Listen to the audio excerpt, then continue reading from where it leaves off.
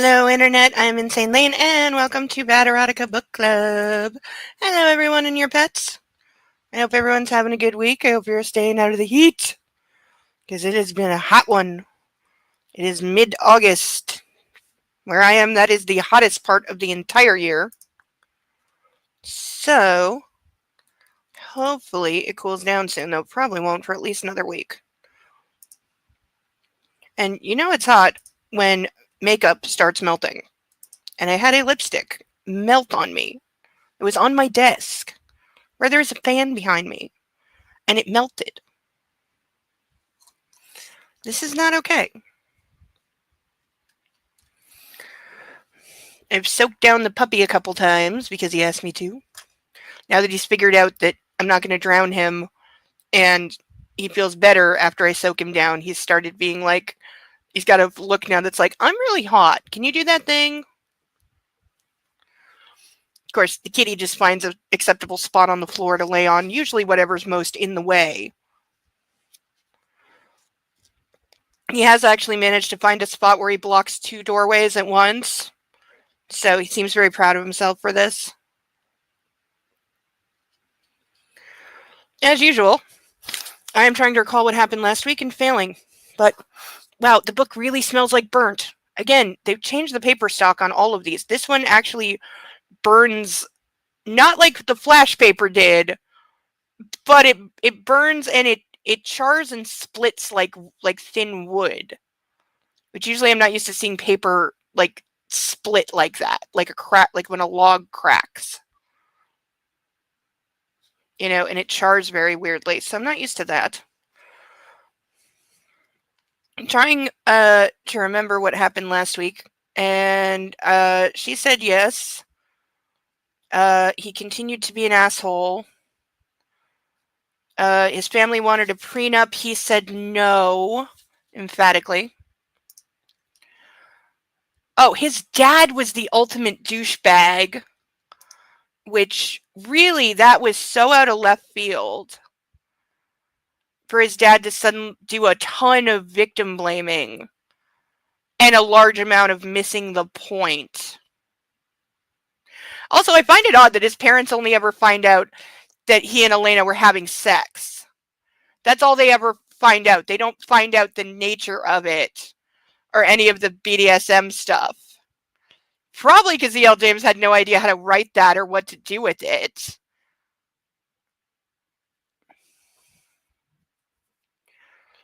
But yeah, it was a very everyone is very out of character. Not that they really had character. I mean, what can we say from the first go round that we knew about the parents, the sister, or the brother?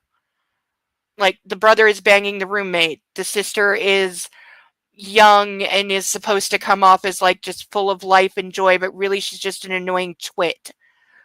You know, the mother might as well not exist, and the father. You could write them both out and change nothing. So there was that. What else? Oh, they found out the helicopter was sabotaged. Dun dun dun. Like you didn't need to, like you actually needed to be told that. But we are at least acknowledging that the FAA and other authorities exist for the first time. You know, I highly doubt they'll have anything to do with solving anything. You know, no. That'll all be behind the whatever. Oh, I think he got her to agree to having security follow her around, which means reporting on her every move. Again.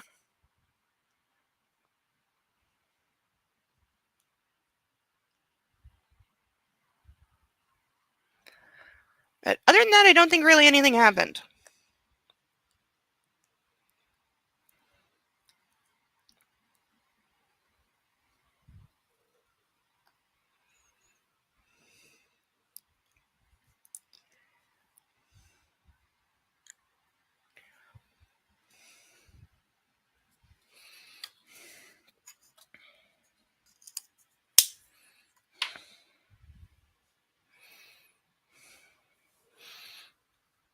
Kitty's settling down beside me. Getting his fluff arranged. think the puppy's on the couch for now. I'm sure he'll put in an appearance at some point. He usually does. And now the time has come. All rise for our national anthem. I better turn that up. Glad I remembered. If you're still struggling with consent, just imagine instead of initiating sex, you're making them a cup of tea. You say, "Hey, would you like a cup of tea?" And they go, "Oh my God, I would love a cup of tea, thank you." Then you know they want a cup of tea. If you say, "Hey, would you like a cup of tea?" And they're like, I'm not really sure. Then you can make them a cup of tea, or not, but be aware that they might not drink it. And if they don't drink it, then, and this is the important bit, don't make them drink it. Just because you made it doesn't mean you're entitled to watch them drink it. And if they say, "No thank you," then don't make them tea. At all. Just don't make them tea. Don't make them drink tea, don't get annoyed at them for not wanting tea. They just don't want tea, okay? They might say, "Yes, please, that's kind of you." And then when the tea arrives, they actually don't want the tea at all.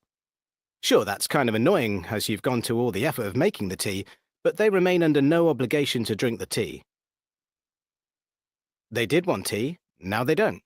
Some people change their mind in the time it takes to boil the kettle, brew the tea, and add the milk. And it's okay for people to change their mind, and you are still not entitled to watch them drink it. And if they're unconscious, don't make them tea. Unconscious people don't want tea, and they can't answer the question, "Do you want tea?" because they're unconscious.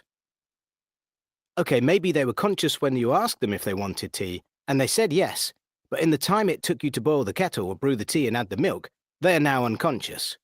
You should just put the tea down, make sure the unconscious person is safe, and this is the important part again, don't make them drink the tea. They said yes then, sure, but unconscious people don't want tea. If someone said yes to tea, started drinking it, and then passed out before they'd finished it, don't keep on pouring it down their throat. Take the tea away. Make sure they are safe, because unconscious people don't want tea. Trust me on this. If someone said yes to tea around your house last Saturday, that doesn't mean they want you to make them tea all the time. They don't want you to come around to their place unexpectedly and make them tea and force them to drink it, going, "But you wanted tea last week," or to wake up to find you pouring tea down their throat going, "But you wanted tea last night." If you can understand how completely ludicrous it is to force people to have tea when they don't want tea, and you are able to understand when people don't want tea, then how hard is it to understand when it comes to sex? Whether it's tea or sex, consent is everything. And on that note, I'm going to make myself a cup of tea.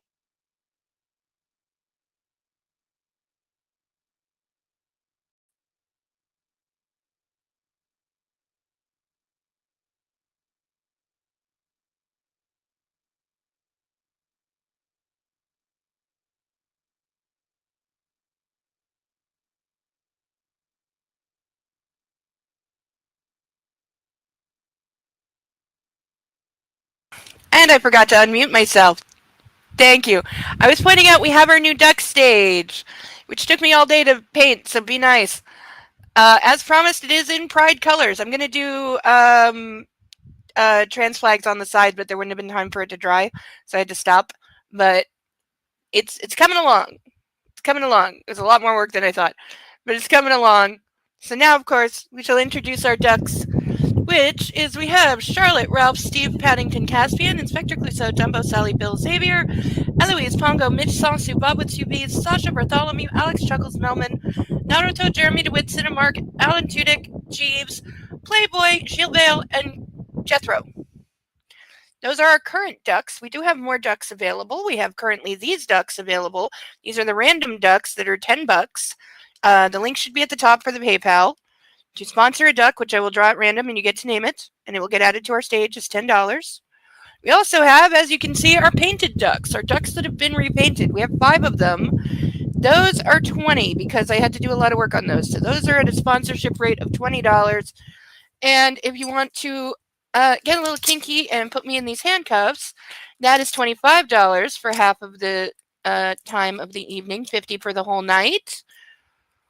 And for $50 outright at any point, I will fill this glass of wine to this point and then chug. So those are the options for sponsorship or any amount for random reason, and as long as it's something reasonable, I will probably do it, also works.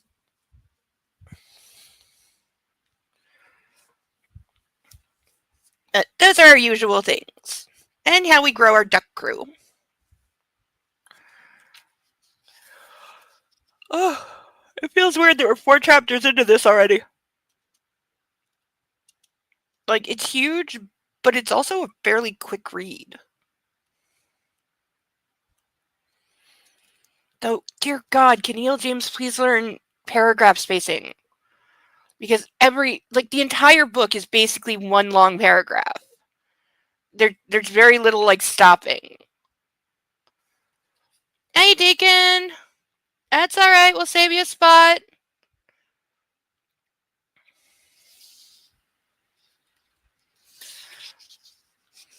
You know, and the fact that it is printed in grayscale is driving me crazy.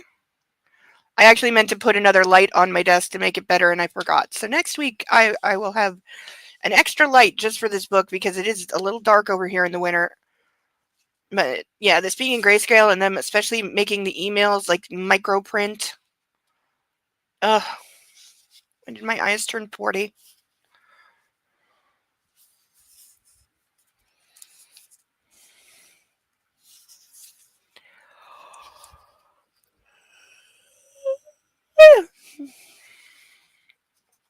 Okay, so chapter 4.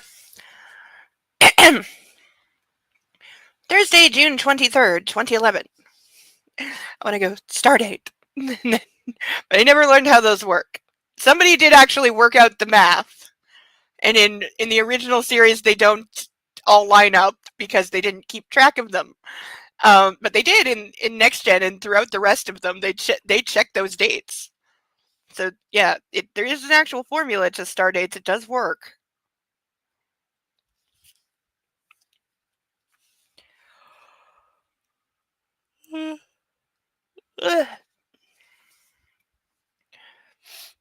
The morning sun is streaming through my office window as Roz enters and we sit down at my small conference table.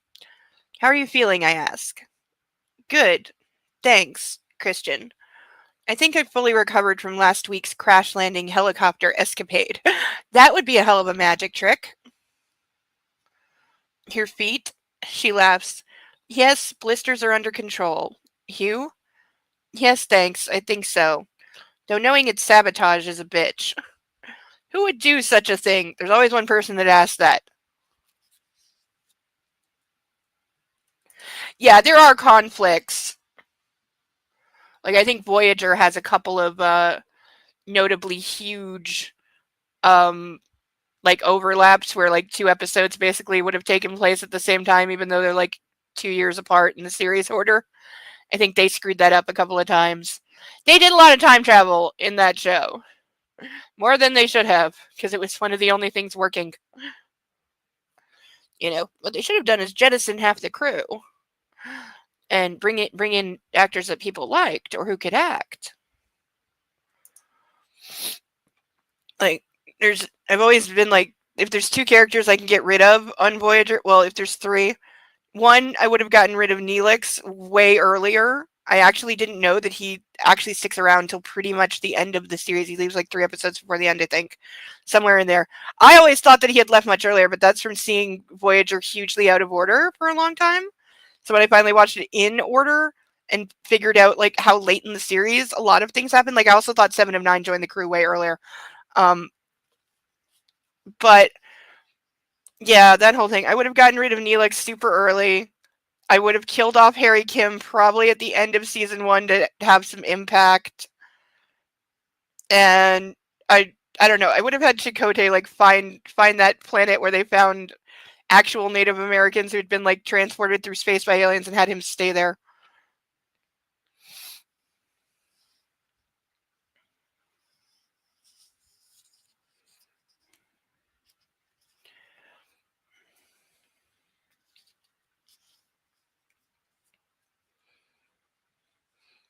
How have I lost my place on the first page already? Like, seriously.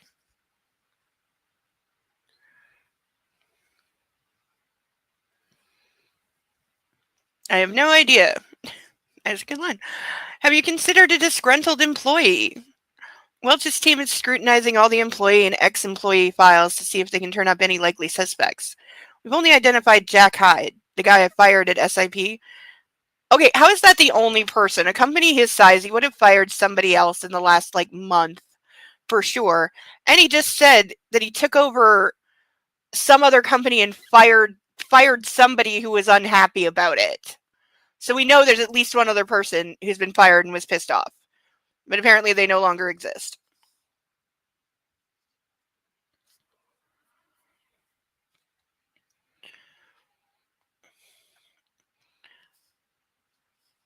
The book editor.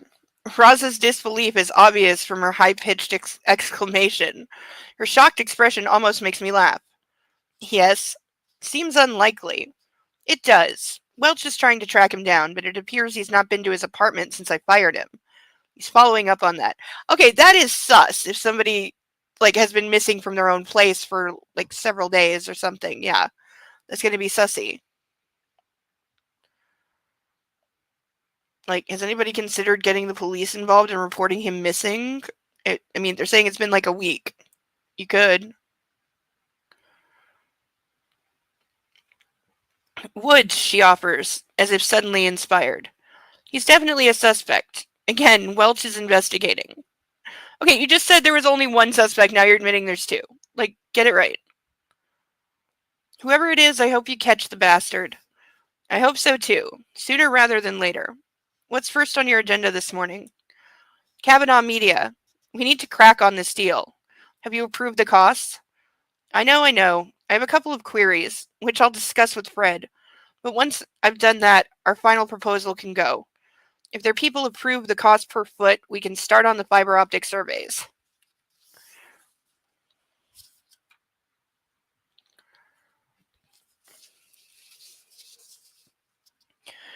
Okay, I'll hold off till you've checked with Fred. I'm seeing him later. I'll discuss it then. He's showing me his latest iteration of the tablet. I think we're ready for the next prototype. That's good news. Have you thought about the next step with Taiwan? This is riveting in a romance novel.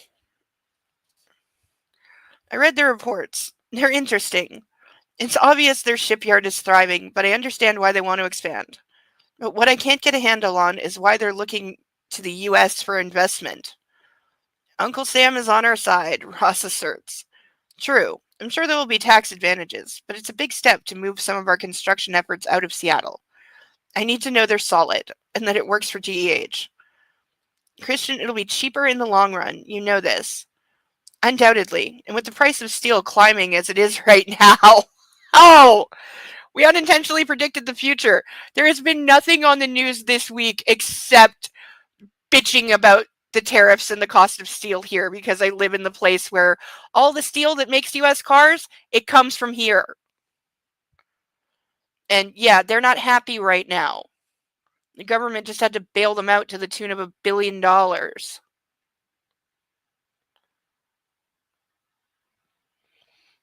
not blaming anyone in the industry. They didn't cause this. The neighbors did.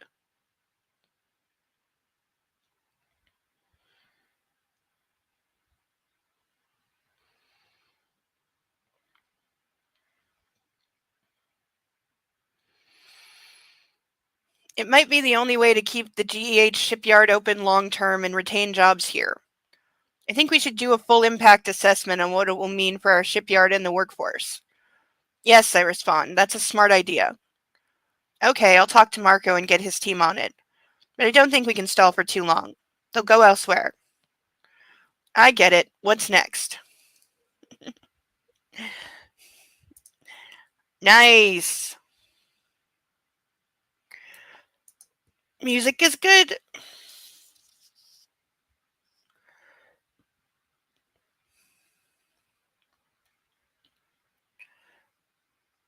The plant, Detroit. Bill has identified 3 potential brownfield sites, and we're waiting for you to make a decision. She gives me a pointed look. She knows I've been procrastinating. Why the fuck does it have to be Detroit? I sigh. Okay, I know Detroit is offering the best incentives. Let's do a comparative cost analysis, then talk through the pros and cons of each site. Let's try and get that done by this week. Okay, good. We move on to discuss Woods once more and what legal recourse we're going to take, if any, for his disregard of our NDA. I think he's hung himself, I mutter with disdain. The press has not been kind to him. I've drafted a letter and threatened legal action. And expressed our disappointment? She laughs. Yes. Sounding like Ayn Rand. I know of, but I can't say I've ever read. I know a very famous literary figure. I'm just not sure what they were about. Let's see if that shuts him up. Asshole, I mutter under my breath, but Roz frowns in disapproval at my epithet. He is an asshole, I exclaim in my defense, and he's a suspect. Ever the professional, Roz ignores my rudeness. On a personal note, we're on track for your house purchase. We'll need to put the money in escrow. I'll send you the details and we can proceed with the surveys. Oh yeah, he bought the house. That also happened. I told my contractor we'll start them next week, though I'm not sure I need them. I'll be making changes to the house.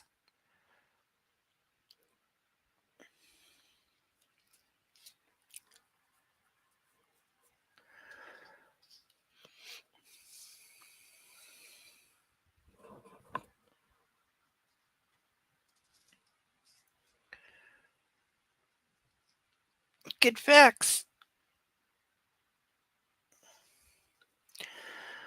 It can't do any harm. It would be good for your contractor to know what they're up against. I nod. You're right.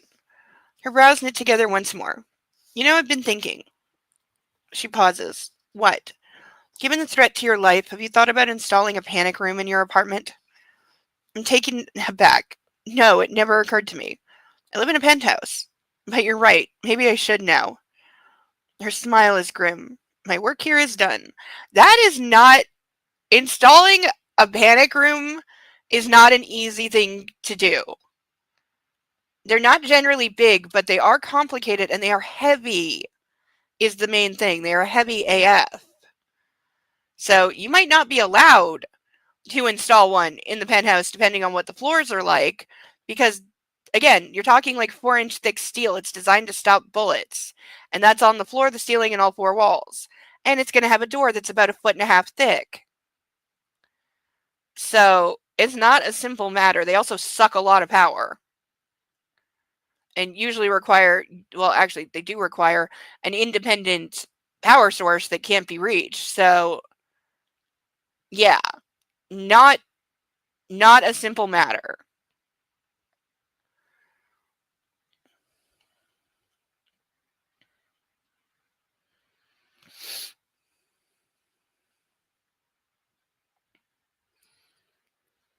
Not quite. From under the table, I grabbed the Nordstrom bag that Taylor delivered earlier this morning. These are for you, as promised. What? Roz frowns, puzzled as she takes the bag and peeks inside. Manolos, I say. Your size, hopefully. Christian, you... She protests. I hold up my hands. I gave you my word. I hope they fit. She inclines her head and regards me with what looks like affection. It's unnerving. Thank you, she says. And for the record, in spite of what happened, I would fly with you again anytime. Now we know E.L. James can't write trauma because there's no way in hell this woman's getting on anything aircraft related for a long-ass time. Wow, that is the greatest compliment. Yeah, you're her boss, she's kissing your ass. And you totally owed her the shoes. After she's left, I sit down at my desk and call Vanessa Conway in procurement. I've been meaning to do this for a couple of days. Mr. Gray, she answers. Hi, Vanessa. This is a tall order, but here goes. After my helicopter went down, Roz and I were rescued by a guy named Seb, who drove a semi. He's a one-man operation. I don't know if we could use him. He drives a huge rig. You want me to contact him? I do, but you'll need to find him first. I don't have his details. I'll see what I can do. He travels mostly between Portland and Seattle, I think. Okay, leave it with me. Thanks, Vanessa. I hang up and wish once more Seb had given me a card. At least he has mine if he hasn't thrown it away. I'd like to repay him somehow.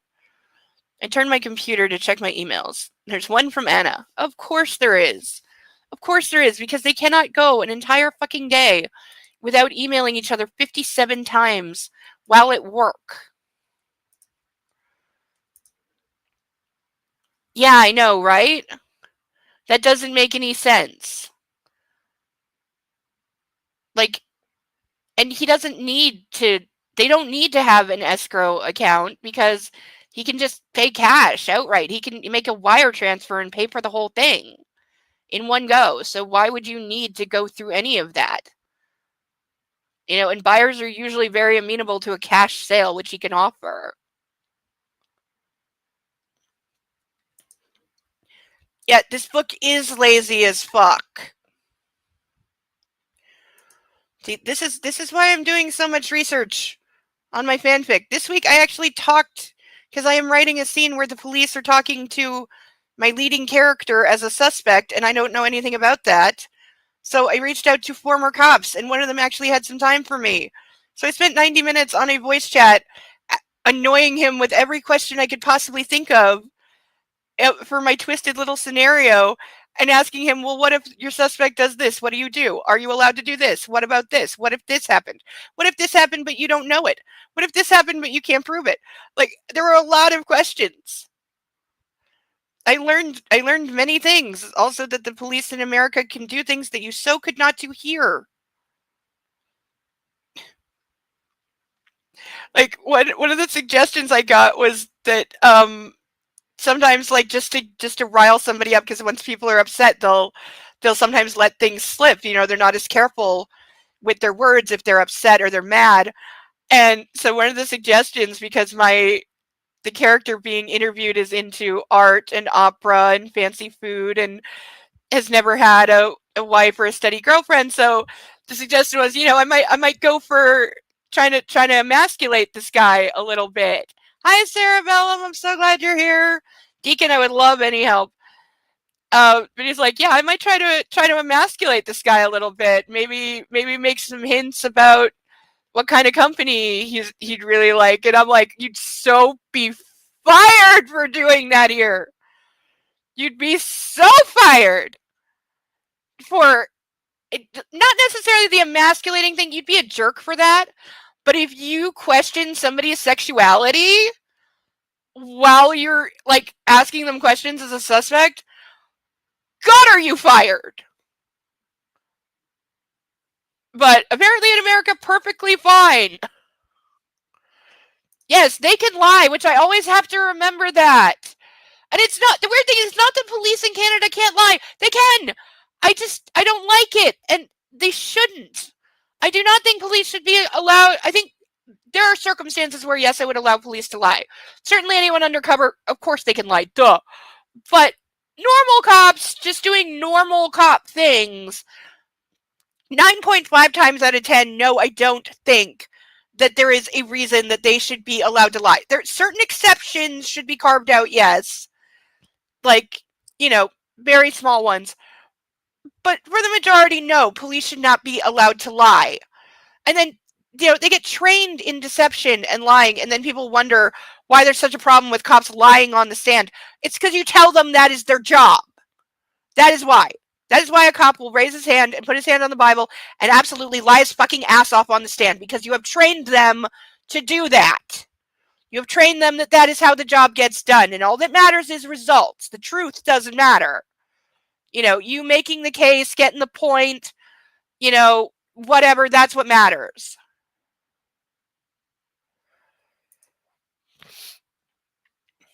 So, like, you reap what you sow, but nobody wants to admit that.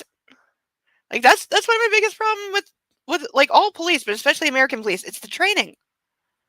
It's the training that's the problem. The training and the culture that they allow sometimes, because, how many police forces, I can name 5 off the top of my head, have been found to have gangs within them, literal gangs within the police department. So the police literally are a gang, some even with tattoos, with membership tattoos. And so there were at least 3 I remember where, like, the other guys wouldn't consider you like a full cop until you had killed a civilian. and gotten the tattoo to prove it. And it's like, you're supposed to be the good guys? Really? And that had been a part of that police department for like 20 years. So I can only imagine.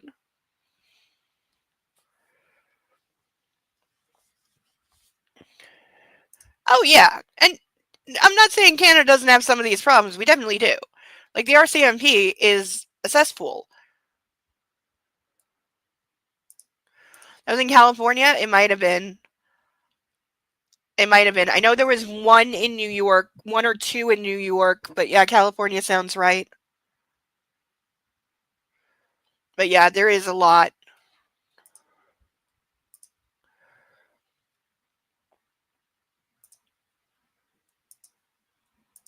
But yeah, that is the kind of research I put in. It is one scene that is going to be probably 4 or 5 pages long, and I've collectively put over a week into researching it and reached out to people that I am not friends with and just took a chance on reaching out, and they happened to say, yeah, I have some time, I'll answer you, which was so nice of them. Atlanta, Georgia, California. I don't remember what essay is. Hi, Jester. Thanks for dropping in. Good to see ya.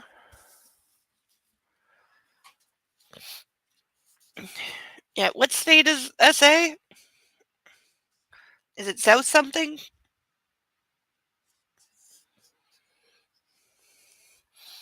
Okay, it's really surprising how much this still smells like burnt.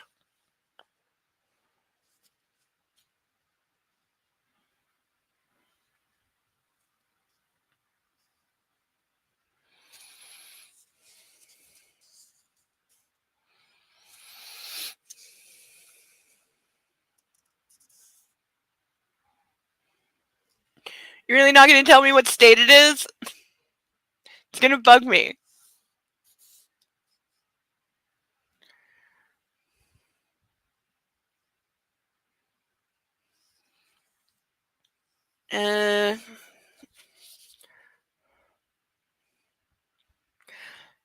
Oh, South Carolina. Okay. Yeah, that one I know. I always forget that there is a North and South Carolina. Because, again, weird American things. Also, that there's a Virginia and a West Virginia. How do you do that?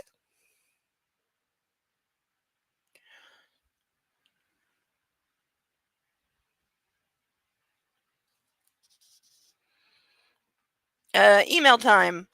From her to him, missing you. That is all. AXX.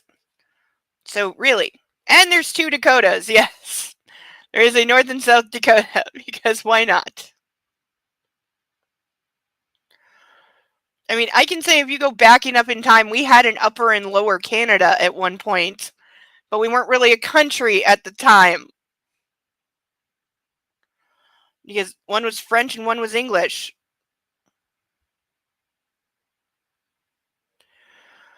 Him to her, missing you more. I wish you would change your mind and move the rest of your things to Escala this weekend. You're with me every night as it is, and what's the point paying rent for a place you never stay in? He has a point, and you are getting engaged. You really should try living together for a little while first.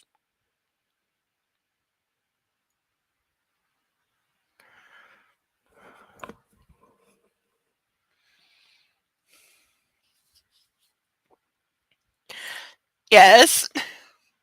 You call them provinces.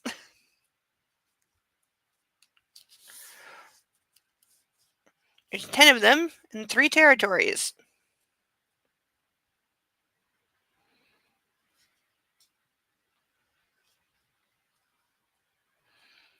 I've been subtly trying to persuade Anna to move in full time. He doesn't do anything subtly. The man does not know the meaning of the word.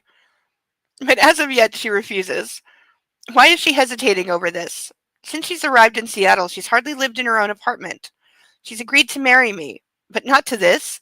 I don't get it. It's irritating. Move in with me, Anna. Maybe if you weren't such a douchebag all the time.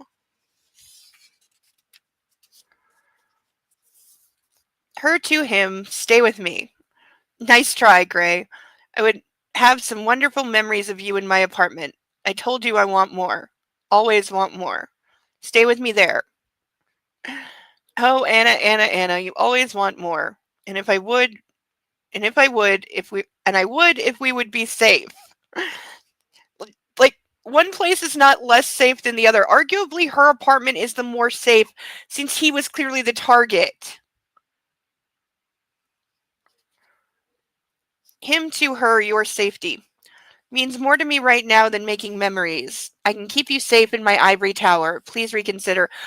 E.L. James, please Google what an ivory fucking tower is because it's academic. It's not some douchebag. The term you're looking for is golden tower because he's a rich, entitled asshole living at the top of a golden tower. Not an ivory tower. He's not a professor at Yale. P.S. I hope you like the wedding planner. My mother is meeting us tonight at Escala with the wedding planner. This is not how I would like to spend the evening. Why couldn't we just go to Vegas and get married? We'd be husband and wife by now. I might feel happier about this if Anna would stop procrastinating about moving in. He's such a whiny little bitch. Well, I'm not getting what I want, and I just want to be married. Why can't we just elope? Fuck what the bride wants. Fuck your family or your friends or the fact that it's a big deal or that it should feel like a big deal. You're making a life commitment here, or at least you're claiming you are. So, no, a quickie wedding in, an Elvis chapel doesn't really cut it.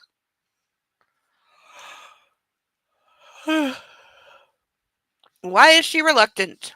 Does she need her apartment as a bolt hole? Just in case she changes her mind. Note she wrote bolt hole, which it's a military term. I've always heard it as boat hole. And what it means is like guys who are in SAS or Marines, etc.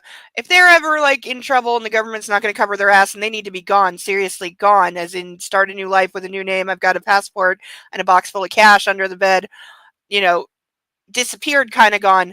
That's called a boat hole. It's a place they would go, a place where they have resources set up, money waiting, and a new identity waiting. But I'm pretty sure it is boat, B-O-A-T, not bolt, B-O-L-T. I am not in the military and I never have been, but I have heard the term multiple times. Fuck. Doubt is an ugly word for an ugly feeling. Why won't she fully commit? Enough, Gray. You've known her a month. Chill the fuck. This guy needs Valium. She's agreed to marry you. To distract myself from these unsettling thoughts, I pick up the phone and call Welch for an update on the investigation into the crash. To ask if he's located Jack Hyde and inquire about panic rooms. Why would your professional stalker know that? Yeah, I'm with you there.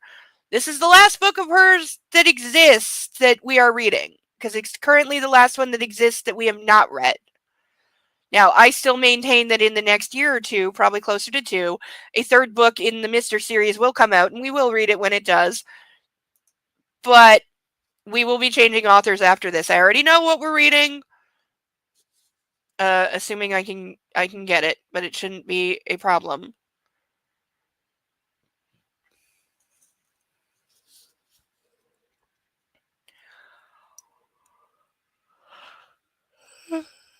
Oh, I'm sorry for all the yawning, but it always happens early on the stream. Taylor will not let me walk to or from the mayor's office, so after a long lunch with the mayor, I reluctantly climb into the back of the Audi for the short drive back to Grey House. I'm not sure if I appreciate him flapping around me like a mother hen. It's suffocating. I let out a long, slow breath, remembering Anna accusing me of doing precisely that. Hell, I hope she's tolerating Sawyer's watchful eye. On the plus side, Taylor has advised me to stop playing golf. Apparently, there are too many trees surrounding the golf course where an assassin could find cover. That very thing actually damn near happened. In the Secret Service didn't screw up story, which is more rare than they did screw up stories. They actually caught a would-be assassin on a golf course where Trump was going to be with a bag of guns. That was the what the fuck moment.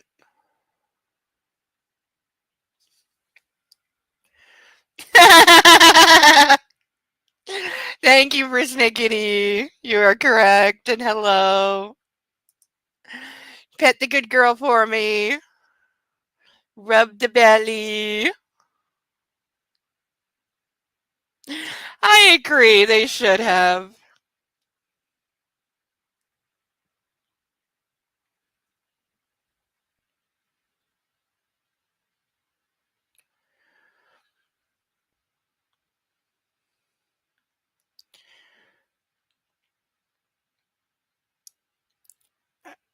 I'm not a fan of the sport, so it's no hardship to give it up. Ugh. Now, I believe Taylor is being a tad dramatic. Glancing up through the panoramic sunroof, I catch a glimpse of the brilliant summer blue above the steel and glass of downtown Seattle. For a moment, I wish I was up there. The freedom of walking on air. We need to get back up. I need to get back up there with Anna. We'll be safe in a sailplane soaring the skies. Somebody just sabotaged one of your aircraft, and your immediate thought is, let's take another one up.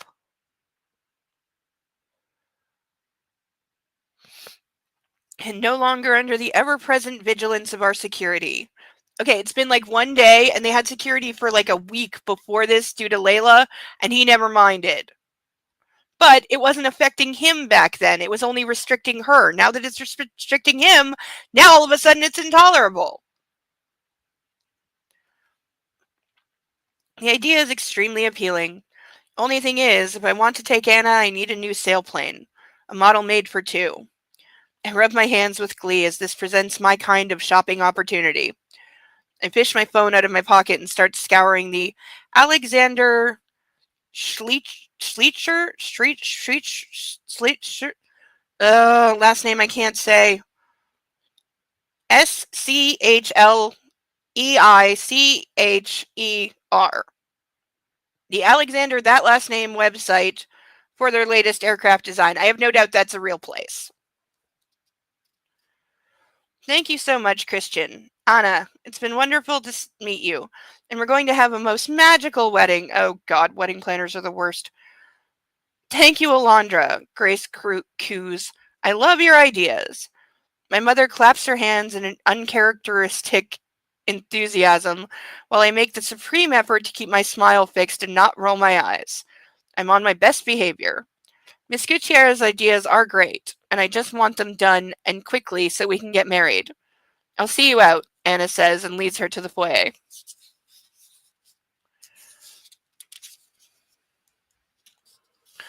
What do you think? Grace asks. She's fine.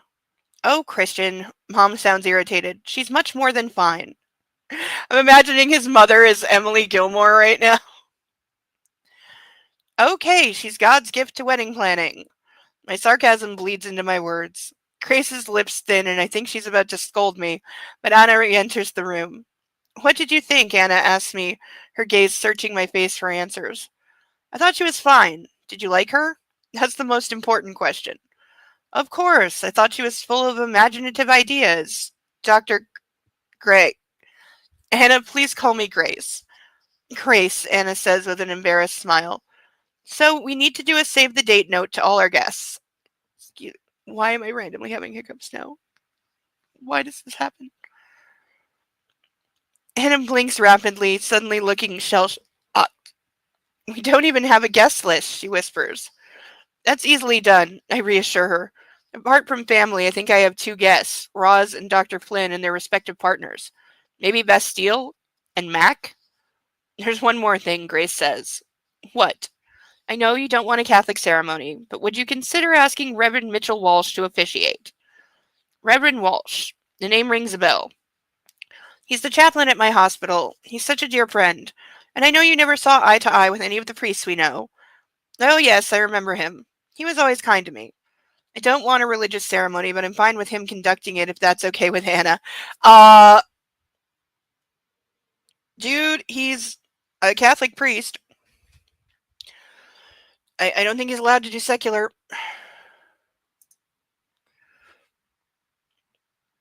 Is that how you're supposed to say it? The airplane company? Liker?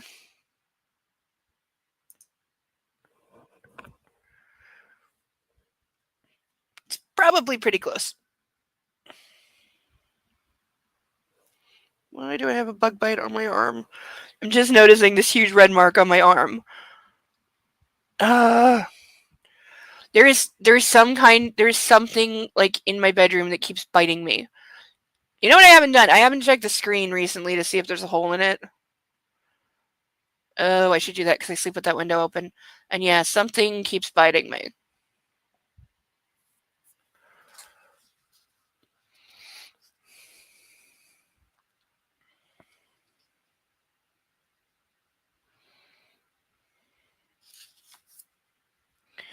Yeah, there would be some hoops to be jumped through for sure.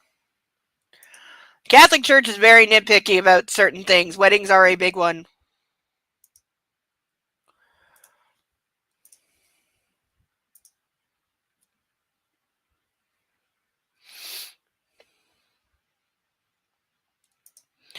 Yeah, I should.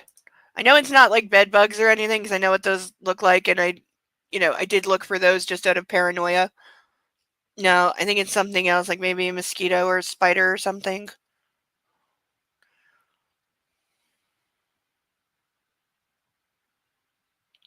At this time of year, like it could be freaking anything. For all I know, there's a flea that my dog brought in.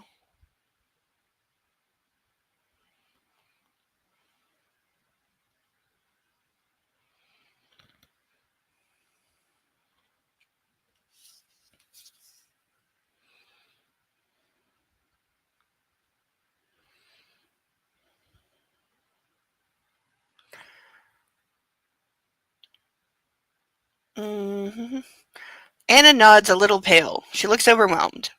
That's great. I'll talk to him tomorrow. In the meantime, I'll leave you two to get on with the list. Grace raises her cheek to me and I give her a quick peck. Goodbye, darling, she says. Anna, goodbye. I'll call. Great, Anna replies, though I think she lacks conviction. Is she not happy with the wedding planner? Is she as bewildered as I feel? I give her I give her hand a reassuring squeeze, and together we walk my mother out to the foyer. Grace turns to me as we wait for the elevator. Please call your father, Christian. I sigh. I'll think about it. Stop sulking, she warns quietly. Grace, pack off. Anna glances at the two of us, but wisely holds her tongue and says nothing. I'm saved by the ping of the elevator and its opening doors. I reach for Anna's hand as Grace steps inside. Good night, she says, and the doors close. You're not talking to your father? Anna says. I shrug. I wouldn't go so far as to say that. Is this from last weekend? Your fight with him? I return her curious gaze but say nothing. This is between him and me. Christian, he's your dad. He's only looking out for you. I hold up my hand in the hope she'll stop. I don't want to discuss this. She folds her arms and raises that stubborn steel chin. Anastasia, drop it. Her eyes flash cobalt blue, and she sighs but lowers her arms, regarding me with what I think is a mixture of frustration and compassion. 50 Shades, baby. God, this line needs to die. We have another issue, she says. My dad wants to pay for the wedding. Does he now? No way. It will cost a fortune, which he doesn't have, and I'm not bankrupting my father-in-law. I think that's out of the question. What? Why? Hannah's hackles are up. Baby, you know why. I don't want to debate this. The answer is no. But no. Her mouth forms a mulish line I know so well. Anna, you have carte blanche on this wedding. Whatever you want. But that's but uh but not that. You know it's not fair to your father. It's 2011, not 1911. She sighs. I don't know what I'll say to him. Okay, I get like her dad is like old school seriously. So I get him wanting to pay for the wedding, but also he should understand your daughter's marrying a billionaire. Like, you find something else. If it has to be money, find out what charities he likes and make a donation. That would be your best bet. And buy them a toaster. Yeah.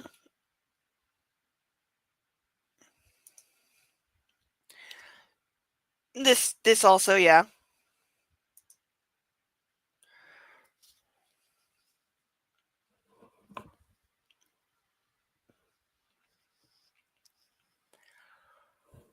think it might be raining.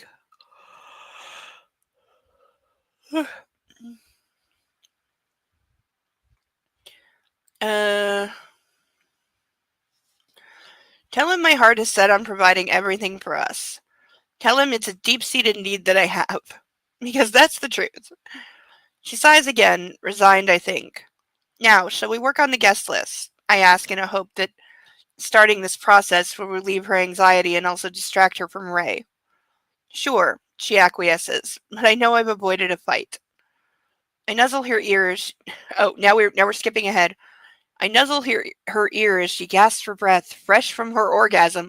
There's a hard. Couldn't just like transition a little. Ugh. Sweat beads on her forehead and her fingers still grip my hair. How is that, Anastasia? You know, if you're asking right after. She garbles my name and I think she says, fantastic. I grin. Please move in with me. Okay, inappropriate time to ask. Yes, but not this weekend. Please, Christian. She's breathless. Her eyes flutter open and she implores me. Please, she mouths. Damn. Okay, I whisper. My turn. I nip her earlobe and flip her onto her front. Okay, that is the end of the chapter. Don't worry, we have 2 more. Because we're still going by page count, so the chapters are messed up in this one, really messed up. Some are super short, some are super long, and everything in between. Because that was only 8 pages. Yeah. No, more like 7. So, end of chapter 4. We end on random sex because we just need to be reminded that they have sex like every night, I guess, and sometimes during the day because they're just supposed to be so much in love and just can't keep their hands off each other, even though we've never ever seen that coming like equally from both of them at any time. It's always either one or the other, and it's 90% him. Yes. Yeah, how to say that without pissing somebody off. Not envious of that conversation, I will say. Because her father's like the kind that could take offense to that, even though it's correct that, yeah, with the kind of wedding this is going to be, just by the very nature of it, it's going to cost a fortune, and you shouldn't be expected to pay for that, you know? But, yeah, it could be somewhat contentious. This is also true. This is also true. Yeah, and when the drugs really kick in and you know he's mixed the roofies with like some Molly, that's when she's in the mood.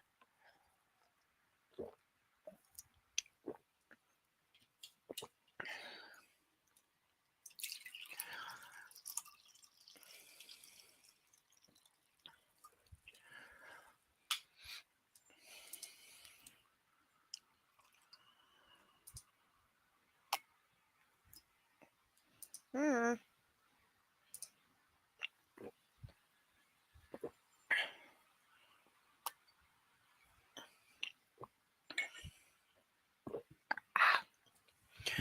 Water good. Oh, Kitty has gone off to be a kitty. Is he over there? Nope.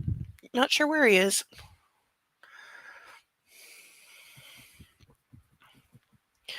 Oh, I foiled the puppy in being a brat the other day because he knows he's not allowed to get out of bed in the morning until I say, "Let's go." That's his cue because that's when he spring loads, jumps up, and then jumps onto the ground, spins in a circle several times, and then gives me dirty looks and comes over trying to get me to move faster as I'm getting out of bed. But he also will, if the kitty is sleeping somewhere in the bedroom, he will go over to the kitty and take his front paws and jump on the kitty and go, "Get up, you!" While the kitty looks at him like, "Fuck off and die." And so I got up, but I didn't give him the signal, so he's looking in bed like confused, like, "Come on, you're getting up. I know you're getting up. Come on, say the word, say the word, say the word." And then I went and stood in front of the kitty because he was stretched out on a bookshelf. And I stood in front of him and gave Bo the signal to get up, and he just got down so slowly and looked at me like, "You're ruining all of my fun." And he had his head down and like slunk out of the bedroom looking back at the cat like, "Why didn't you let me do the thing? You didn't let me pounce on the kitty." It's like, you fucking brat.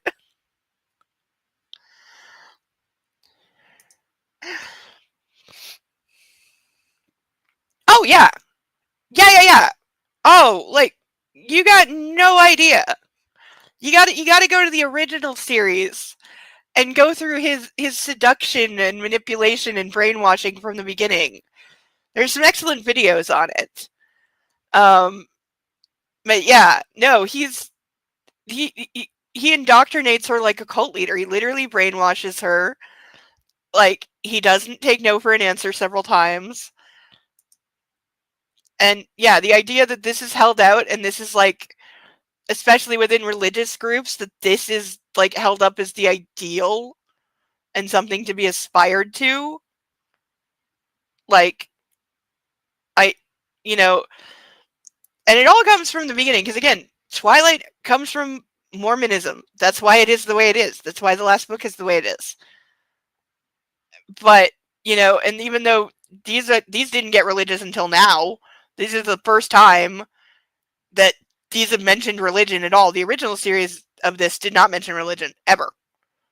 These ones suddenly do because everything is different in the retelling because she couldn't be bothered to read her own books or keep any kind of continuity. It really is. You and I'm sure they did. Like, they did an episode of Law and Order based on 50 Shades. You know what it was called? It was called 25 Acts. And it's a really good episode. Law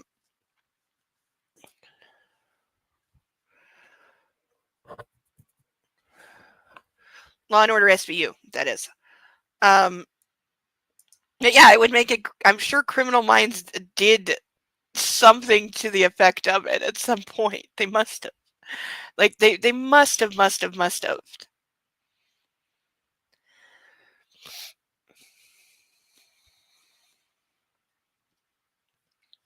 I can't remember it because Criminal Minds had a billion episodes and I haven't seen them a billion times yet, especially the later seasons because later seasons kind of sucked. But they still had their good moments, but some of the ideas were. And I didn't always like some of the casting. They changed cast entirely too much on that show. Chapter 5.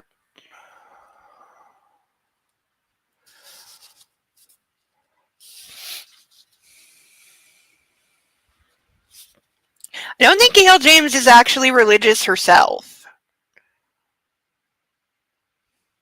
I think she just knows what sells. Like, because she's British as well. So let's keep that in mind. She's not American. So if anything, she would be like Church of England, or Catholic. But I don't think she is anything. But she knows what sells to the mommy porn crowd. That's her audience. Conservative, middle America, middle class housewife. That's who's buying this. And then when their daughters get, old enough, like 15, 16, they pass it down to them. And go, this is what you should aspire to. Finding a rich guy and yeah, he did. I remember that. They wrote him out fairly well though. I wish we would have gotten a goodbye appearance, but I understand why that didn't happen. But like Prentice was like gone and back and then gone again and then back again, and she's the best character they ever had. I did not care for Jennifer Love Hewitt on the show. Nothing against her, because I've liked her in other things. I just did not like her in that show or in that role. Like, equally, I never liked Lola Glaudini, who played Elle in like season 1 and half of season 2. Never liked the character of Elle. Horribly conceived from the beginning. Bad character they should not have done.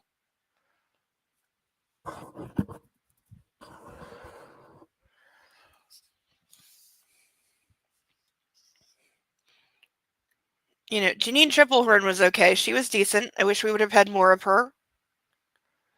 Also, Kevin, Garcia's love interest. I wish he had come back. Though, with that one, I think it was they couldn't get the actor.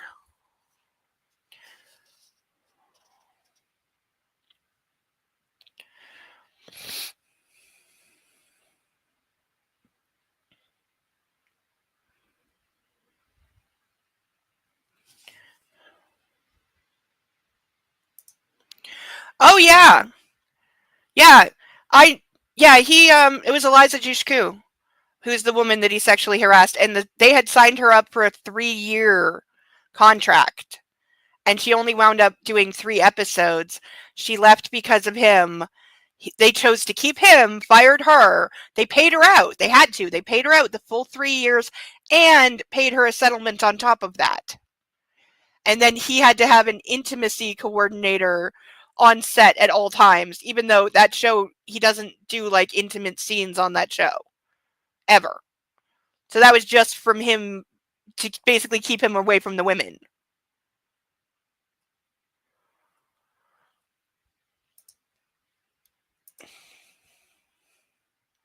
Oh, really? Oh, that's sad because he's I can't remember his name, but he was on Buffy. I know him from Buffy, and we liked him on Buffy. Yeah, yeah, she did. I think I read that she like donated it. Yeah, she didn't have character development. That is true. I don't blame her for leaving. Yeah, she was just a poorly conceived character from the beginning. Like if you don't put the framework in on a character, then you don't have anything to hang things on. You have a weak construct, so it's going to be a weak character, and that's what happened. Like there's an episode early on, the kidnapping one with the twins, where they're talking to the unsub on the phone, and he goes around the room and reads them all, and he says about her, Agent Greenaway got promoted too soon, can't handle it in the BAU boys club, and that is right. That is ultimately what happens.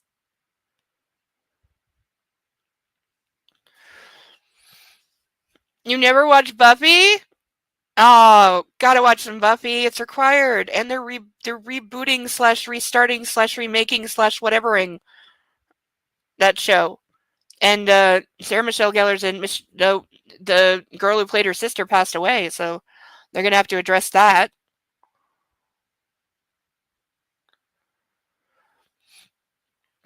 And so far, she is the only returning cast. I think David Boreanaz said he's out of it, or he's not involved currently.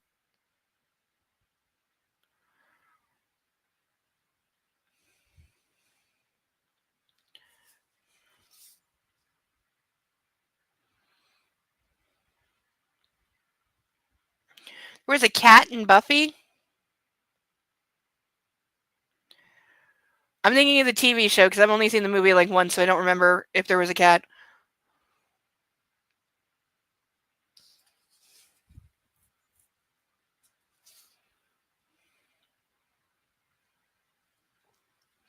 Tuesday, June 28th, 2011. Layla wants to talk to you, Flynn says. No!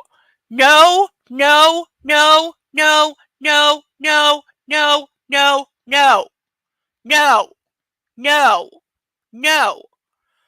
Of course Layla wants to talk to him. Yes, if you're thinking of Sabrina the Teenage Witch with the talking cat, that's Sabrina the Teenage Witch.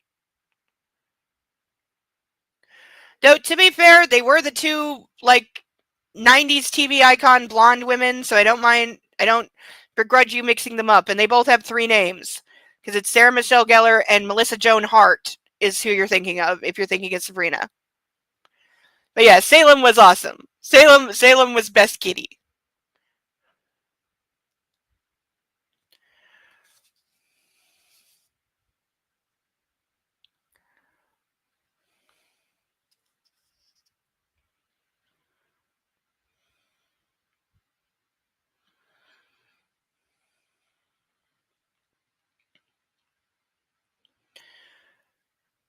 And I know from the narrowing of his eyes he's focusing on my reaction. I think this is a test, but I'm not sure. About what? I asked cautiously. I would guess she wants to thank you.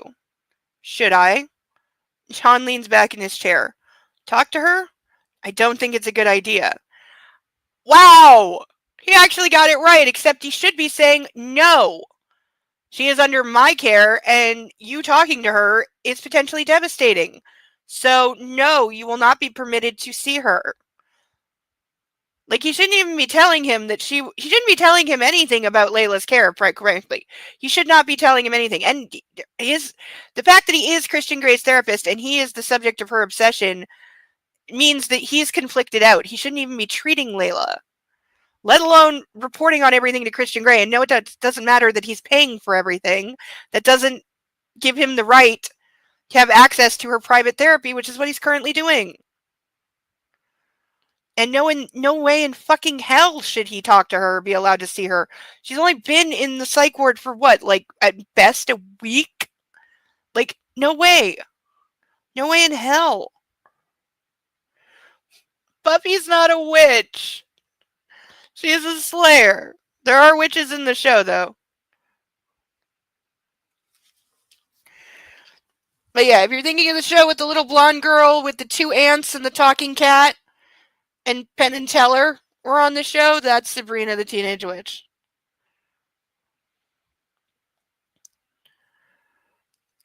Okay, shh.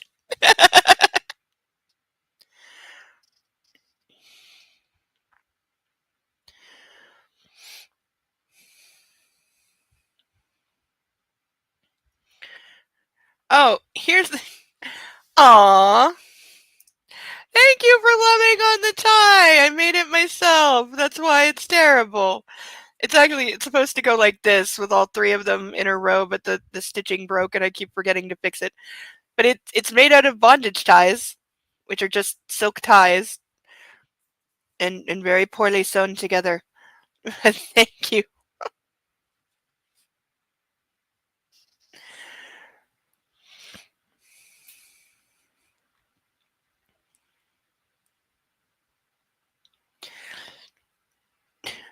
Here's the dumbest question you could possibly ask. What harm could it do? If anything's going to push her into unaliving herself, it's him showing up and then leaving. Or him showing up and then being a jerk. Which is all he knows how to do. Plus, I'm recalling that there is a scene in the future. I don't know if we're going to get it in this. But there is a scene in the original 3rd book where he is an absolute monster. Not just to Layla, but to a couple other people as well. He is a hardcore monster. So, I'm curious if we will get that. Or if that will have been, like, toned way the fuck down. Aw, thank you. That's so sweet of you. Doesn't take too much to make.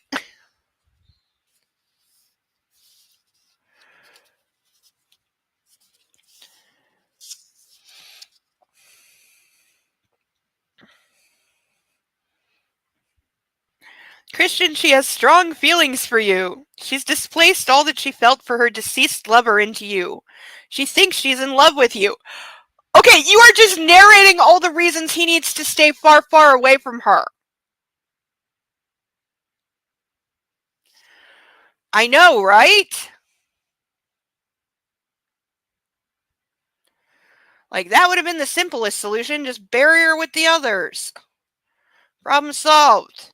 And, like, you know, her husband's abandoned her, her lover's dead, nobody'll miss her.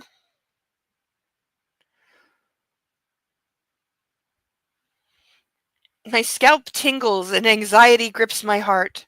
No. How can she love me? She told you she was in love with you and that's why you broke up, you epic... The thought is intolerable. Oh, God, it's intolerable. Oh, he's such a dick. It will only ever be Anna. Okay, she's out of her fucking mind because of you! She's not trying to lure you away from Anastasia, she's nuts! The sun, the moon, and the stars, they rise and set with her. Oh my God. Ugh! I think for Layla's sake, you'll need to establish clear boundaries if you're going to engage with her, Flynn says. How about not letting them engage? How about that? Because she is not ready, and this is so dangerous for her. Probably for my sake, too. Can we keep all communication between Layla and me through you? She has my email address, but she hasn't been in touch. She's in a lockdown psych ward. You think she has access to email right now? The answer to that is no.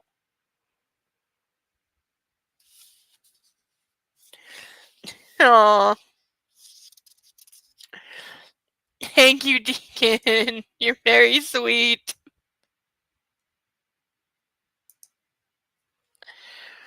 Thank you for the support. Always. But yeah, I'm that number one spot on my worst therapist ranking, which we're doing at the end of this book. That number one spot might be coming into play.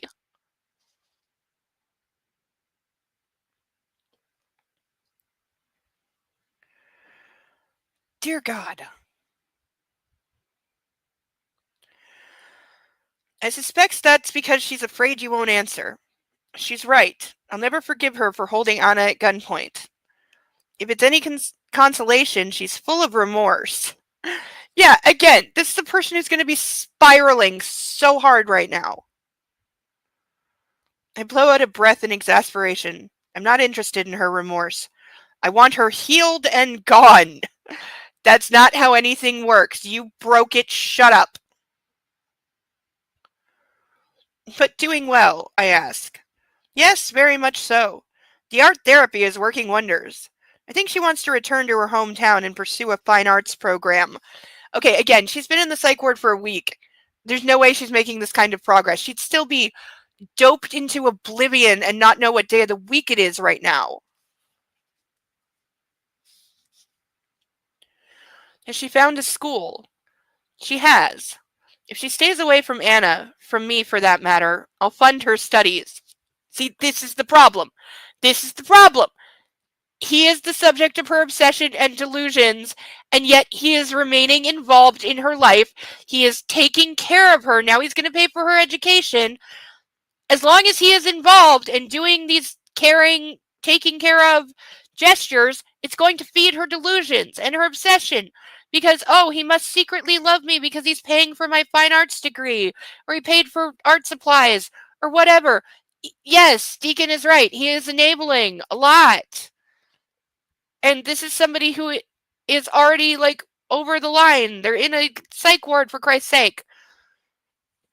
He needs to have no contact with her ever again. Ever. That is what his therapist should be saying. And again, his therapist should not be telling him any of this. Ever. Ever, ever, ever, ever, ever.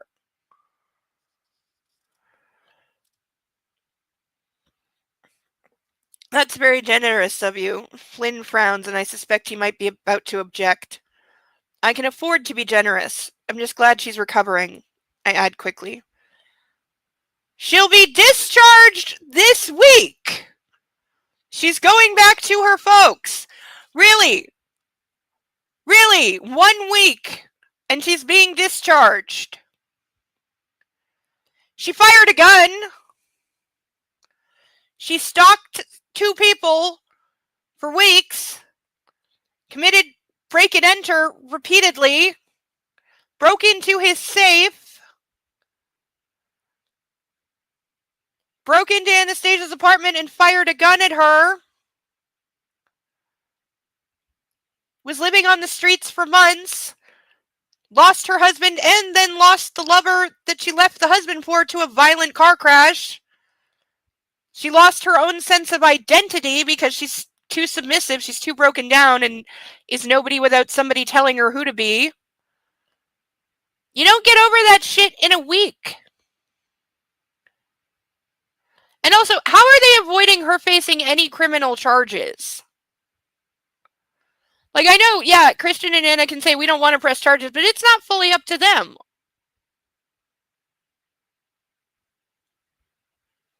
Like, how? Like, if this was 6 months,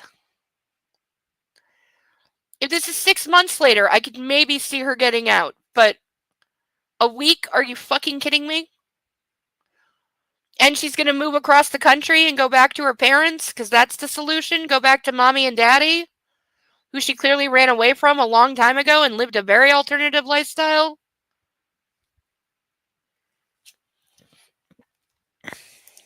I haven't seen too many of them, but if they're batshit crazy, yeah.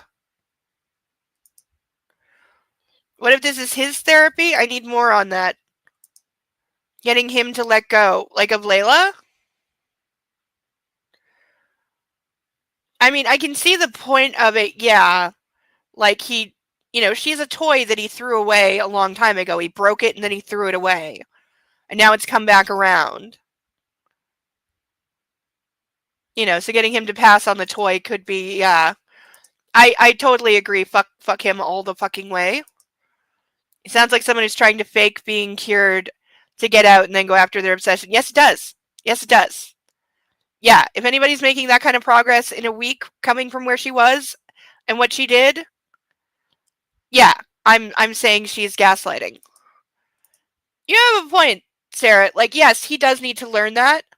And he needs to learn, what he needs to learn is that even he, with all his wealth and power and 10-inch penis, has limits, and he should have limits. This is a place where he should be limiting himself and saying, no, I don't need to have any more contact with Layla, both because that is a traumatizing thing for her, but also for me to protect myself, my mental health, my well-being, and that of my soon-to-be wife's. I need to not be involved with her anymore. I need to draw a clear line here. She's getting help, but I can't be involved any further. Therapy does take years. That's the point. Yeah, therapy does take years, especially, and with her, it'd be a lot more complicated than just therapy. You'd be looking at serious meds for a long time. Maybe, I can't remember what it's called anymore, ECT? There would be a lot. There would be a lot. And there would likely be, some kind of, even just at the hospital, some kind of panel or board that would have to vote on her being released due to the fact that she, did something extremely bad. She could have killed 2 people. To be honest, she could have shot and killed 2 people. That's a fact. She discharged a gun in the direction of a person and missed their head by, a foot. Now, you can say she did that on purpose and she wasn't trying to kill Anastasia, but she could have.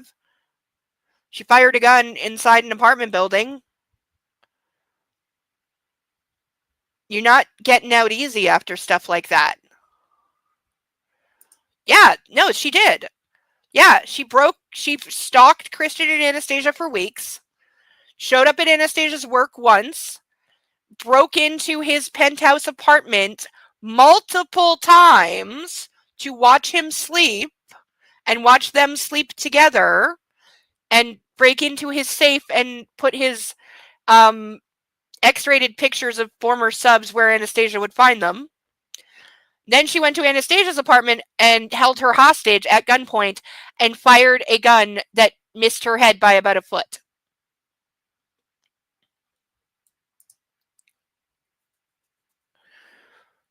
I don't know what that abbreviation is. But if it means she was mentally ill and she's not competent to stand trial, then yes, she absolutely would. And that's true. She is. But there is still a process. We'll get you caught up. Don't worry.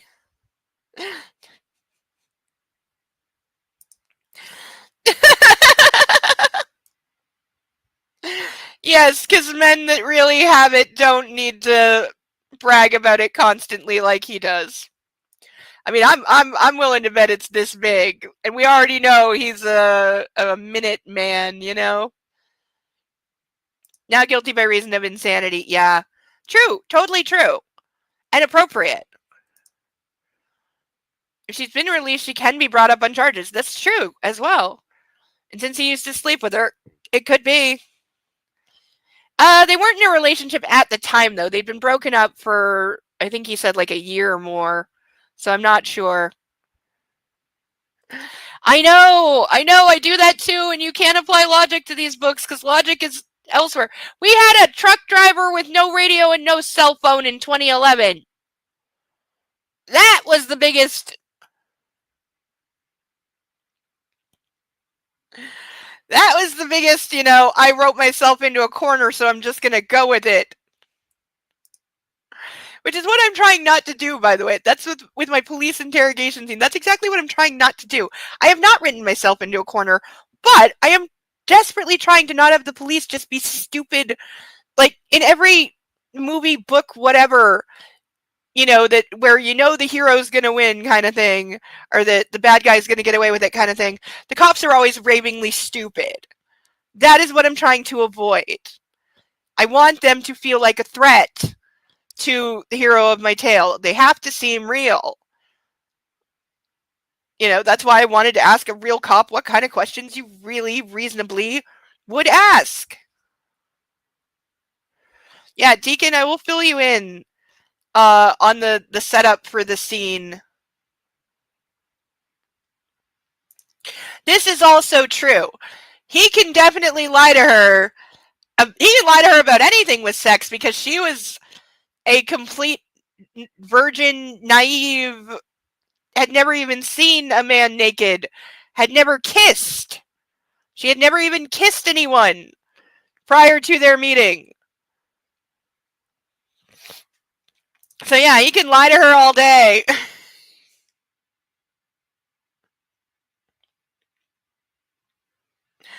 This is why we don't actually know that the sex is any good, because she's got nothing to compare to.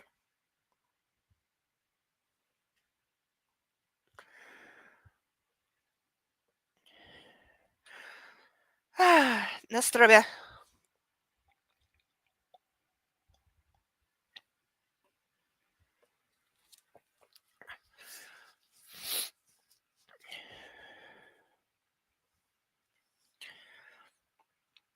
She's going back to her folks. In Connecticut? He nods. Good. She'll be on the other side of the country. I've recommended a psychiatrist for her in New Haven, so she doesn't have to travel too far. She'll be well looked after. Yeah, with no supervision.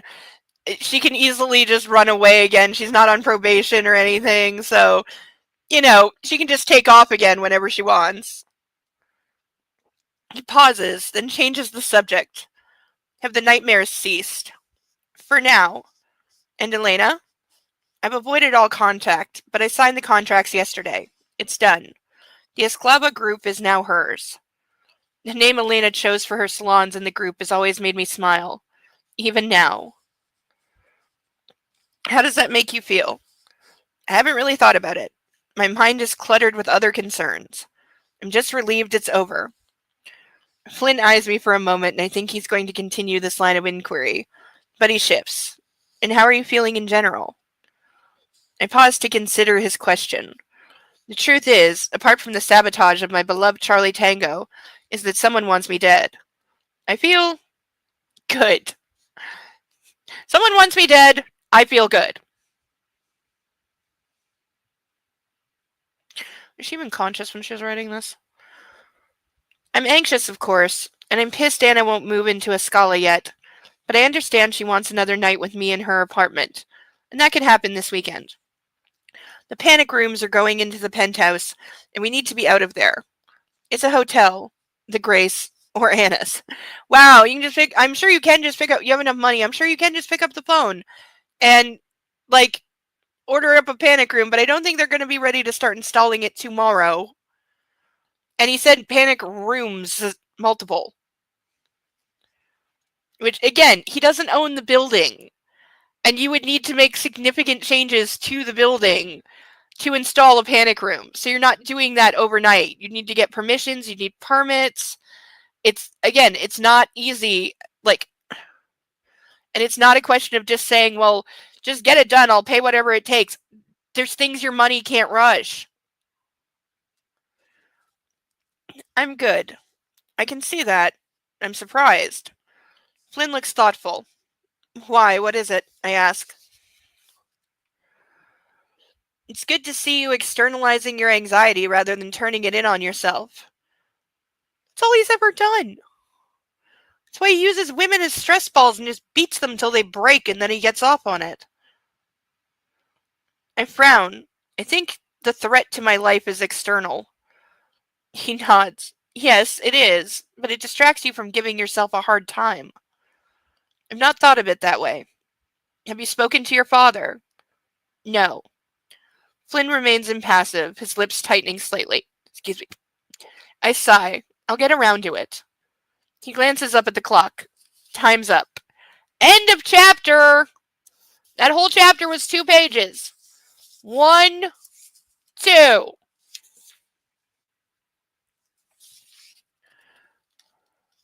Oh, did I miscount? I did. Okay, I missed a chapter. Which means, oh god, I have to move all these bookmarks because I'm OCD and it's going to make me. It's going to fucking make me move them all. Why am I wired that way?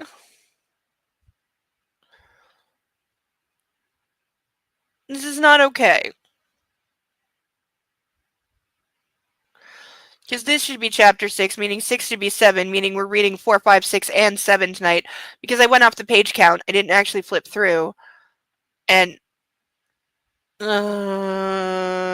shoot me. No, I'm not going to make you listen to me move all the tabs. I will do that after.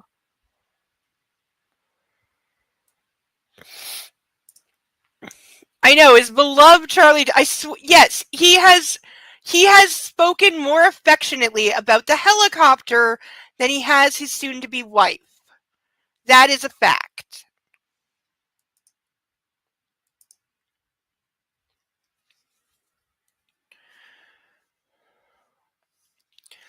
Alright, actual chapter 6. Friday, July 1st, 2011. There's a knock on my office door and Andrea enters. I look up from the selection of wedding stationery Anna has sent me. Yes? I ask, surprised by her intrusion. Your father is here. What? In the office. He's on his way up. Shit. I'm sorry, Mr. Gray, Andrea continues. I didn't want to leave him in the lobby. She shrugs apologetically. He is your father. For heaven's sake. I check the time. It's 5:15 and I'm due to leave at 5:30 for the long weekend. Ask him to wait. Yes, sir. She leaves and closes the door behind her. What the hell?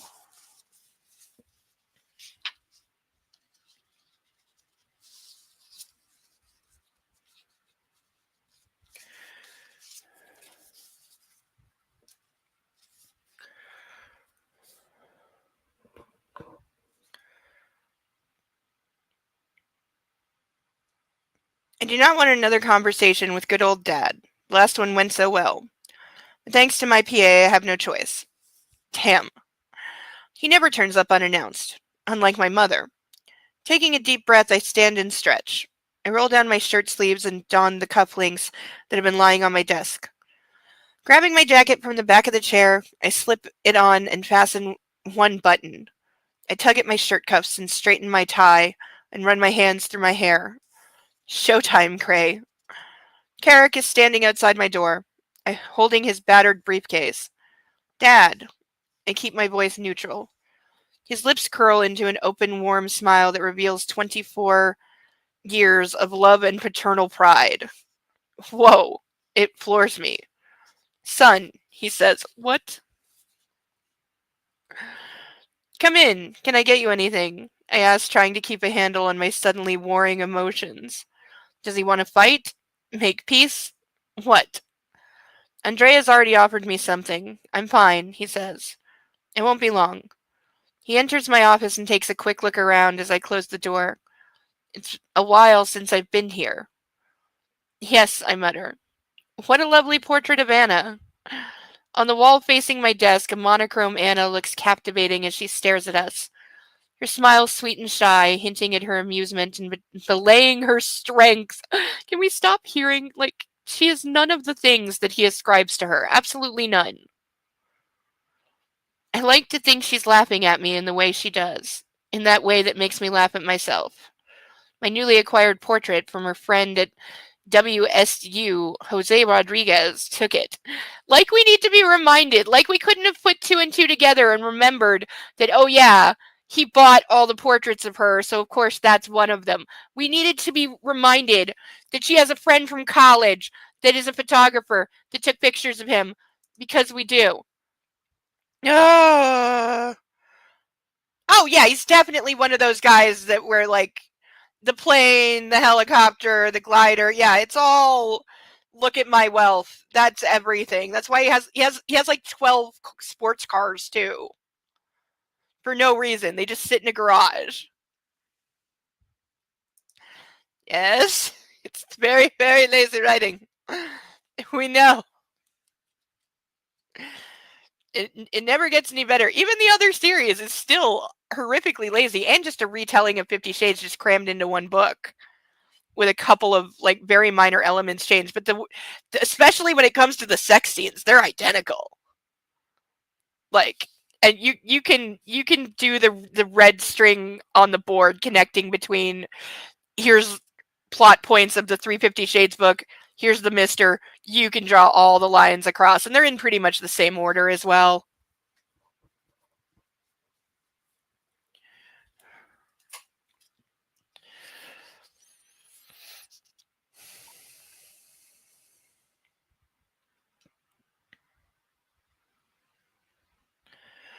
He had an exhibition in Portland. You've met him at my place. The night Charlie Tango went down. It was a series, 7 in total. I had this one installed earlier this week. She has such a beautiful smile. I'm babbling. Carrick's look is warm but guarded as he runs his hand through his hair. Christian He stops as if he had a particularly painful thought. What? I ask. I came to apologize. And just like that, all the wind is out of my sails, and I'm becalmed and lost at sea. Have you ever heard the word becalmed? And it's literally just the word be in be on front of the word calmed. Is this a word, or did somebody not hit a space? What I said was wrong. I was angry at myself. His gaze sears mine, and his fingertips grip the handle of the old valise that he's had in his hand for years. My throat tightens and burns as I search for something to say, and I remember how his briefcase always sat on a weathered chair in his study. Oh, now we're getting a flashback. Now we're getting a flashback. Wonderful.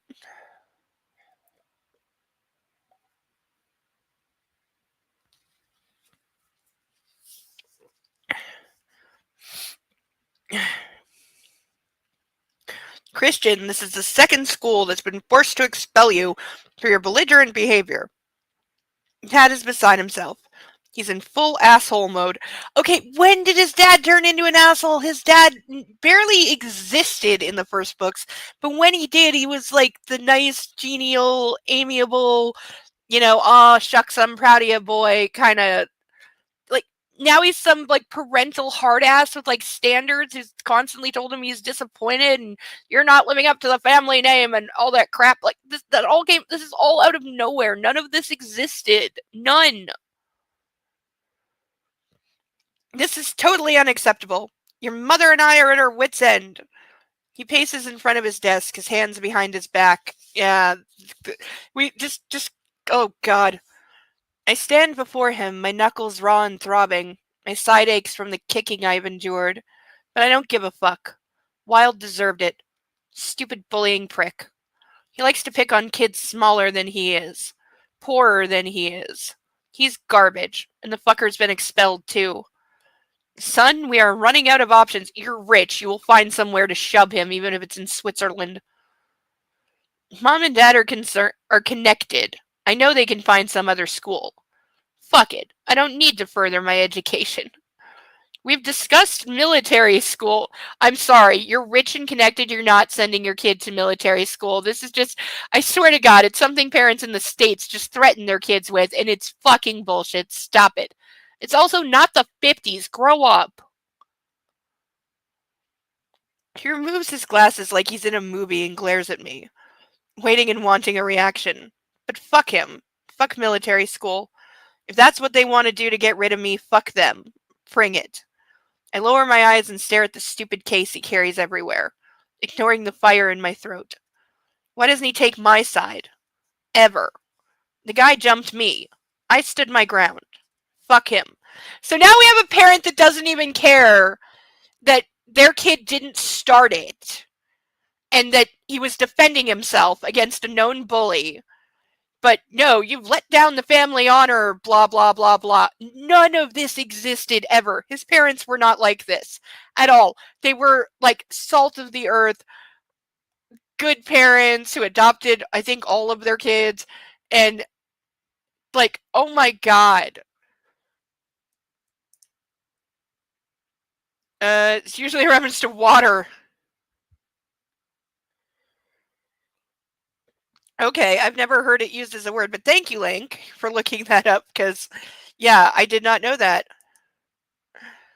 There was this one book you were listening to from NPR. The line that took her out was the rust around the grass mower.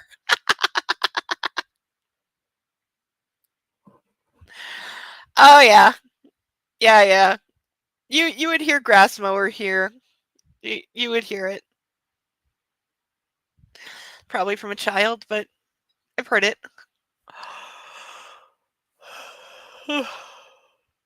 Good on your mom for pulling over. More people need to know when to pull over when they're driving, and they don't.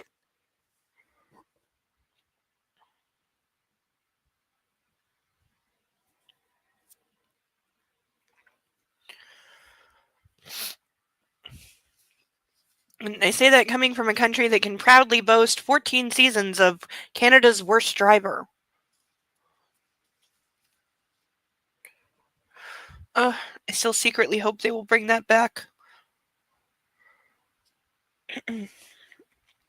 Now the lines around his eyes are deeper, and the lenses in the glass is thicker, and he's watching me, waiting for an answer to his apology in his calm, patient way.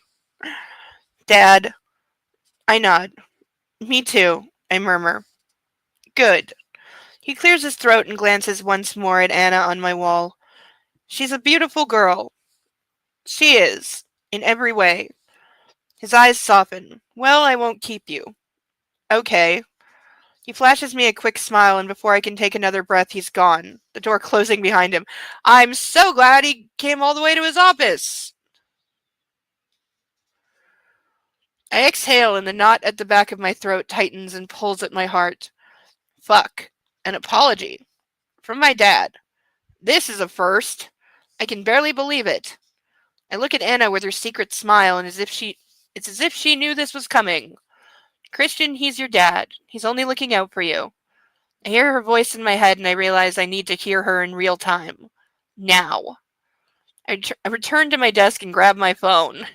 Because she's the stress ball now. Anna answers in one ring as if she'd been expecting my call. Hi. Her tone is soft and breathy.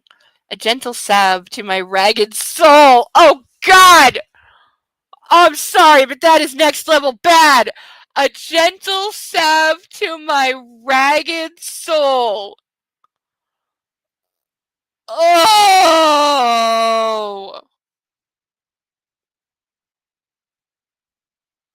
Like, I get flowery on occasion. I will turn a phrase, but I never like that.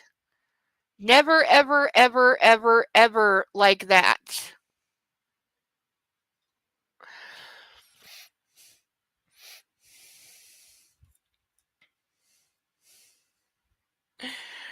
A line that I'm actually proud of just popped into my head, and now I'm afraid to say it because what if I'm the only person who thinks it's good and it's really crap?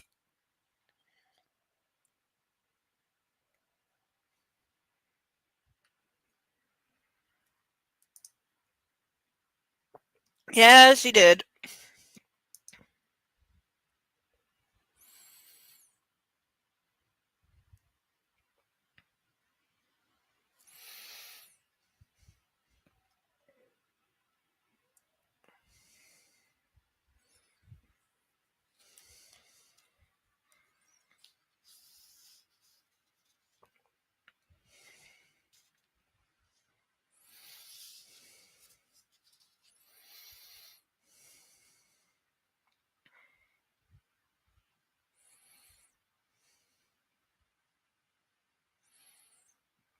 Hi, I whisper. I've missed you. I can almost hear her smile. I've missed you too, Christian. Ready for this evening? Yes. Council of War? Yes, she giggles. Tonight we sort the wedding. At her place. Anna opens the door to her apartment and stands silhouetted in the kitchen light. She's wearing a floaty floral dress I've not seen before that's sheer against the light. All her lines and planes and curves are etched like a fine sculpture, outlined just for me. She's stunning. I don't know. You could be referring to a billion things, but whatever they are, I don't know. And that's probably the answer from the book as well. Because do you think it knows? Do you think the book has any clue? Do you think the person writing it had a clue? I don't know what sort the wedding means. Because wouldn't you need the wedding planner? Hi, she says. Hi. Nice dress. This old thing? Council of War. Yeah, I don't know. For a second, I thought she was talking about a video game. I don't know. I mean, maybe. I don't know. Maybe they're fighting over wedding details, though we haven't seen that yet. This old thing. She does a quick twirl, the skirt clinging to her legs, and I know she's worn it especially for me. Who twirls? To all the adult women in the chat, if you are a woman, have you ever, as an adult, and I'm putting, because we're mostly a lot of Americans in the chat, I'm putting adult at 21, have you ever twirled in front of your partner? Or any person that you were involved with at any time. The person who was or is your partner at the time. Have you ever twirled in front of them?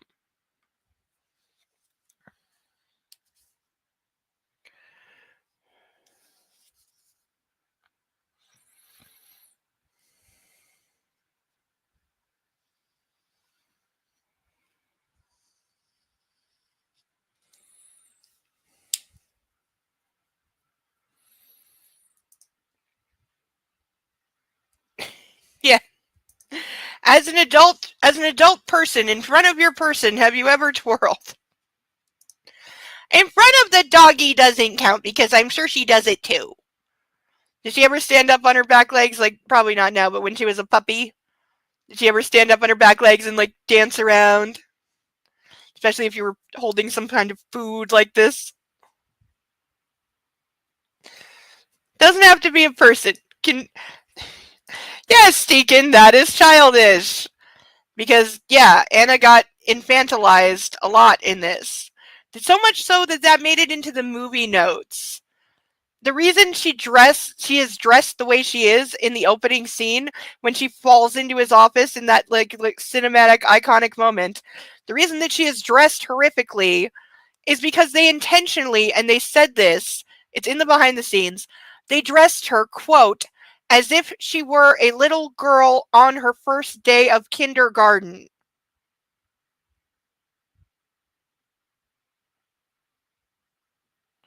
This is how they're dressing a 24-year-old college student going to interview the rich, handsome billionaire.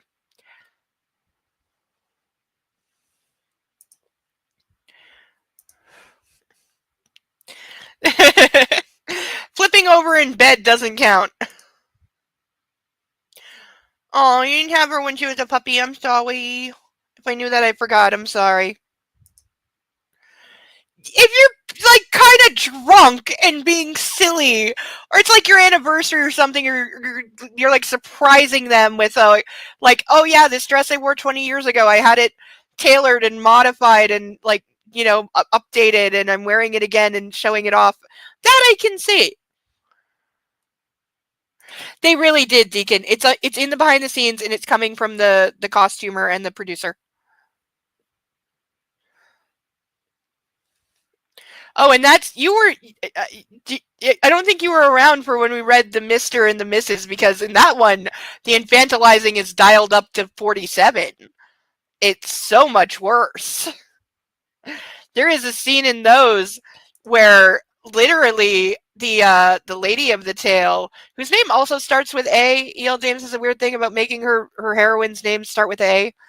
But where the heroine of this series, the love interest for our male douchebag character, is literally carried into a bathroom and then handed over to a nanny who takes her clothes off and gives her a bubble bath, including washing her and then drying her and dressing her because she can't do anything for herself. So she literally gets like stripped and bathed like a child, a little tiny like 3-year-old child, and then redressed because like, there, now you're all better, don't you feel so good? Oh, and the nightlight. Yes, how could I forget? She also had a nightlight, a child's nightlight. The book goes out of its way to specify that this is a nightlight for a child that, yes, looks like a little plastic dragon. I swear to God, they're going to be giving these out at the premiere of the movie. This is going to be their swag because it's all they fucking got is a little dragon nightlight. Yeah, she had a dragon nightlight that followed them because the book goes through multiple countries. They travel through multiple countries. I won't give it away, but they travel through multiple countries, and the dragon nightlight is always there. It follows them because she can't sleep without it. So it keeps appearing throughout both books, and it's so bad. Yeah, put everyone on a watch list. Do that. Definitely do that. But yeah, all female characters in E.L. James books are infantilized. Even the ones we're supposed to hate, the ones that are the conniving bitches or the sluts, they're still infantilized. Yeah, I forgot about that too. It is pure cringe. Also, what's more pure cringe is where the scene where he buys the nightlight, literally, he's in the small town that he is the Earl of. He owns this entire town, or his family does. They own this entire town. Everyone knows him on site. There's like maybe 100 people who live there.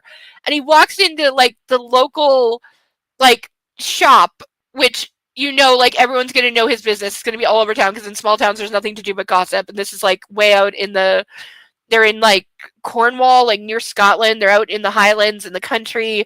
There's nothing around for miles. So everyone knows everyone's business. You know this. And he walks into this store and specifically asks for a child's nightlight. He specifies, do you have a nightlight for children? Gets handed the dragon nightlight and then goes, and I'll take a pack of those condoms too. He buys those two things back to back at the same time. And like, you bought a children's nightlight and condoms.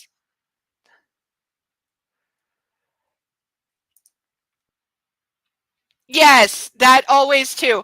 Yes. Also, yeah, because also remember in The Mister, he thought she was like 14 or 15 when they met. Because she was wearing somebody else's hand-me-down school uniform, which would put her age at 14, 15, because they stopped wearing, again, this is set in the UK. The other series is set in Britain, and there they stop wearing school uniforms at about 15 when they go into what is equivalent to high school there. And like, yeah, so he thinks that she might be like 14 or 15, and he's still sexually interested in her, and only later asks her actual age, and when told that she is like 21 or whatever she is, she's legal age, whatever legal age is, she's like a year above it. And he goes like, oh, good, she's old enough, like meaning she's legal. He's checking that she's legal, and that's it. I don't know how you're the only one who remembers the Dragon Nightlight, but thank you for doing so. You're the best. Yeah, he can toss all the way off. That's entirely true. And Scotland Yard should have gotten several phone calls that day. Yeah, I just saw the Earl of, what is it, like Thick Dick, whatever the fuck. It was some stupid made-up name. It's also in these, because it was like a backdoor, like Easter egg bullshit. Yeah, but like I just saw the Earl of whatever buying a child's nightlight and condoms. Somebody, and he had a very young looking woman, because multiple people mistake her for being a child. Like he introduces her to other people and they assume that she is a child because he even says at one point that like, oh, I'm like 6'1", but she's like 4'10". She's super tiny, super tiny. This is why I say they're gonna have casting problems. Because if you cast people that actually look the way they're described in the books, your posters are gonna get like your posters and your ads and your trailers are gonna get like flagged for being kiddie porn. Because that's how it's gonna look. So good luck casting that. These books don't deserve a spot in anyone's memory. I know. Yes! Prince Andrew looking motherfucker for Snickety! You bitch. I love you. I love you so much right now. You're so right. Yes. He is such a Prince Andrew type. I'm sure that was some kind of that had to be some background inspiration. Because also, like, he's Prince Harry. That's who he is. Because when she wrote it, she clearly was playing at the dynamic between William and Harry. And that was right when Harry, like, fucked off and left the UK and told the royal family to kiss his ass and, like, moved to America, even though his official residence is here. They live in LA. Their official address is here because that's the only place he, like, legally for reasons could reside. Was in a also British country, but yeah, he's totally suspect. Um, but yeah, like because in the one like the main guy, like his older brother was the Earl, and then he dies before the book even starts. So he's like, oh my god, I inherited all this wealth and money and power that I never thought I would have to deal with. Now I have to be the Earl, and I have to like do a real job when I'm just a lazy douchebag who occasionally models and DJs, and I go to the clubs and snort coke and pick up a different hot woman who I bang and throw away, and I'm lucky if I remember their name. He's that dick the entire time. But then he meets her, and he immediately starts having fantasies of her as the Virgin Mary.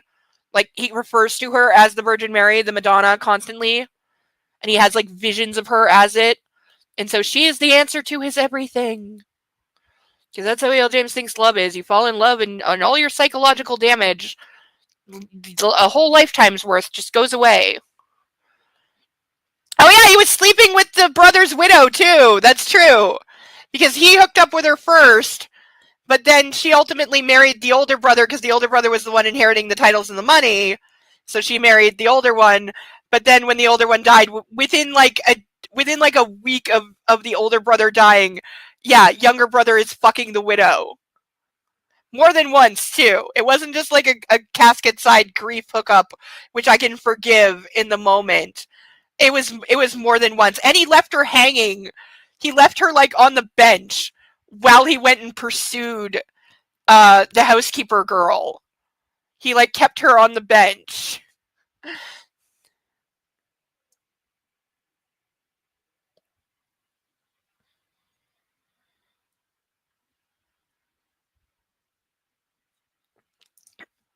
I completely had forgotten about that. But yeah, he's the worst.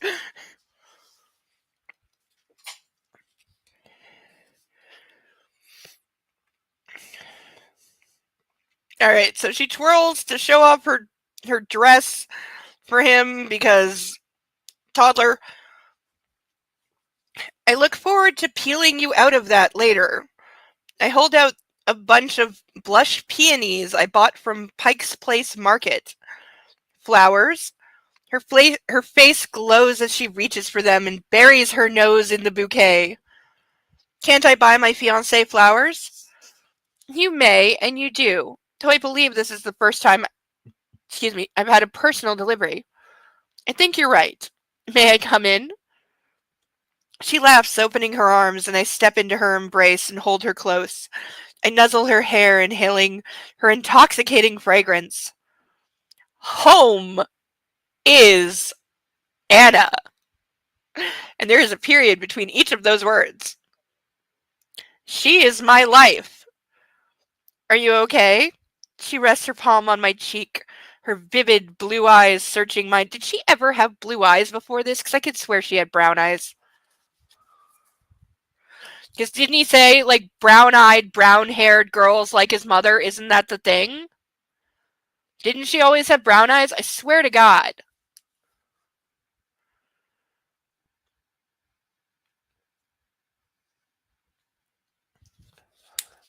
Though it's possible I'm just going crazy.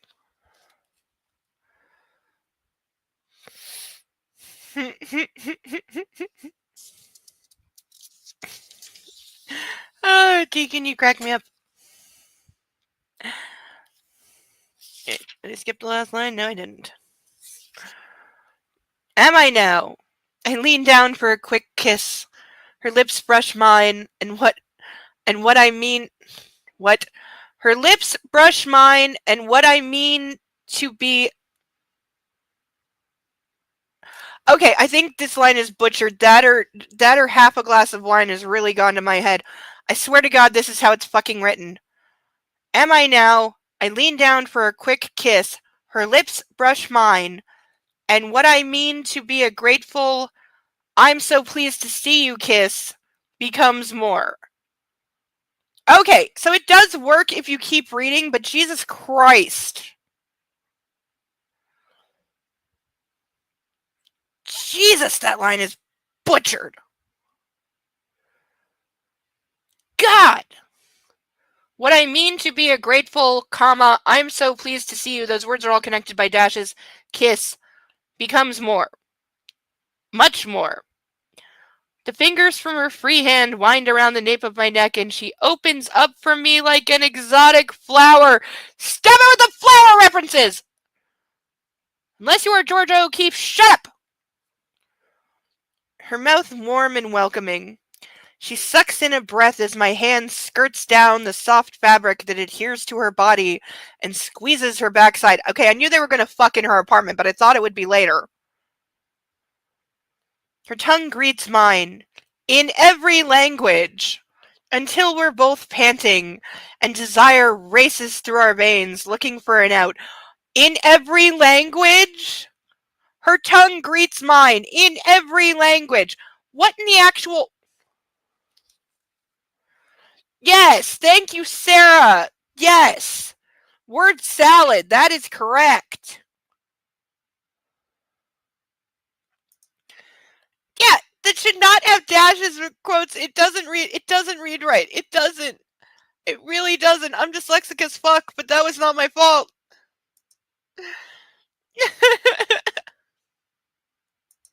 I'm gonna Google it later. I'm gonna Google, like, in the original books, what color her eyes were, because I swear to God, that was his whole fucking kink. That was his whole mommy kink, was, quote, I like to whip and beat little brown-haired girls. That was the line, but I'm pretty sure they also had brown eyes.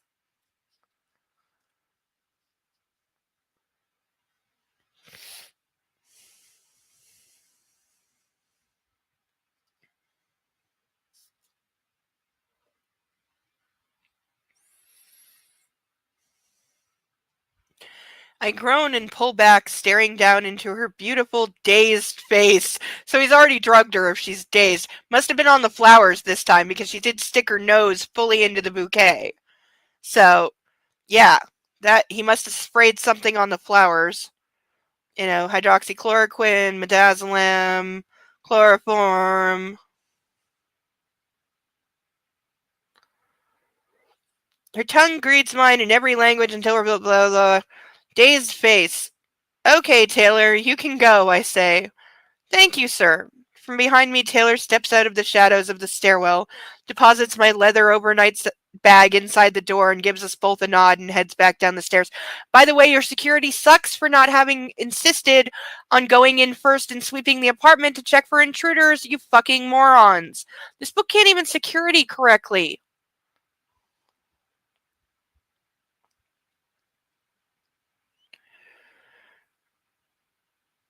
Hannah giggles. I didn't know he was there. I forgot too. I grin. He's lying. He's so lying. To my great disappointment, Anna releases me. I have to put these gorgeous flowers in water.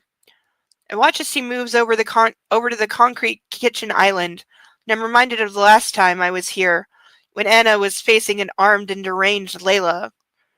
A shiver runs up my spine. That meeting could have gone so tragically wrong. No wonder Anna's been on about the two of us spending the night here, another night here. I'm sure she'd love to supersede the last memory she has of this place. Thankfully, Layla's recovered! and far across the country at her parents' place in Connecticut. Okay, so Layla has been released. There we go. She's officially been released, apparently between yesterday and today. She is literally between yesterday and today, because that is all that happened. He had the conversation with his therapist yesterday. Now it's one day later. It's the next day. So she's been released and has taken a plane ride to Connecticut with her parents, or at least we think she has. Because, dear God. Oh, thank you, Deacon, for thinking of that. Yes, if you are here, please like the stream. It helps. I hate this man more and more and the writer for writing them this way. I know. I hate the fact that she made billions of dollars off of this. I hate the fact that those 3 movies, none of them individually, because they all actually didn't do all that well. They did really well, like, locally, but internationally they did not do well at all. But collectively, they are in the $1 billion club.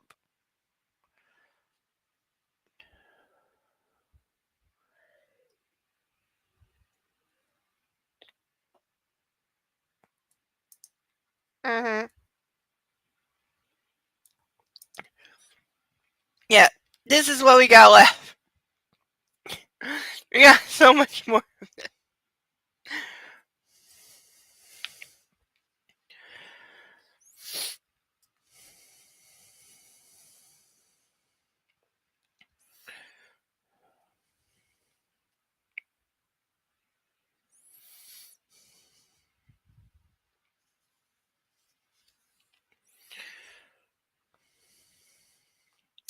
Yeah, this, I know.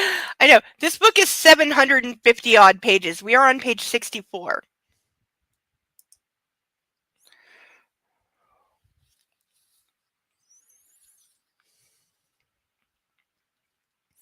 Where's Kate? I ask, remembering that Anna does not live alone. Oh, her roommate that was conspicuously absent from the entire last book because she was on a beach in Barbados fucking his brother. She's out with your brother. She fills a vase with water, so we have the place to ourselves. I shrug out of my jacket, take off my tie, and undo the top 2 buttons of my shirt. Why does it just say I just strip off naked and bend her over the counter and like? We do. Anna holds up a notebook. And I have listed everything we need to discuss for the wedding. Can we take a rain check? No! You're the one insisting we get married like 5 weeks from right now, so no, we cannot take a rain check. Sit your ass down and keep your pants on. No, I know what your rain check will involve, and we need to do this, Christian. Council of War, remember? She waves the book at me, raising that steel chin in determination.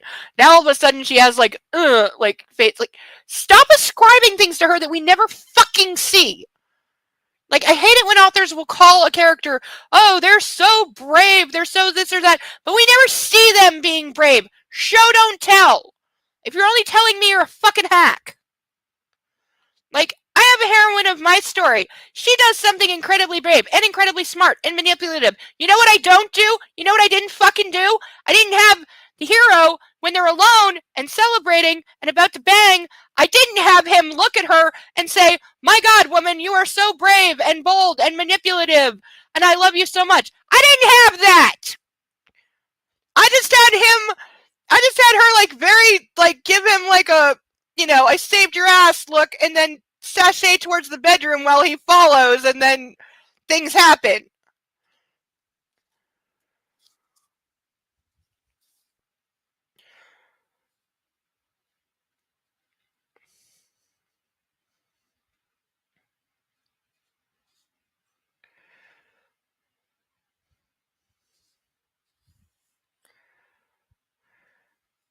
It's a good look on Anna. I know she's been stressing about the wedding. No, I don't know why! I'm refilling my glass. Fuck this guy, fuck this guy, fuck this guy. You don't know why a woman is stressing about her wedding! Again, he's supposed to be a self-made master of the universe, owning a multi-billion-dollar international company that he seems to run almost single-handedly, even though he never does any goddamn work. He cannot be this stupid and accomplish that. Pick one. Why do you think I'm struggling so hard to make the cops in my story sound smart? Because you do not make your hero character sound smart by making everyone else around them stupid. If your character really is smart, then they can have smart antagonists. They can have smart people get in their way. They can have smart challenges and difficult challenges, because if they really are that smart, then they'll overcome it, but you have to believe it. You don't make a character look smart by making everyone else look stupid.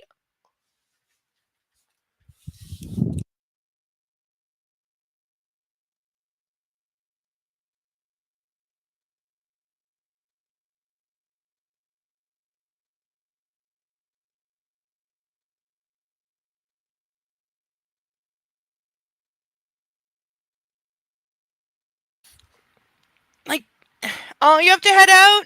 Oh, Deacon, I'm so sorry. We will miss you so much. But have a good time where we're heading out to. Be safe. Have fun. We love you and we'll miss you. Do things that I would do. And yes, Roz runs that shit. Everyone else runs his company except him. I swear to God.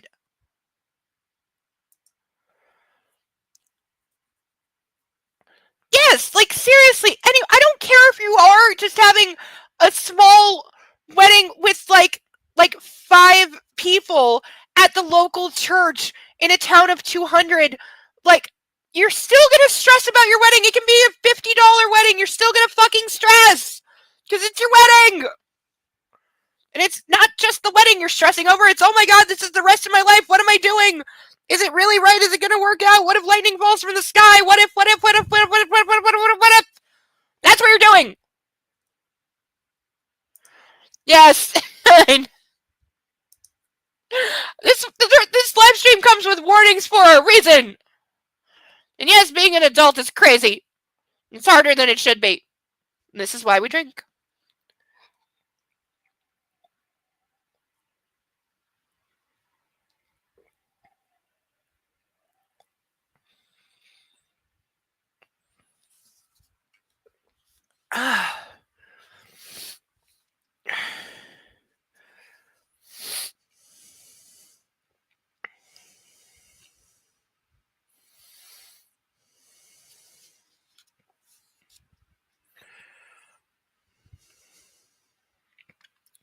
Mrs. Gutierrez seems competent and is handling all of the arrangements in an unflappable and efficient manner. A discussion should not take long. Okay, again, you're making him so utterly stupid that I don't believe anything that you've said he's capable of, if he is capable also of being this stupid. Don't pout, she adds with a familiar, amused smile. I laugh. Okay, let's do this. An hour later, we're sitting on bar stools at the kitchen counter, and we've completed the application for a marriage license. Oh yeah, you also have to do paperwork and shit. I forgot about that. I've never been married, so... And it's probably different. I'm sure it's very different. Well, probably not very different, but it's different. America to Canada. I don't know what you actually have to do. I know a marriage license is a thing. I also know that you do legally have to make some kind of announcement that has to meet certain requirements. So usually that's why people do an announcement in the paper. And it goes back to literally the days when women were chattel and they were property, because you were saying, I am marrying this piece of property. If anyone has a claim on her, i.e. if she was already married or if she's a slave or something, or somebody has ownership of some kind or any reason to prevent her from being married, that's why you have to put an announcement in the paper. Because a friend of mine had to do that not because of marriage, but because of adoption. She was looking to sever the custodial rights of her child's father, and was unable to reach him. They'd been separated for several years. And she called the place that he used to work, the apartment where he used to live. He was gone from the job and the apartment. She didn't even know if he still lived in the city. She searched for his name, couldn't find anything. And so she had to post proper notice. So what the courts allowed is that as long as she posted a proper newspaper ad saying there is an upcoming custody hearing in regards to this child, if you have any standing or party, contact this number. And if so, she had to post that in the paper, not just for the city that they had lived in together, but for like 3 of the surrounding cities too. There's an actual requirement, and it had to run for X number of days, and it had to be like X size font. And so it ran, and when it was 3 months, it had to run for. And so when it ran for 3 months and nobody answered, then the court was willing to sever his rights without him actually making an appearance, because she tried her best. She tried her best to contact him. She couldn't find him, but she tried. And she gave sufficient notice. He never did turn up. Whether he ever saw it or not, we don't know. She never heard from him again. Every state is different. God, that must be annoying. Like, God, the way y'all have like different laws state to state, that would drive me fucking crazy. Or if you're unknowingly related, yeah, that's a thing. What do they do? Like, go on ancestry.com to check your genealogy? Like, how do you know that?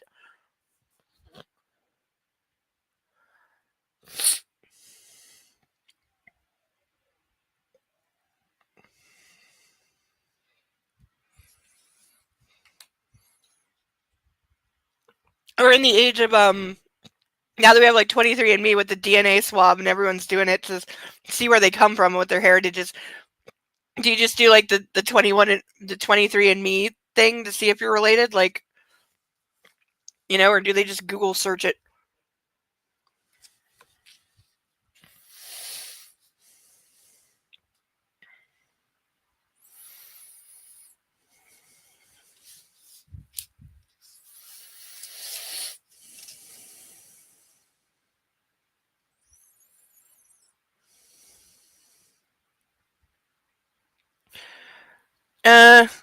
Agreed on stationery, color schemes, menus, cake design, and party favors. Party favors. Christian, I don't think we should have a registry. Registry? For wedding gifts. God, no. If people want to give something, perhaps they could contribute to your parents' charity. Coping together? This is a good thing to do at a rich wedding. I stare at her, amazed and humbled at once. That's genius. Hannah nods. I'm glad you like the idea. Excuse me.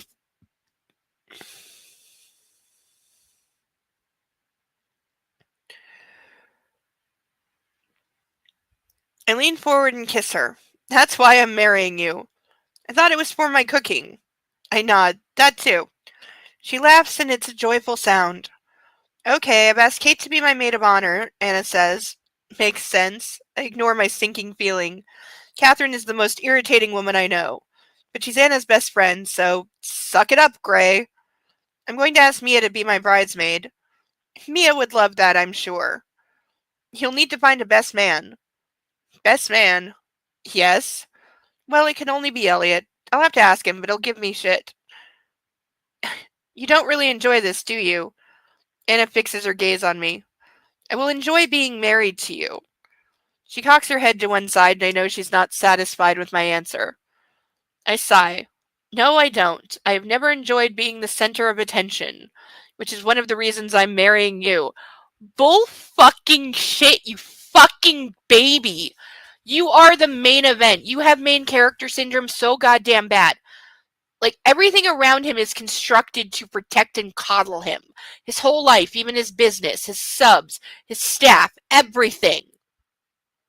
It is all always about him. They did have a huge data breach more than once, if I remember, or maybe it was a different company, but yeah, a few of them have.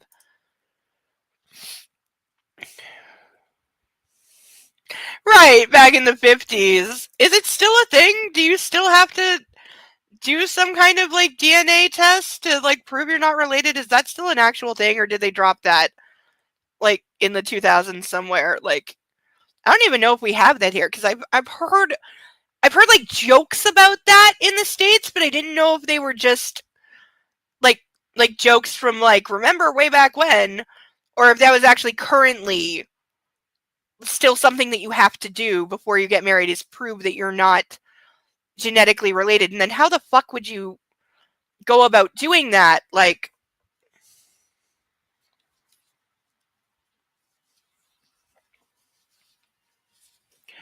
especially like back, like imagine it's back in the day, like before 23andMe and all that existed, before all the DNA shit existed. And by the way, fun fact, I was in one of the first human trials for the type of testing that became the 23andMe and all the rest genetic tests when they were still testing the technology, which by the way, they did over 15 years. I know because I was in it. Yeah. I didn't know that's what it was for at the time. It was double blind, so I had no idea what it was for. But now that it has come out and the technology's gone mainstream, I recognized it when it did so. So thank you to me for being a part of making that testing possible.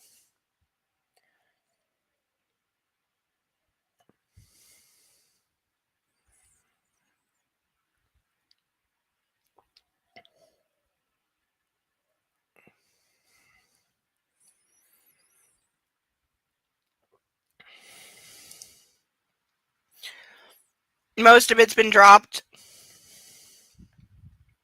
Private investigator?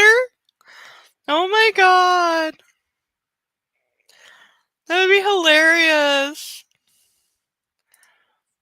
Not here, but we still have blood testing in my state to demonstrate you have immunities to all those diseases that are dangerous to a fetus. What? Okay, 1, are you messing with me? 2, is that true? 3, what? Like, you can't get married if you have a disease that might be dangerous to a fetus? Is that a thing? Are you in Texas? And if blood tests are required, I will never get married.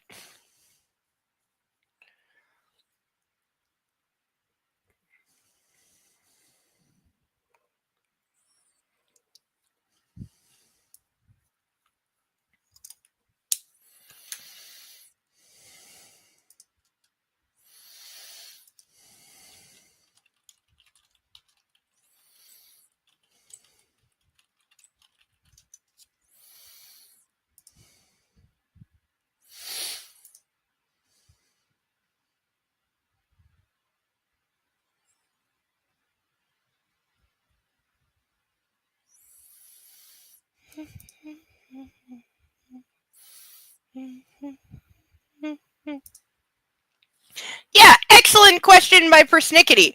What if you want to get married but you don't want kids? Huh? Who thought of that? What if you don't want any kids, huh? What about that? Excellent question. How's Sasha this evening? Is she on top of you or taking up the other half of the couch?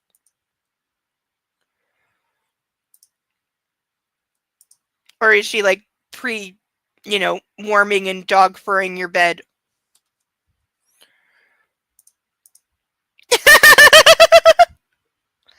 I know, right? It doesn't make any sense. Like, I'm sorry, but it doesn't.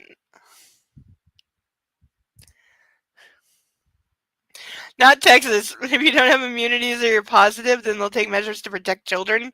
Unborn children. Theoretical children. These are theoretical children. Because we're talking about 2 people getting married. So these are theoretically conceived in the future children. That just sounds nuts. No. See, I'm gonna take the good girl side and say that she's sleeping on your spot because she wanted to smell her mommy because she missed you.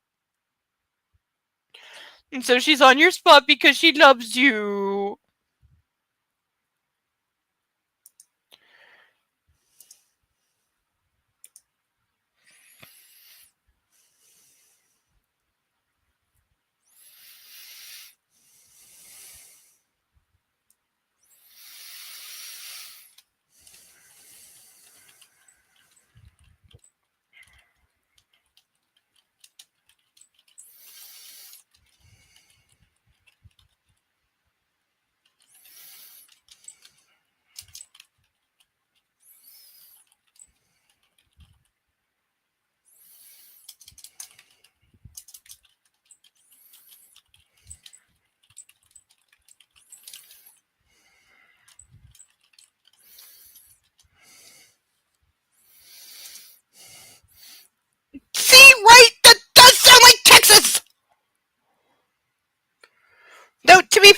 also sounds like Utah and Arizona and New Mexico and a couple other places these days. They're bad, okay? They're really, really bad.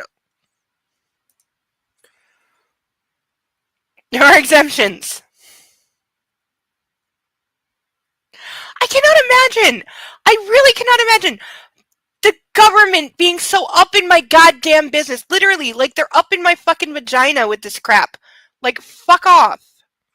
Not you, Sarah, but the concept of this. Yeah, it definitely sounds like a red state.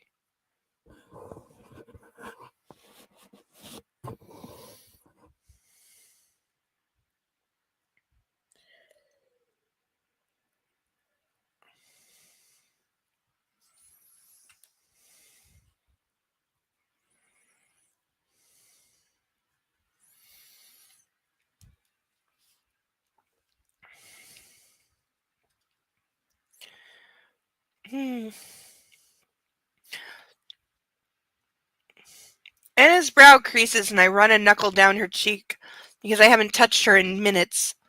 He'll be the center of attention. Hannah rolls her eyes. We'll see about that. I'm sure you look mighty fine in your wedding regalia, Mr. Gray. Do you have a dress? Kate's mother is designing one for me. She looks down at her fingers and adds, I asked my dad to pay for it. He's happy with that? She nods.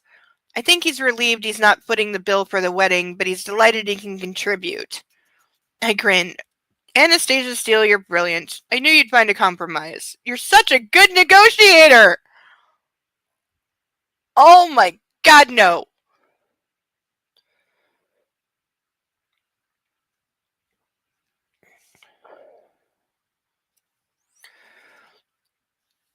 Hungry, she asks. Yes, I'll cook us some steaks. Who just always has steak in the fridge? Like, who? I don't even like steak, but... So, the panic rooms, how will they work? Anna asks as she slices into her filet mignon. Who the fuck is making filet mignon at home? She's not a chef. There's one going into Taylor's office, and our bedroom closet will become one too. Press a button, the doors will close, and they'll be impenetrable. There'll be enough time for help to arrive. That's the plan, anyway. Okay, it is not that easy to convert your fucking closet into a panic room. And what do you mean you're putting one in Taylor's office? You're talking about adding a room. Not turning the entire office into a panic room. You're adding a panic room to the office. So you're adding real estate to a confined space of your apartment. And again, he doesn't own the goddamn building.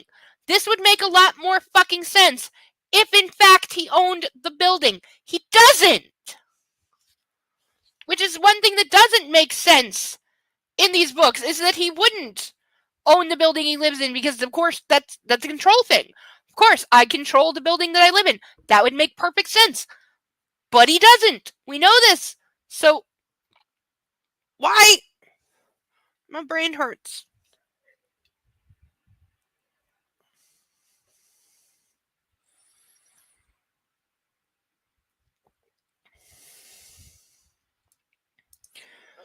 You actually have. That is a good thing to give yourself on your birthday, is a nice meal. That is something that I like. That is why on my birthday, the only thing I want is my favorite Chinese food and some kind of treat for dessert. It doesn't have to be cake, because I'm a single person. Like, there's not a party, so getting a whole cake is like excessive. But that's why this year I just got a box of chocolates, which then lasted like 4 months. But yeah, like a good meal on your birthday, that's all I want. That's all I want.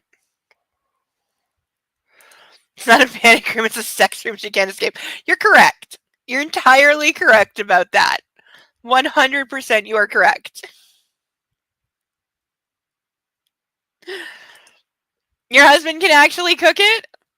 Because I do know that is a piece of meat that is considered like difficult to cook. It is a choice cut, as they say. It is expensive. I know that it's very expensive. I got yelled at by my grandfather once, not for filet mignon, but for ordering. Keep in mind, I was like 14, so I didn't understand certain things. We were at Red Lobster, and I ordered something, and it had steak as one of the side options. I didn't know if I like steak or not, but I figured we're at a really nice restaurant. We're at a fancy restaurant, and so they can probably do steak really well. So I thought I would try the steak, and so I ordered like the main thing, and then it came with two sides, and the steak was like one of the sides, basically.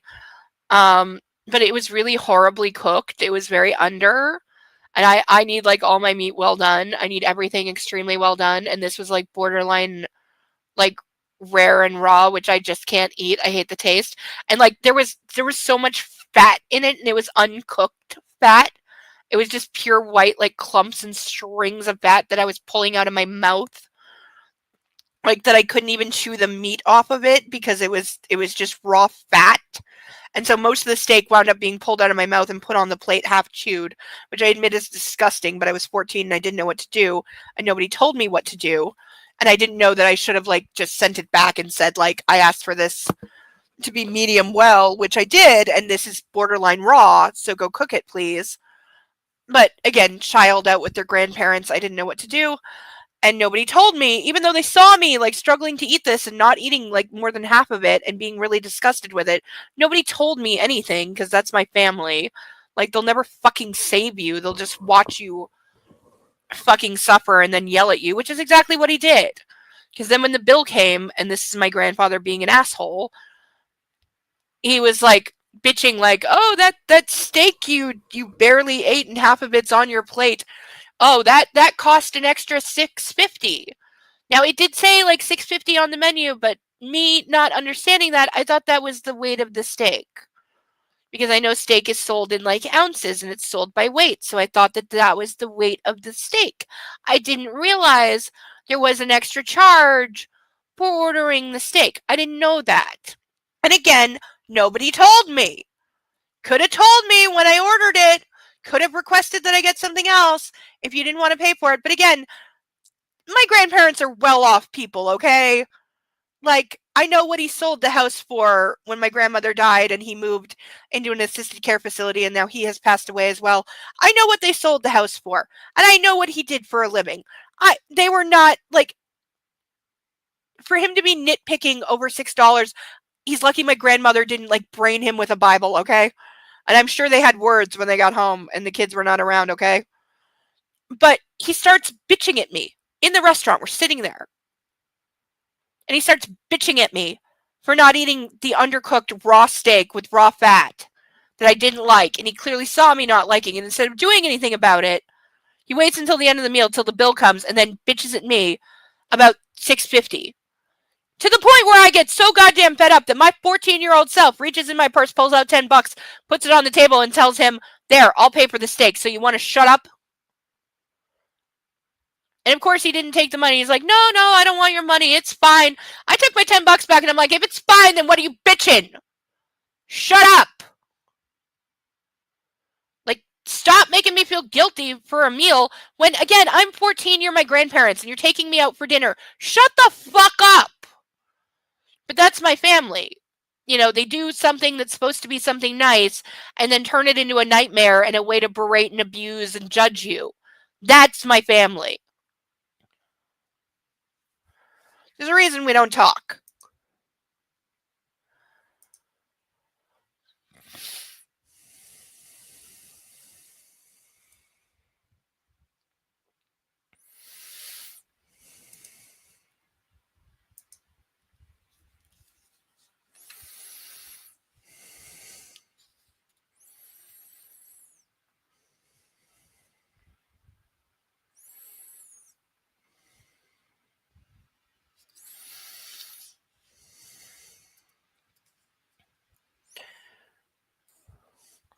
Oh, Anna blanches. I clutch her hand. It's merely a precaution. Here's hoping we never have to use them. I raise my glass of Pinot Noir and release her. I'll drink to that. She clinks my glass with hers. Don't look so worried. I'll do everything in my power to keep you safe, even though you don't know how security works. It's not me I'm worried about, Christian. You know that. How is the investigation going? Not fast enough, which is frustrating. But don't think about it. My team is on it. Your incompetent team. I don't want to trouble Anna with our lack of progress. The steak was delicious. I put down my knife and fork. Thank you, she says, and pushes her empty plate aside. What shall we do now? I ask, and pitch my voice low, hoping my intention is clear. We have the whole apartment to ourselves. Something we don't have at home. Anna peers at me through her lashes. I have an idea. Her voice is soft and sultry and arousing. Oh god, this is going to be really cringe, isn't it? She skims her tongue across her top lip and places her hand on my knee. The air is almost crackling between us with my desire. I almost just made a sound effect there that I really shouldn't. Anna. She leans in, giving me a wonderful view of her cleavage, and she murmurs in my ear, "It will involve getting wet." Oh, she runs her thumb up the inside of my thigh. What? Fuck. Yes. She leans in further, her breath tickling my ear. We could wash the dishes. Okay, again, from a better writer that would get a laugh, but not from this one. What? Tease? Well, this is unexpected. And a challenge. Do we believe he knows how to wash a dish? Because I don't. I stifle my smile, not taking my eyes off hers. I skim my index finger over her cheek to her chin, then down her throat and her sternum to the V in her dress. Her lips part as her breathing deepens, and I pinch the soft fabric between my thumb and forefinger and tug, pulling her towards me. I have a better idea. She gasps. A much better idea. I continue. What? We could fuck! Christian Grey. I grin. I love shocking Anna. Or we could make love, I add. Smooth, Grey, smooth. He's patting himself on the back in his head. That was not smooth!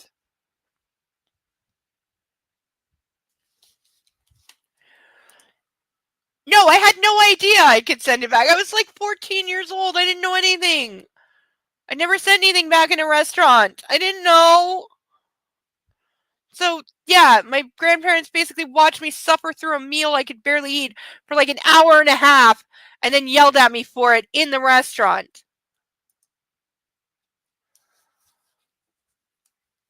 But my grandfather's thing was, oh, it cost $6.50. It cost $6.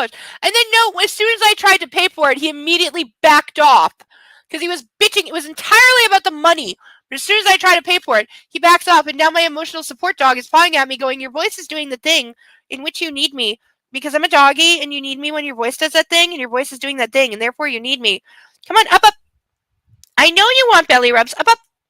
Come on. He'll be up in a second." Yes, he really is. All right, up. Come on, up. And here's a puppy. I told you he'd be here at some point. Hello. Hello. Yes. He is not an official emotional support puppy, but my previous dog was, and he trained this one, as much as a puppy can train another puppy. So when he hears my voice do the thing, he comes over and says, "You need me." And he desperately wants to lick my face right now, but he can smell that I have makeup on. And he knows he's not supposed to lick when I have makeup on, so he's really disappointed. Look at the face. Look at the disappointed face. He's really disappointed because he's like, "But licking your face is one of my superpowers. Licking your face is one of my superpowers, and I can't do it because you're wearing makeup, and I'm not supposed to lick when you're wearing makeup. What do I do? How do I make it better? Because that's my job as a puppy. And that's why I'm insisting on being in your arms and being a puppy. And I'm a doggy, and love me. And I'm a doggy, and buy a duck."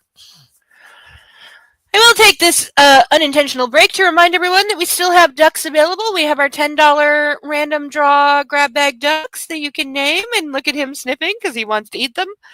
I'm sorry that I'm very sorry that you regard them as toys you can't have. I'm so sorry. He has so many toys. But he will try to eat the ducks if I drop one. He tries to grab it and run off and chew it to bits. He really does. We do have the decks for $10. We have our painted ducks over there that are 20. We still have handcuffs. Right now, $25 for the rest of the night. And if you really want to make me suffer, I will refill this glass and chug it all in one. PayPal link should be at the top of the YouTube. Please tell me if it's not, but I think it is. And again, that goes to the survival fund, which pays the bills and groceries, and that's what it does.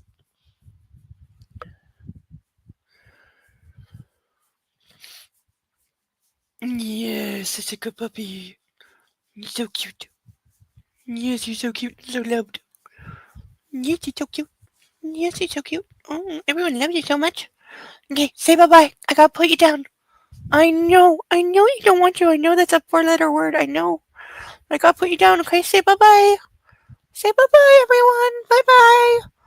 I'm an adorable doggy, and I'm doing my job, and I'm the best doggy in the history of dogs. Everyone love me. My little ears. Rub my belly. Rub my belly. Yes, always rub the belly. Always rub the belly. Yes, rub the belly. Oh, belly, belly, belly. Oh, if he get a belly rubs all day, he'd be such a happy little animal. He is putting on weight though. I bought him I found the miracle kibble that he really likes, and therefore he's eating a lot and then demanding more food, which I give him because am not used to saying no to him. So he's been packing on some weight. he may need to be on a bit of a diet. But I like a chubby puppy. I like it when he's well fed.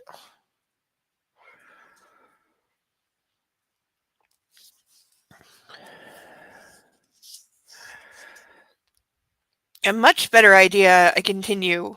What? We could fuck. Christian Grey. Smooth Grey Smooth. I like your ideas better than mine. Her voice is low and husky for real this time. Do you now? Mm-hmm. Excuse me. I'll take option one. Her eyes are smoky. Anna, you goddess. Good choice. Take that dress off. Now. Slowly. Suck it.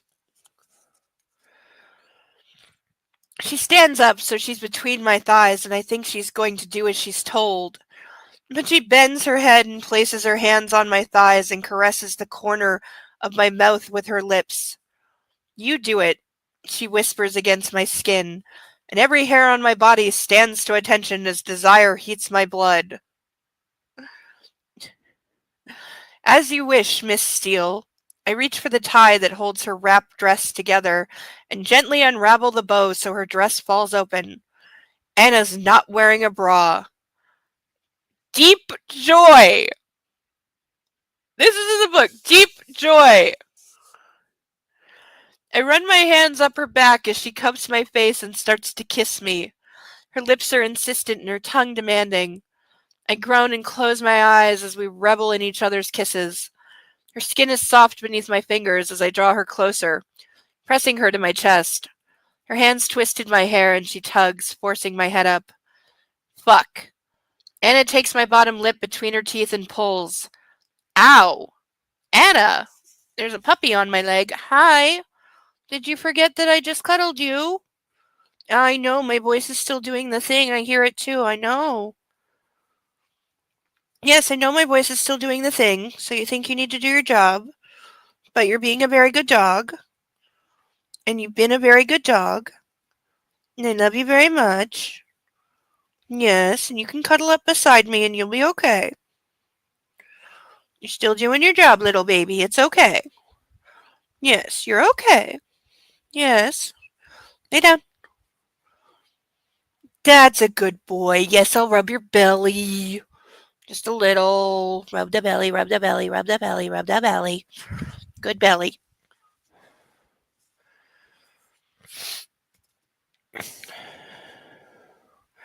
I yank my head back and grab her wrists. You're a little wild, I whisper, awed. She shimmies between my legs, her nipples brushing against my shirt and hardening as I watch. Her hair falls over her shoulders and shrouds her breasts, while my pants grow tighter by the second.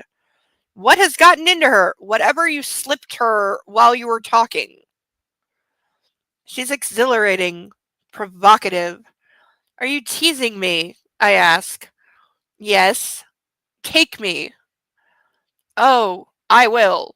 Right here. When I'm ready. This guy can suck it so hard.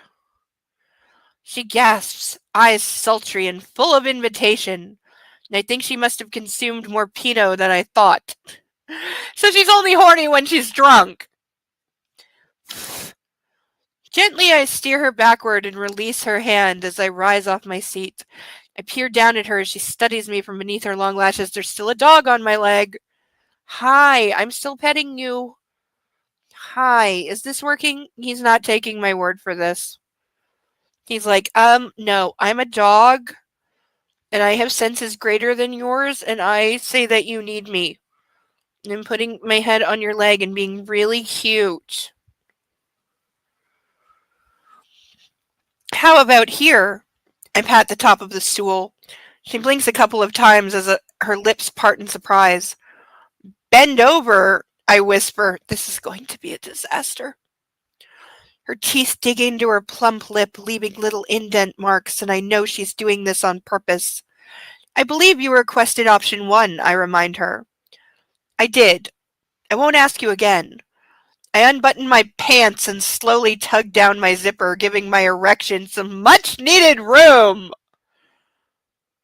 Anna stares at me, looking licentious and lovely, dressed only in her pretty open frock, a pair of white panties, and her high-heeled sandals. In other words, her dress is open, but that's it. Leave it on, I insist. And reaching into my pants, I ease out my cock. Ready, I ask, and start to move my hands up and down, pleasuring myself. So he's jerking off in front of her.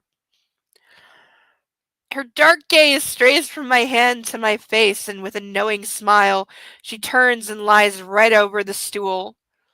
Grab the legs, I urge, and she does, wrapping her fingers around the iron strut. So he's gonna fuck her while she's upside down.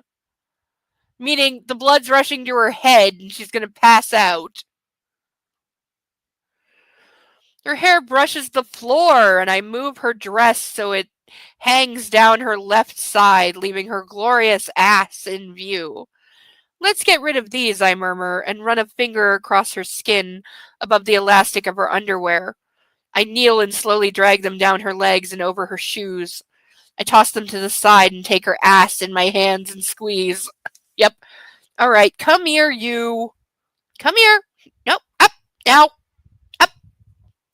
Yeah, now you don't want to because you know you're being annoying. Come on. Up, up. Now. Come on. Come on. You can do it. Bo, come on. I know you want your belly. But come on. Nope, he's not going to listen. Yes, this is supposed to be arousing. All that has happened is she said, I want to do the dishes. He said, I want to fuck. And told her to bend a bar stool, which is not comfy, and is going to be just pressed into her stomach. And so her head and her hands are just tipped completely. Like her hands are going to be on the floor more than the legs of the bar stool. And so basically he just wants her she's like one of those silicone ass vagina things you can buy on like eBay or Alibi or whatever those other places are. That is all that he needs her for. He's got access to the parts he needs, and like the parts he doesn't care about are far away. So this is perfect for him. But she's going to be horrifically uncomfortable and fighting passing out the entire time.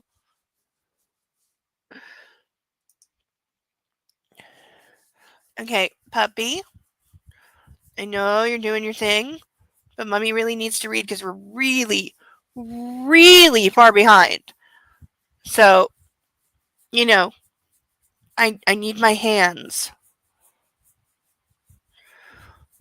He's giving me the I don't leave you.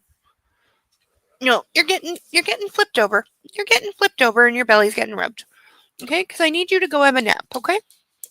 I know you're doing your job and you're being a very good dog and I love you. But I need you to go lay down, okay? Yes. Can you go lay down for me? Can you do that? Can you be a good boy? Hmm? I promise I will cuddle you so much later on. I promise I will cuddle you so much, okay? I promise, yes. Okay? So you're gonna go for naps, and then I'm gonna cuddle you. Okay? Yes, I'm gonna cuddle you. Okay. Hopefully that satisfies a puppy.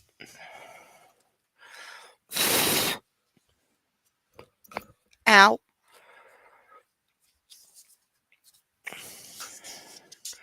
Like, honestly, if I was getting fucked in this position, I'd be trying not to puke.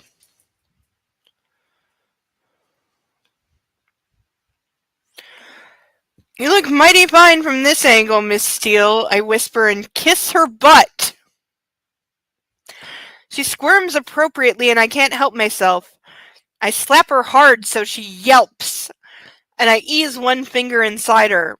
Her moan is loud and she strains her body, pushing against my hand.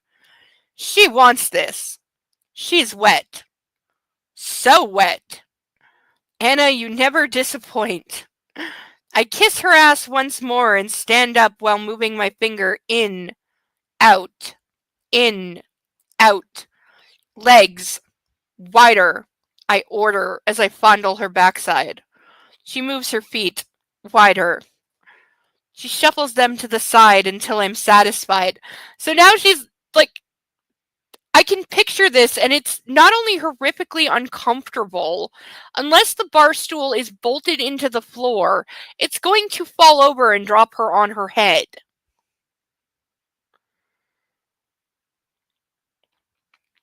Perfect.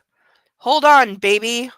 I withdraw my hand and with infinite care slowly slide into her. She gasps. Fuck. She's heaven. Let's note we're not saying where he's penetrating her. Now, they started to do anal and he's like, you need training, so...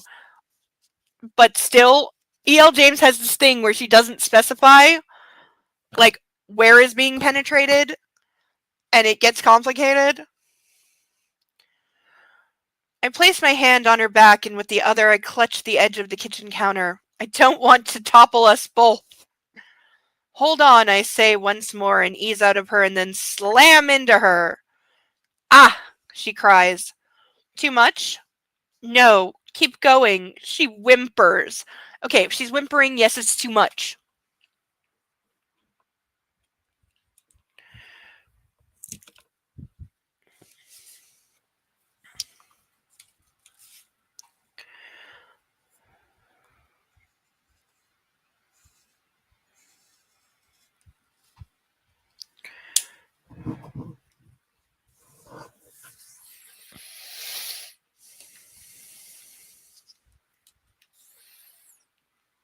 And her wish is my command. I start to fuck her. Hard. Each stroke, each push, takes me away from everything. All my strife, all my worries. Tonight there is only Anna, my girl, my lover, my light.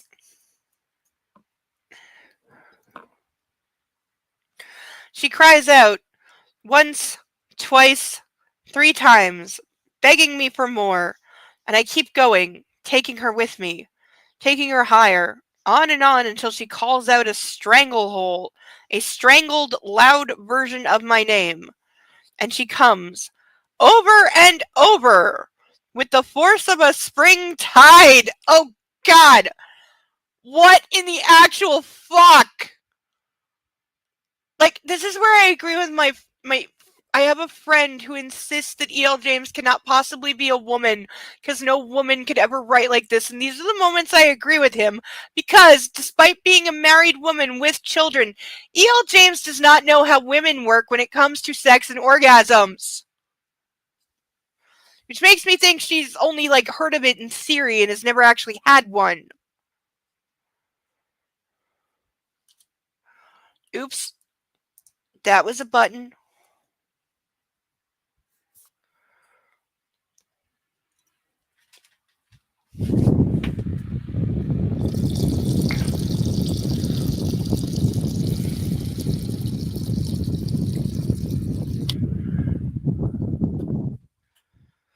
Okay, I filled this up more than they should have, so if you ever really want to get bang for your buck, make me chug now. Yeah, like seriously, even in a porno, like this would be bad. Like the bar stool either would have broken or it would have like seriously fallen over and dropped her on her head/face. Completely would have happened.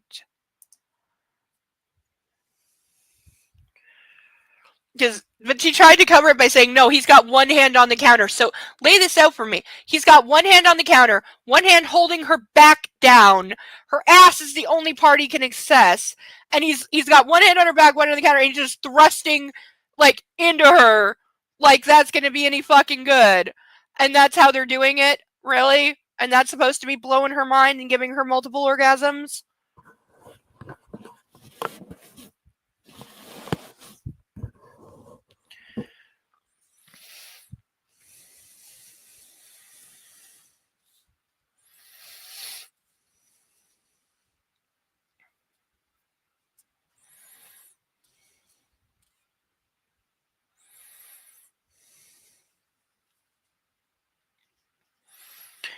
Anna, I cry and I join her. I collapse over her, so now they're both laying on top of the bar stool. He's on top of her and holding on to nothing. Then drop to the floor, taking her with me and cradling her in my arms. That's not nearly as sexy as it's supposed to be. Like, I swear, E.L. James just doesn't think anything out. She just doesn't, like, practically think anything out to see if it would actually work.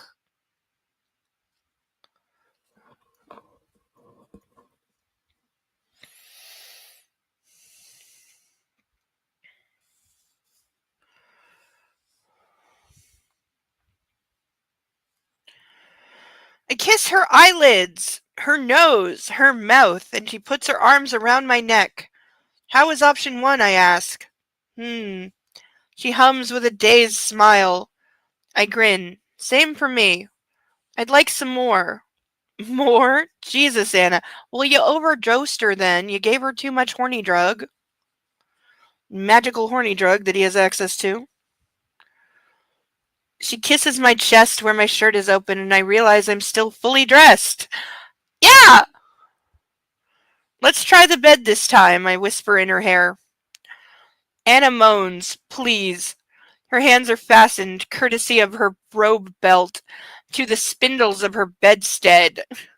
She's naked, her nipples long and hard and pointing skyward, courtesy of my lips and tongue. I have her feet in one hand, pushed up on the bed near her behind, so her legs are akimbo and she's straining for release. Slowly I ease my index finger in and out of her when my thumb circles her clitoris. She can't move. How's this? I ask. Please. She's hoarse. It does. They absolutely did. Because he collapsed on top of her and then said he falls to the floor, taking her with him. So the only thing you can interpret is that he fell to the side, to the floor, taking her with him. So probably he got hurt more than her. But, like, there's no way, like, yeah. You're two people who fell onto a hardwood floor. Like, this is ridiculous. And yes, they both crashed to the floor. Like, ugh. Do you like me to tease you? Yes, she cries. Do you like teasing me? Yes. I like it too. I stop my thumb and still my hand, my finger still inside her. Christian, don't stop. Tit for tat, Anna. She's endeavoring to push her hips up on my hand to find her release. Still, I whisper. Stay still. Her mouth is slack, eyes dark and full of lust, and need and all a man could want. There's a line. Please, she whispers, and I can tantalize her no more. I release her feet and withdraw my hand, taking hold of her knee. I run my nose and lips down her thigh to my ultimate goal. Ah! She yells when my tongue swirls over her swollen clitoris. I slide 2 fingers inside her, pushing once, twice, and then she lets out a boisterous cry and her orgasm washes over me. I kiss her belly, her stomach. Those are the same thing. Between her breasts, and then slowly sink myself into her as her climax dies. I love you, Anna, I whisper, and start to move. Well, then you would have fucked her before. Women have a recovery time too, okay? We have a don't touch me, I'm too sensitive right now time after that happens if it was done right.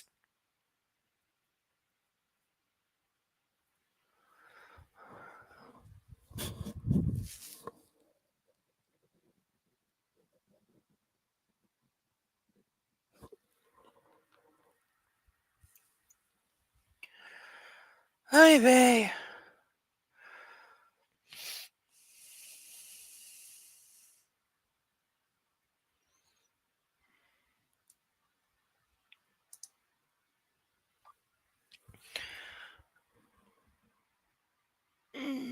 Stretchy.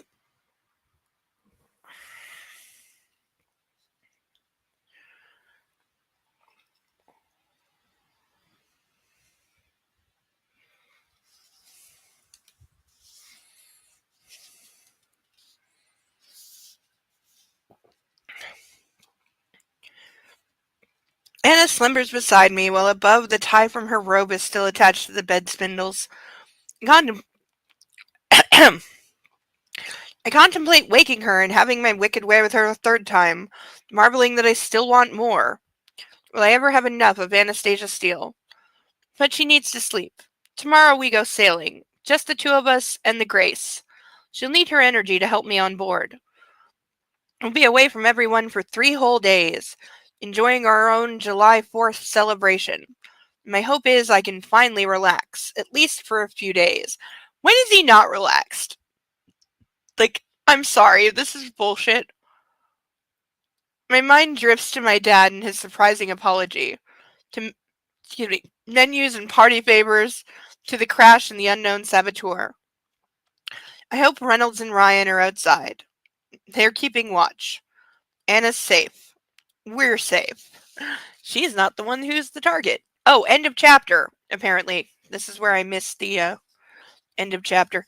I can almost guarantee we're not getting through the entire next chapter because, again, I miscounted. I missed a chapter. You realize now I'm going to have to flip through every goddamn fucking page of this thing that I have left because my biggest fear was marking a chapter, which is why I was so careful about it doing it the first time. And now that I have missed one, I'm going to have to go through and do the whole thing again. Which means turning every goddamn fucking page and not just flipping it like I was doing before. Do you know how much that's going to suck for me? But end of chapter! And I will literally draw a line at some point to stop if we don't get through this whole chapter because I didn't know it was there, so my page count is off. Chapter 7! I'm not drunk enough for this. Tuesday, July 5th. Oh, we've skipped several days. Hold on. Let's see how many. Okay, so we've gone from July 1st to July 5th. So basically, they went and spent the time on the boat, and she was too lazy to write it. So now we've skipped ahead at least 4 full days. I think that's the biggest time jump in all these books. That's the one thing that people made fun of the most is that she doesn't time jump. Literally every moment of every day is accounted for. So the fact that she just skipped like 4 days is pretty impressive. Sitting at my desk and staring out at the distant sound, I can't help but notice the heartwarming glow that's emanating from either my skin or from somewhere deep inside my chest. It could be a combination of the sun, the sea, and the wind from being aboard the Grace for the long weekend. It could be because I've spent 3 uninterrupted days with Anastasia. Despite all the vexing issues I've dealt with over the past few weeks, I've never felt as relaxed as I did with her on board my catamaran. Anna is food for my soul. That's also the type of line I desperately am trying to stay away from. I'm so tempted to say the line I wrote that I think is good, but I'm so afraid of being made fun of by the internet. But part of me wants to say it, but part of me is also going, nah, you shouldn't tempt fate. You ever getting those contradictions? Anna's fast asleep. The early morning sunlight shimmers through the porthole, skimming over her tousled hair so that it gleams, burnished and beautiful. Sitting down on the edge of the bed, I place a cup of tea on the nightstand as the Grace bobs gently on the water in Bowman Bay. I lean over and plant a tender kiss on her cheek. Wake up, sleepyhead. I'm lonely.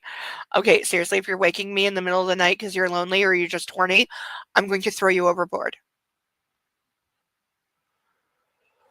She groans, but her expression softens. I kiss her again, and her eyes flutter open, and her face shines with a breathtaking smile.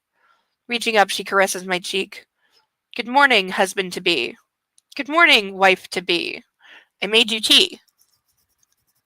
She chuckles in disbelief, I think.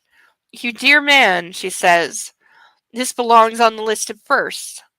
I believe it does. And I can tell you're very pleased with yourself. Her grin mirrors mine. Miss Steele, I am. I make an excellent cup of tea.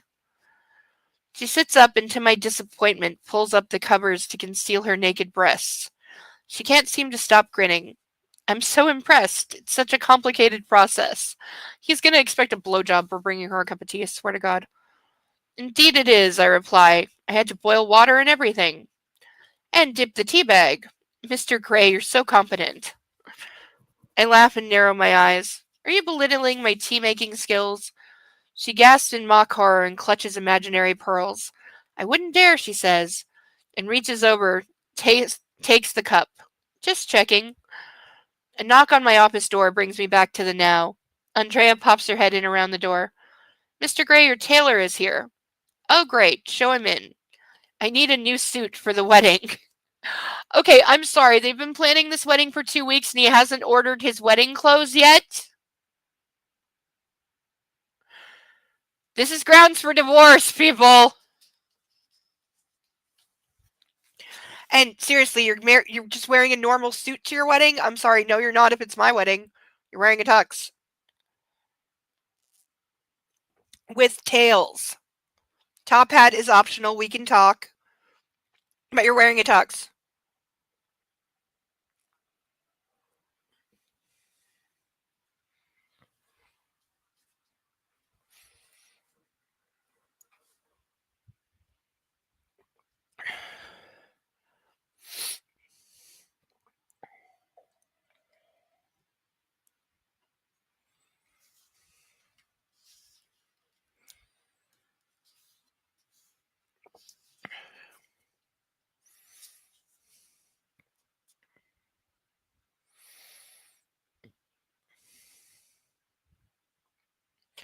Marco handles the company portfolio as well as our mergers and acquisitions.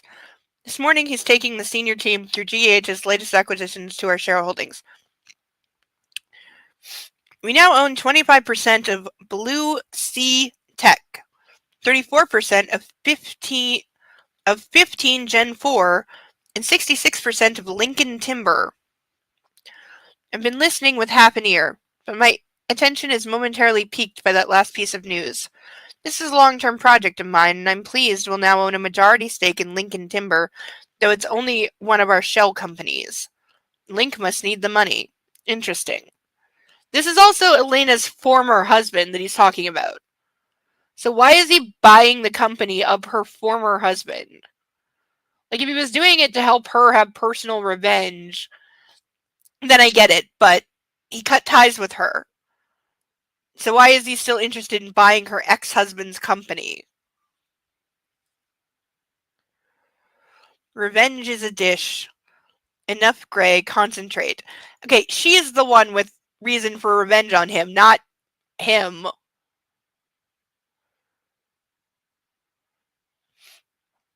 Marco moves on to his latest list of potential acquisitions. There are two companies he's especially keen to pursue. He's running through the pros while my mind strays to the weekend with Anna. So he's at work but paying no attention. He's Bruce Wayne. He's Bruce Wayne in that boardroom scene in The Dark Knight where he's asleep. Anna's at the helm of the Grace as we glide over the sparkling ocean, past Admiralty Head on Whidbey Island. Her hair is flying in the wind and glinting in the sun. Her smile could melt the hardest of hearts. It thawed mine. She looks beautiful, relaxed, free. Hold her steady, I shout, over the rush of the sea. Aye, aye, Captain. I mean, sir. Anna bites her lip, and I know she's teasing me as usual. She salutes when I give her a bogus scowl, and I go back to tightening the bowline, unable to hide my smile. Marco mentions a solar energy company that's struggling to find investment. An enticing aroma of batter and bacon welcomes me with open arms as I enter the gallery. My girl is making pancakes. She's dressed in a t-shirt and far too short denim shorts. Her hair is in pigtails. Oh, because we had to have more infantilizing. Gag me with a stick. Good morning. I wrap my arms around her, pressing her back to my front and skim my lips down her neck. She smells so good. Of soap and warmth and sweet, sweet Anna. Good morning, Mr. Gray. She angles her head, giving me better access to her throat. This takes me back, I murmur against her skin and tug one of her pigtails. I would slap you so fucking hard, no bacon for you. She giggles. That would seem a lifetime ago. These, however, are not cherry popped by wood beat. Okay, part of my soul is dying. However, these, however, are not, and the following words are hyphenated, cherry popped by would-be dominant pancakes. These are Independence Day pancakes. Happy 4th of July. Cherry popped by would-be dominant pancakes.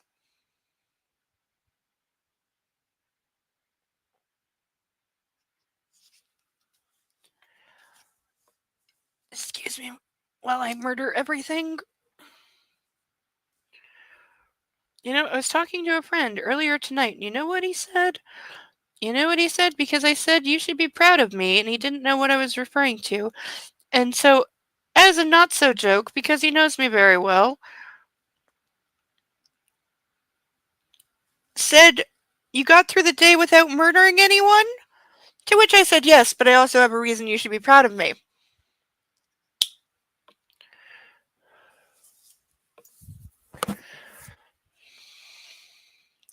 Oh yeah. Oh yeah. Once more with feeling. These, however, are not cherry popped by a would-be dominant pancakes. These are Independence Day pancakes. Happy 4th of July pancakes. You think I'm good enough to do one of those late night 3 a.m. ads for a 1-900 number? I think I could pull it off. I think I can do the pouty sultry voice enough. But yeah, these are, oh, you just took my virginity in the most horrific way possible pancakes that she is referencing. Because he was horrifically brutal.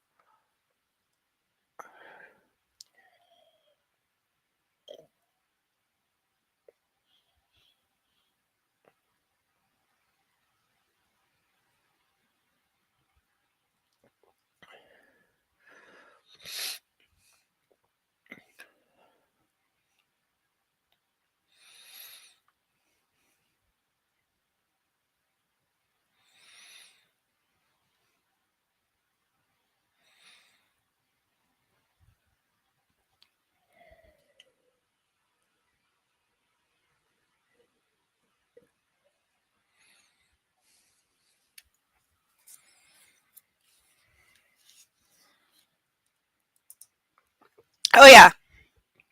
I'm right there with you. 100%, yes. That is why my soul was struggling to even pronounce that, because dear God, it's bad. There's no other way I'd like to celebrate than with pancakes. I kiss her beneath her earlobe. Well, I can think of one way. I gently tug her pigtail once more. You always get an A. Oh, this is so bad. Christian, Roz says, her tone abrupt. 7 pairs of eyes are all directed at me. Shit. I stare blankly back at Roz, ignoring everyone else, and tilt my head to one side. What do you think? She's barely disguising her irritation, and I assume this is not the first time she's asked. Come clean, Gray. I'm sorry, I was miles away. Her lips form a thin line, and she glances at Marco, who gives me a warm smile and proceeds to give me an executive summary of what he's just outlined. Okay, I respond when he's finished. Let's go after Geo Lumara. They could be a worthwhile addition to the energy division. We need to widen our footprint in green energy. The others? I shake my head. We should consolidate. Let's concentrate on Geo Lumara. Send me all the details. Will do. We need a discussion with the Taiwan shipyard. They're eager. Excuse me. We need a decision on the Taiwan shipyard. They're eager for a response from us. Roz looks pointedly at me. I read the impact assessment. And? Excuse me. This is a gamble. It is, she acknowledges. But everything in life is a gamble, and at least as a joint venture we'll share the risk and it might secure the future of the shipyard. Roz and Marco nod. Let's move this forward. I'll get the team on it, Marco says. Good. I think that's it. Thank you, everyone. They all rise except for Roz. Can I have a quick word? She asks. Sure. She waits until everyone leaves. Well, and I wait for her to chastise me for my daydreaming. Wood has withdrawn his legal threats. We're all good. That's not what I was expecting you to say. I know. Honestly, Christian, it's like you're on your honeymoon already. Honeymoon? I haven't even thought about a honeymoon. Really? Really? You haven't even thought about... God, what is wrong with him? Shit. Something else to organize. No, something else for you to tell your PA, book me a honeymoon. Roz scoffs. You'd better get on it, she shakes her head. I know I'd whisk Gwen away to Europe. I'm surprised by Roz's candor. She rarely discusses her home life, and although I know she has a domestic partnership with Gwen. No, wait, what year did, no, when did the US legalize, and I know it's under threat right now, and I'm trying not to lose my shit over it, because even though I don't live there, fuck the entire world for what's going on with the asking the Supreme Court, which just happened this week. An official case has been launched to ask the Supreme Court to overturn Obergefell v. Hodges, which is the case that legalized gay marriage in the U.S. I know I don't live in the U.S., but it's still it's an abomination against the world and against love, and I'm going crazy because of it. But what year did the U.S. actually legalize same-sex marriage? Because this is taking place in 2011, and he's still using the term domestic partnership, which was the U.S.'s half-measure bullshit of saying, like, you can have like a civil arrangement but not an actual marriage, because we're trying to be progressive without being progressive, but we're sick of being called homophobic and the financial and global boycotts that were coming with that. So we're going to invent this bullshit thing called a domestic partnership and claim that's just the same, even though it's completely not, and it had no legal weight whatsoever. But what year did they officially? Because I think, because again, I've been going over this week because of the current challenge. So I think it was after this, because I think it has been almost to the dot 10 years. So I think it was like 2014, 2015. So it was a few years after this that it became legal. But just seeing that just like triggered the shit out of me. Just seeing that phrase, domestic partnership, like the disrespect and the fucking closeting by society and by governments, and the fact that was law. There was like you are closeted by law, and that was a thing. And now they might just not even go back to that, but be far worse than that. And also, riddle me this, America, because I want someone to answer this, please. Let's just say the Supreme Court, who are cracked beyond fucking crack, actually rules against themselves, because that's what they were doing. Many of the current justices that are still there voted in favor of legalization. They're still there. But let's just say they reversed themselves a mere 10 years later, which they're not going to do. Or at least I hope they're not. I didn't think they'd overturn Roe v. Wade. That was a very sad day for me. I screamed out loud and broke a TV. It was 2015. God damn it. I was hoping I wasn't right. But yeah, it was 2015 for Obergefell v. Hodges. And now I've lost my train of ranting. I didn't think they would overturn that, but let's just say they do. If they overturn the legal right to gay marriage in the States, what do you do about all the couples that are currently married? What do you do? What do you do? Do you declare their marriage licenses invalid? They were legal when they were granted. Gay marriage was legal when this person got married. They hold a legal marriage license. They are legally married. What do you do?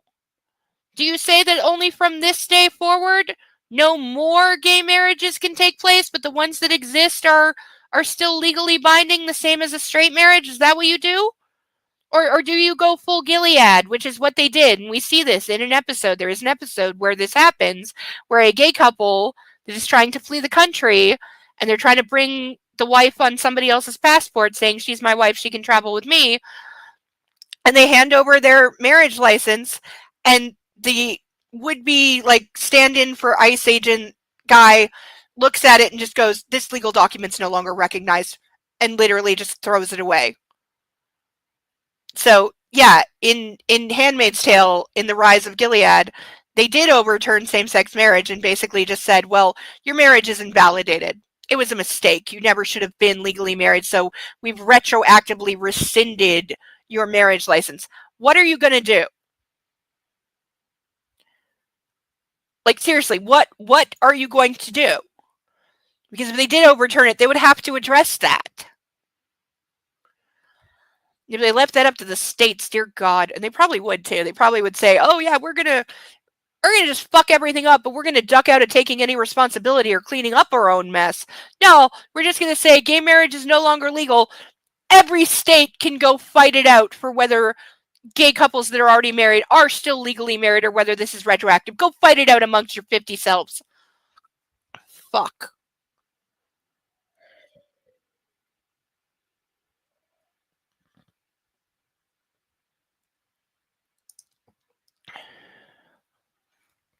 Yeah, that's what I'm afraid of.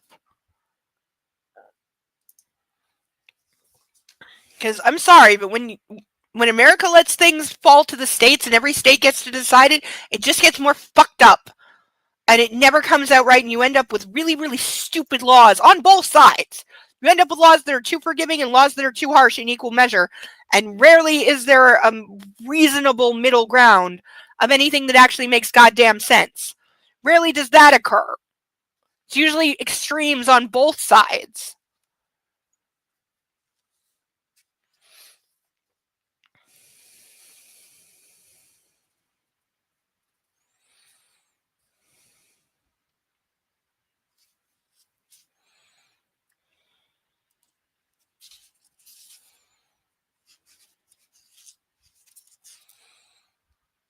Oh, I have highlighter on my hands and it smudged the book.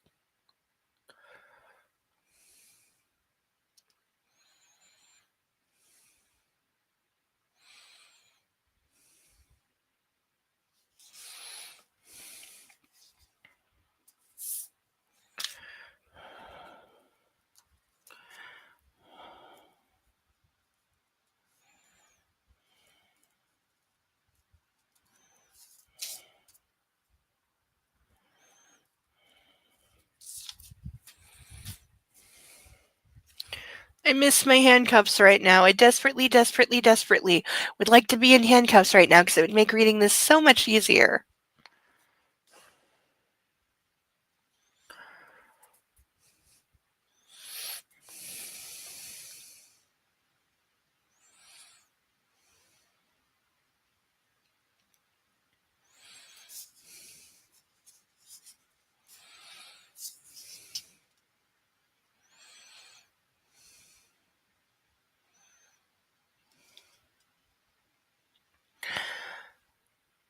Oh god, it gets worse.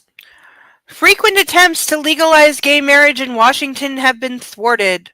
I make a mental note to talk to Senator Blandino about this when we next meet.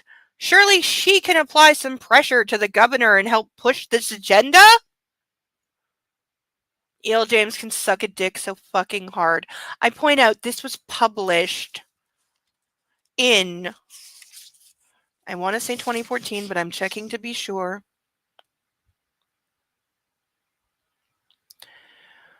Oh, 2012.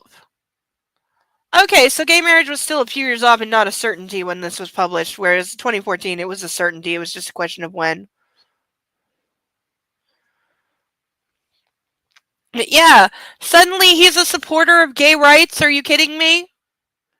Like, again, this is bullshit that was added later because this was released much, much later. This is absolutely pandering crap. Like, as I said to Disney and Star Trek both, suck my fucking cock when it comes to this pandering garbage.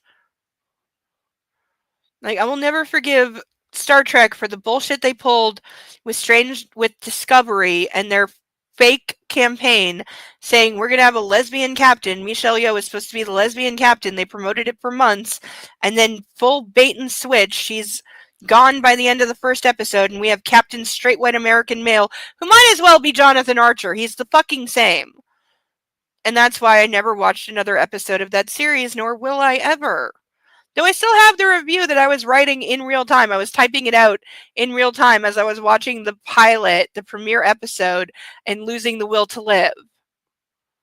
Because I was so excited for it that they were finally going to have a gay captain.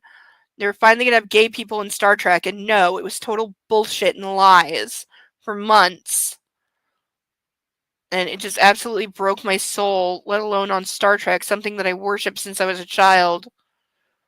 You know, and Disney with their, like, placating crap and pandering to China can suck my... Like, they took the lead character of the Star Wars, like, unnecessary 7, 8, 9 series. They took the lead character, Finn, because he's a black guy. They took him off the posters in China because China is racist.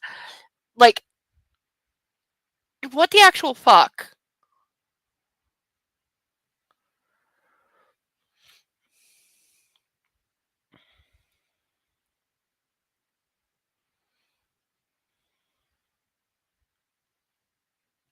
I thought Anna and I might stay somewhere near Bellevue overnight. We're both working. Gray, you can do better than that. Roz screws up her face in mock disgust as she starts to gather her papers. Really? You're a billionaire douchebag playboy, and you thought your girlfriend's going to be satisfied with, like, spending a night in a hotel? Like, I'm sorry, but he can't be this stupid. Ever.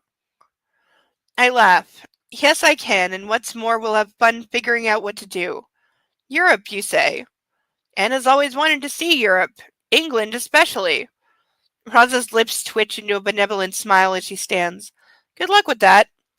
Her parting words echo through the empty room, leaving me to contemplate where the hell I'm going to take the future Mrs. Gray for a honeymoon. I hope she has a passport! You don't even know if she has a goddamn passport, because you better get on that right the fuck now! And you're not getting one within a month, even within your money and your influence. But, like, you two might just have to tour America, because she can't travel. Back in my office, I check my computer, and there's an email from Anna that she sent an hour ago, because, again, neither of them fucking work.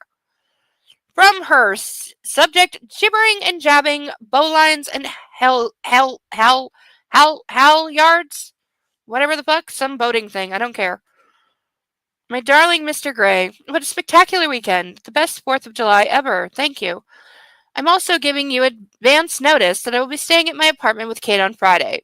I will be packing so I can move in with you on Saturday. But I should warn you, this will be a girls-only evening, so your presence will not be required. But much missed. Maybe you can write your vows. Just an idea. Laters, baby. Anna XXX. Oh, now he's gonna freak out because, oh my god, she's expecting me to write my own vows. I don't know what to do.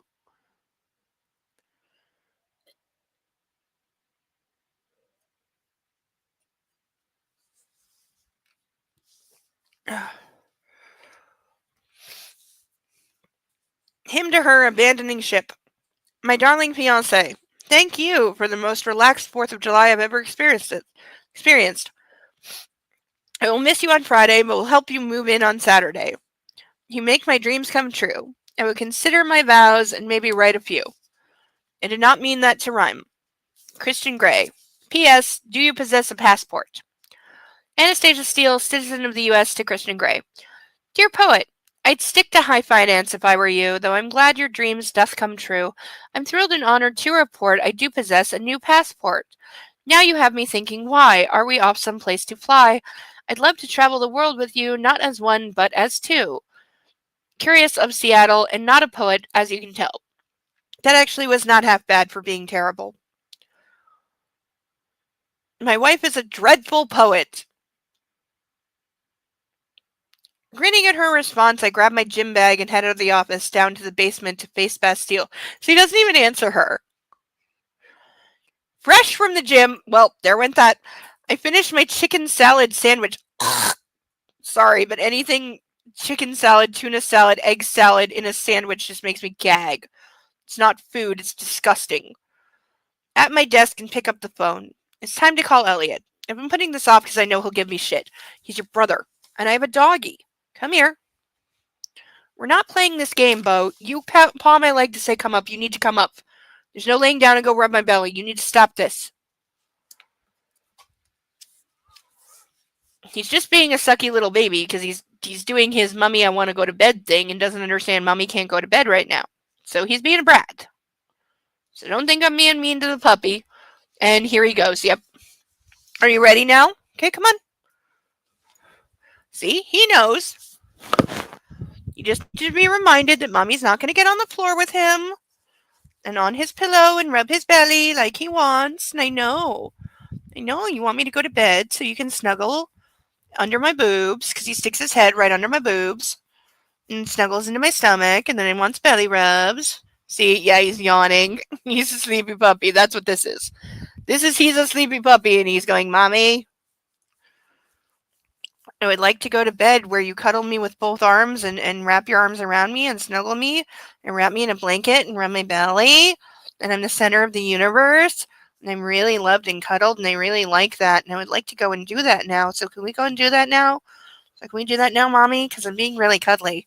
And I'm falling asleep on your arm because I'm a puppy and I can. And I'm a doggy. And don't you love me? Don't you want to make me happy and be a doggy? And I'm such a good doggy. And I'm such a good boy. I'm a really good boy. I'm being a good boy. I'm not at all being sucky. Not at all just being a sucky little brat. No, I'm totally not doing that. I'm not being a sucky. No, I'm a baby. I'm just a baby dog thing. I am just a baby dog thing that needs to be petted and loved and cuddled, and I'm not being sucky. I'm not being a sucky baby. No, I'm not being a sucky baby. I'm not being a sucky baby at all. No, I'm not. Not a sucky baby who's melting over your arms. No, I'm not doing that. Totally not doing that. Notice his legs are like down here on my stomach and he doesn't even care. Yes. Yes, you're such a baby, I know. I know. I know. I know when you're a baby. Okay. I love you. I love you. I love you. You're going down. Alright? I'll cuddle you when I'm finished. I'm almost finished, okay? You gotta give mommy a little more time.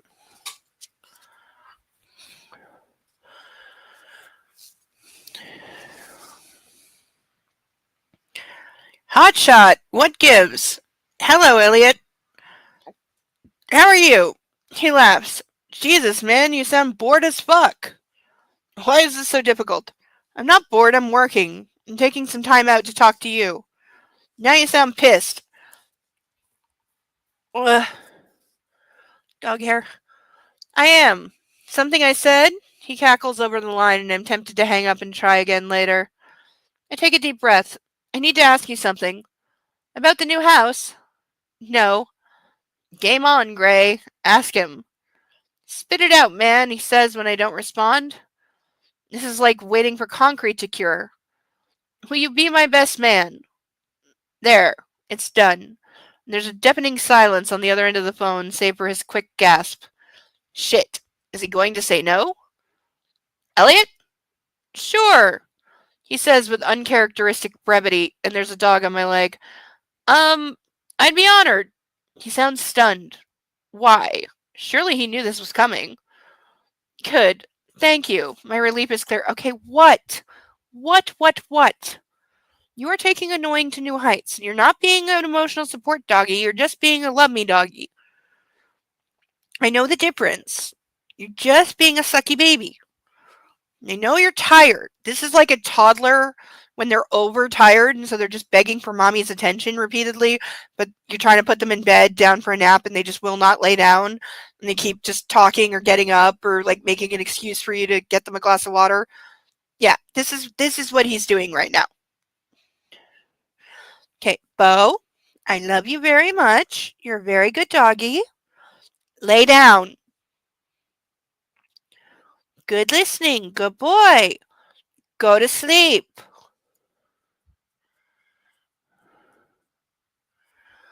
You can pouty face at me all you want. Go to sleep.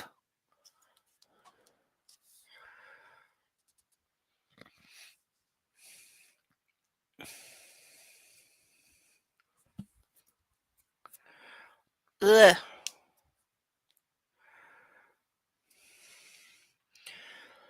Good. Thank you.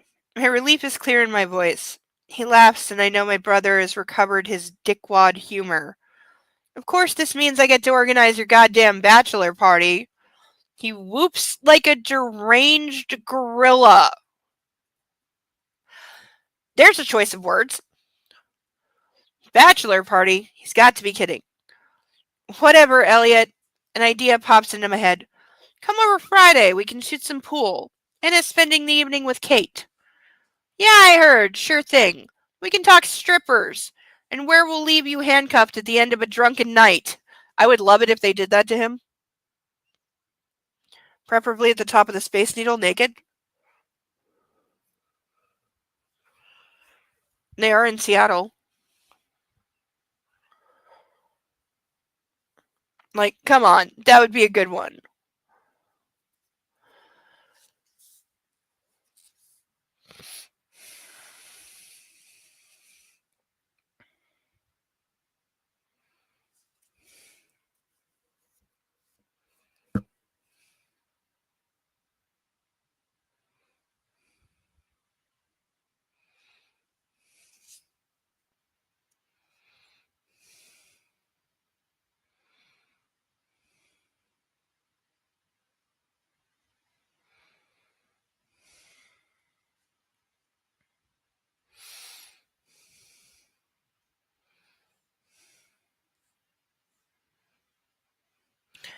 I laugh because he has no idea. We? I ask. I know you have no friends, you fucking recluse. I'll drum up a posse who know at a party. Oh no. Let's talk Friday, I respond. Can't wait. By the way, have you been in touch with Gia? Yes, I have. Anna and I had a look at her portfolio online. We both liked what we saw. Miss Mateo is going with the real estate agent to check out the property so that when we meet, she knows what we're talking about. I need to see this place too, Hotshot. I know. Let's do it Friday after work. Rad. Sounds good. Who the fuck says rad? Nobody born in his generation. Okay, laters, Elliot. Nobody says laters ever. Like, this was never a thing. An unexpected surge of warmth fills my chest, and, thank you. What are brothers for? Oh, now we have another flashback. Why is there so many flashbacks? Because you had nothing else to write about. So, this is your new office, Hotshot. Elliot strolls through the door as laid back as his tone. Do you have to call me that, Lelliot? I stress his nickname and wave him towards my white leather couch. There's a horrible idea. My aunt had one. While she had 2 children under the age of 5, she thought a white leather couch was a good idea. The kids destroyed it within like 3 days. It's what you are. Look at this place. He waves a hand in the direction of my outer office, wearing jeans, a t-shirt, and his Aztec jacket from San Diego State. Aztec? I'm sorry, his Aztec jacket from San Diego State? Okay, I'm pretty sure San Diego is a place and not just a store. Because here it's a store. But I'm pretty sure it's a real place. But Aztec? What? Is this like a Washington Redskins thing? Did this used to be true? Even though it's really racist and culturally inappropriate? Like, what? And also, someone confirm that San Diego's a real place, please?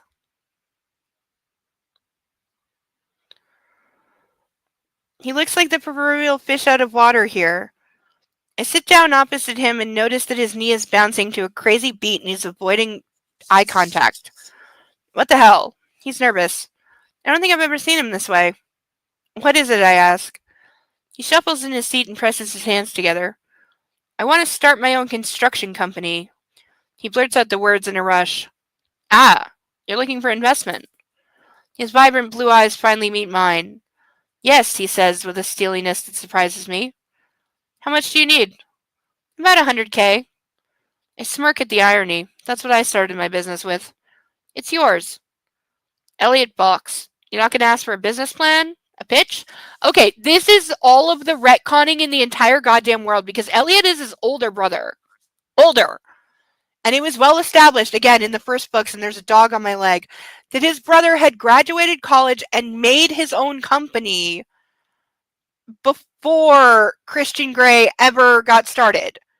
So again, this is horrible retconning to where, like, now he's the one who his brother owes it to. Why is his brother going to him instead of his parents? His parents would fund it in a second. Hell, he's got a trust fund that would fund it. He could sell a couple watches and fund $100,000 easily. So no, his older brother, who again, in the original series, is the, like, successful older brother. He's got a mega successful construction company and he's an architect and, like, he's wildly successful and the parents are so proud of him and he's everything that they wanted him to be as rich upper class WASP people. But now all of a sudden, no, we're retconning. No, he was a fuck up who was a skirt chasing loser and had to go to his little brother when his little brother finally made it and beg him for the money to start his construction company that, again, apparently he doesn't work for or exist at because we haven't seen it, and he's still a skirt tracing loser in this one, but only in this one. Like, it was in the other one, yeah, he had a string of, like, girlfriends, but they were girlfriends for several months. He just hadn't married anyone yet. So basically he was normal and very successful, as he should have been, and older, and he did it first. But now, no, we're completely retconning, again, everything, to where he's a guy who never grew out of the frat boy 17-year-old phase and was just a skirt-chasing dork who has to ask his little brother to get me out of town this weekend because some girl's all over my jock. Literally, that was a phrase. Puppy, I am sorry, but you're on my last nerve. I've told you to go lay down and go to sleep. Yeah, you know you're being annoying, and you know it. I'm sorry for scolding the puppy, but he needs to be told. And he is deliberately being annoying right now because he wants me to go to bed and doesn't, he doesn't wear a watch. He's a puppy. I know you want me to go to bed and I love you very much, but it's not bedtime yet, so you need to wait and curl up and take a nap, mister. It's on the border with Mexico? Okay.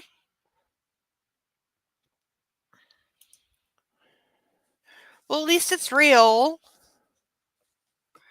That might explain the Aztec reference, but Jesus Christ.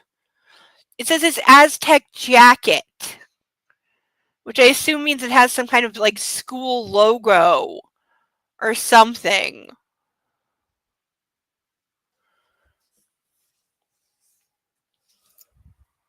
Where are you? Bo, I said lay down. Go to sleep. You are so tired. I love you, okay? I love you, little puppy. I love you so much. But you need a nap. Okay, lay down and go to sleep. Tuck your nose into your belly. Put your paws over your nose. I'm going to sleep.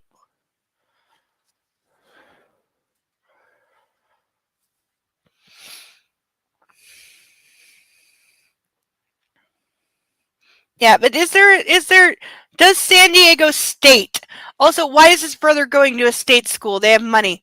But do they have like a really racist logo?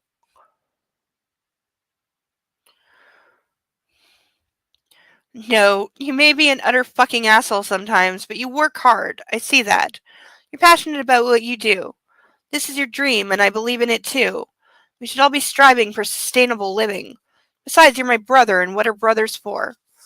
When Elliot smiles, he lights up a room. So now his brother is so like, why wouldn't you just have his parents be of like modest income? Them have them be like middle class but modest. And yes, they adopted 3 kids, but have him be the breakout of the family, the first one that made it big. And so then, yeah, his siblings will come to him and be like, hey, can you pay for me to start my own construction company? Mia wants to be a doctor. Can you pay for med school? Because mom and dad can't. Yes, the San Diego State mascot is the Aztecs. Please tell me this is not still true. This is set in 2011. If it was true then, it's still atrocious, but more forgivable than if it's still true now. Jesus Christ. Okay, puppy,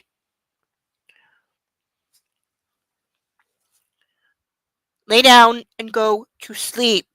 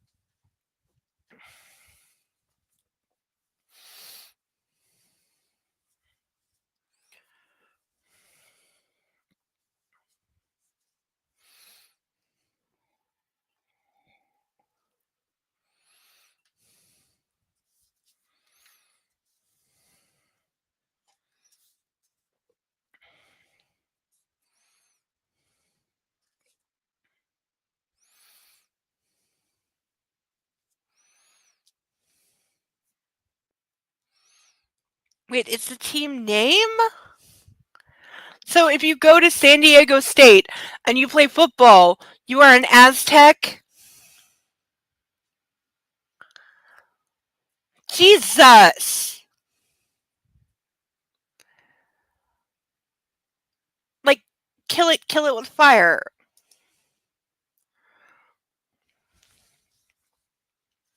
That is not okay. That is not okay for a lot of reasons.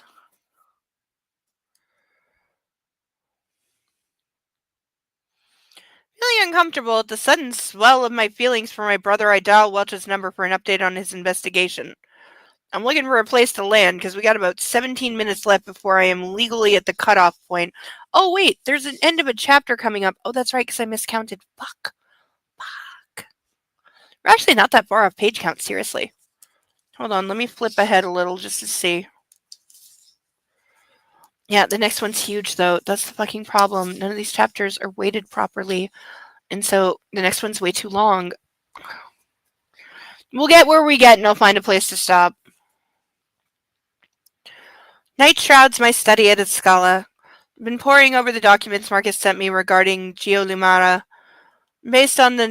Based in Nevada, their solar farm is already producing enough kilowattage to light up 2 neighboring towns. They have the expertise to bring cheaper renewable energy into other parts of the U.S. Excuse me. And I think they have a great deal of potential. I'm excited to acquire the company and see what we can add to their business model. I email Marcus to confirm my enthusiastic interest and then go find Anna. She's in the library, curled up in her armchair, laptop on her knees, and Snow Patrol playing quietly over the sound system. I assume she's working on an upcoming book, and it occurs to me that we should get her a desk and chair in here. Hi, I say when she looks up. Hi, she smiles. Are you reading another manuscript? I'm doing the first draft of my vows. I see. I saunter into the room. How's that going? It's intimidating, Mr. Gray. A little like you.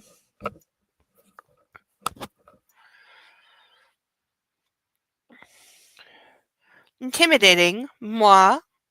I pressed my hand to my chest in feigned surprise. She purses her lips to hide her smile. It's her speciality. Settling into the armchair beside Anna, I lean towards it. This is going to turn into library sex, isn't it? And I'm going to cry. I lean towards her, my elbows resting on my knees. Oh, I thought I had other specialities. Even from this distance, I catch a whisper of her fragrance. Pure Anna. It's intoxicating. The fact that somebody has not made that into a perfume, I swear to God. A pretty pink stains her cheeks. Well, yes, you are blessed with other specialities. This is true. She closes her laptop, tucks her feet beneath her, and raises her chin with an air of prim, old-fashioned school teacher. You know, I've done that for role plays. Even in person, I had a ruler. I have a steel ruler that smacks really well. And if I use the corners, certainly other things. But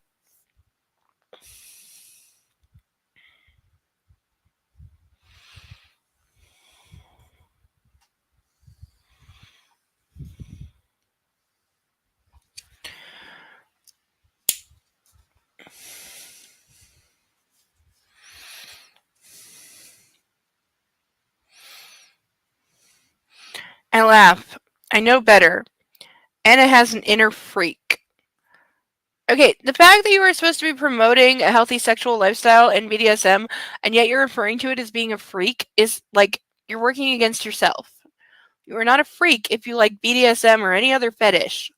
You're a human being. Everybody has a something. Everybody. Everybody has a something. Everybody is a kinky freak about something. Nobody is normal, okay? Everybody has a something. Everyone.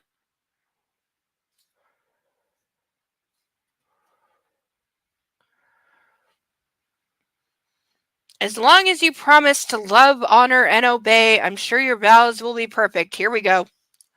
Anna laughs. Christian, I'm not promising to obey you. Here we go. Here we go. Ding ding, round one, fight. What? She thinks I'm joking. We all know that you're not, but nor would I ever say that to you, you disgusting pig.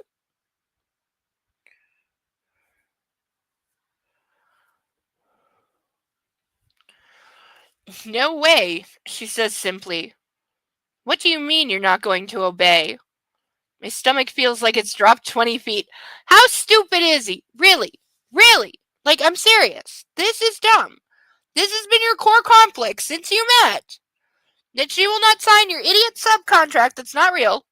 And she never did. And it got dropped after the first thing, even though that was the entire point of the first book. It got dropped.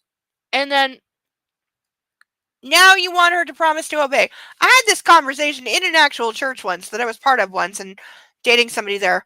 And we were cleaning up from a social, so we were all just kind of hanging out, screwing around.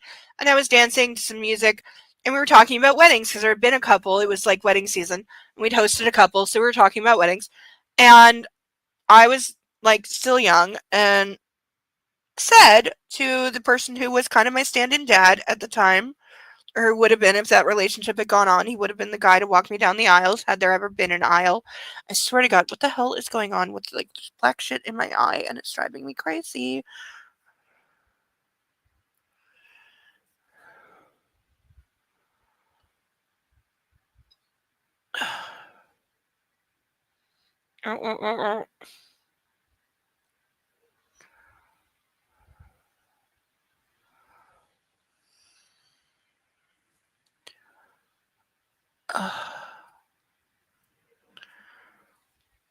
Okay, I'm gonna stop before I tear something, but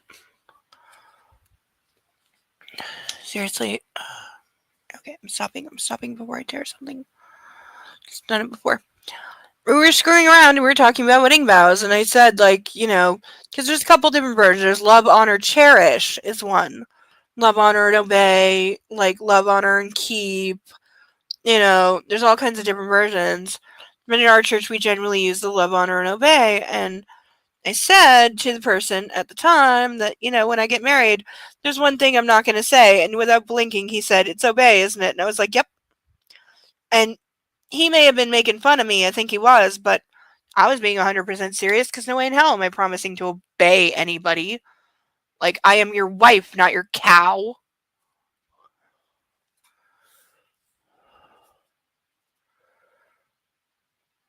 Okay, my eyes really bugging me. Okay, turning the camera off for 2 seconds. 2 seconds. I'll be right back. Why isn't my...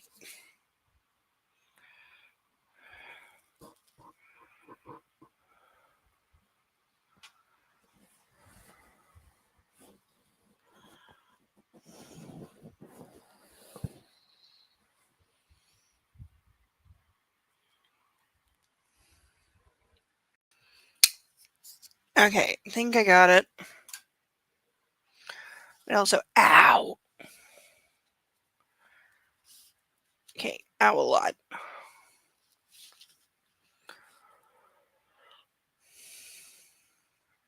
But this should be the most predictable argument ever.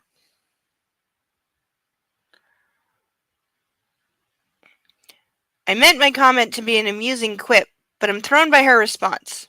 Anna flicks her hair over her shoulder and it captures the light from the table lamp, highlighting the few red and gold strands. It's beautiful, distracting me, but my attention shifts to her mouth, and she flips, her lips flatten into a stubborn line as she folds her arms and strengthens her shoulders in a way that she does when she's gearing up for a fight. Hell, she's going to argue with me? Well, duh, idiot. Like, what do you... He really is too stupid to exist.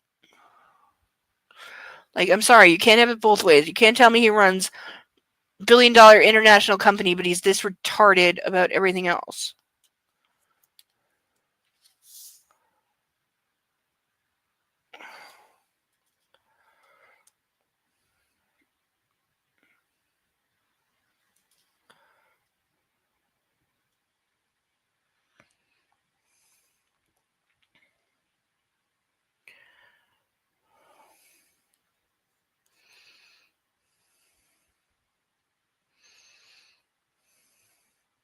You can't be serious. I'll love and honor you always, Christian, but obey? I don't think so. Why not? I'm perfectly serious. Because it's the 21st century. And? How can she oppose me on this? Again, he's stupid. He's really stupid. The conversation is not going the way I expected. Well, I hope that we could come to some consensus on issues within our marriage through discussion. You know, communicating with each other. She continues. I'm hoping for that too, but if we can't, if we reach an impasse and you go off and put yourself in unnecessary danger... So he's mansplaining life to her right now, and he can suck my dick all the harder. All manner of horrific scenarios flit through my mind. An unease spawns exponentially in my gut. See, we're supposed to forgive him because he's like doing it out of the good place. And he's doing it like, ow, ow, ow, ow, ow, ow, ow! Fuck, I can't touch my eye. Ow. Ow. There's still something in there and it really hurts. Ow. Oh.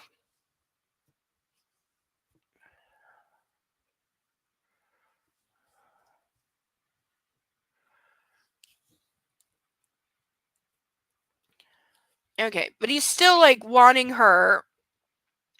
He's basically saying, I get the veto. I get the final vote. If we have a disagreement, I get to override whatever you want and make the decision because I am man. Hear me wave my dick. That's basically what he's saying. And it's disgusting and horrible and like...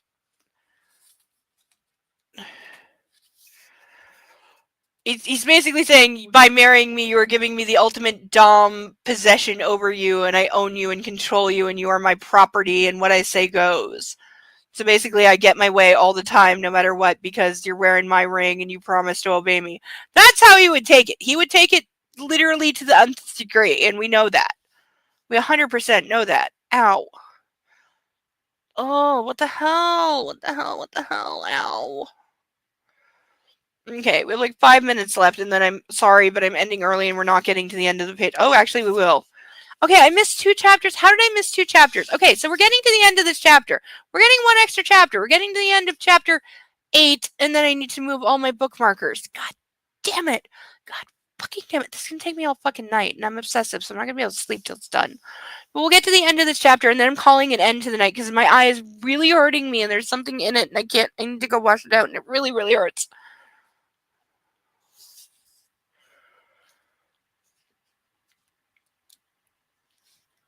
This conversation is not going the way I expected. Communication with each other. I'm hoping for that too, but if you put yourself in unnecessary danger, all manner of horrific scenarios flit through my mind and unease spawns exponentially in my gut.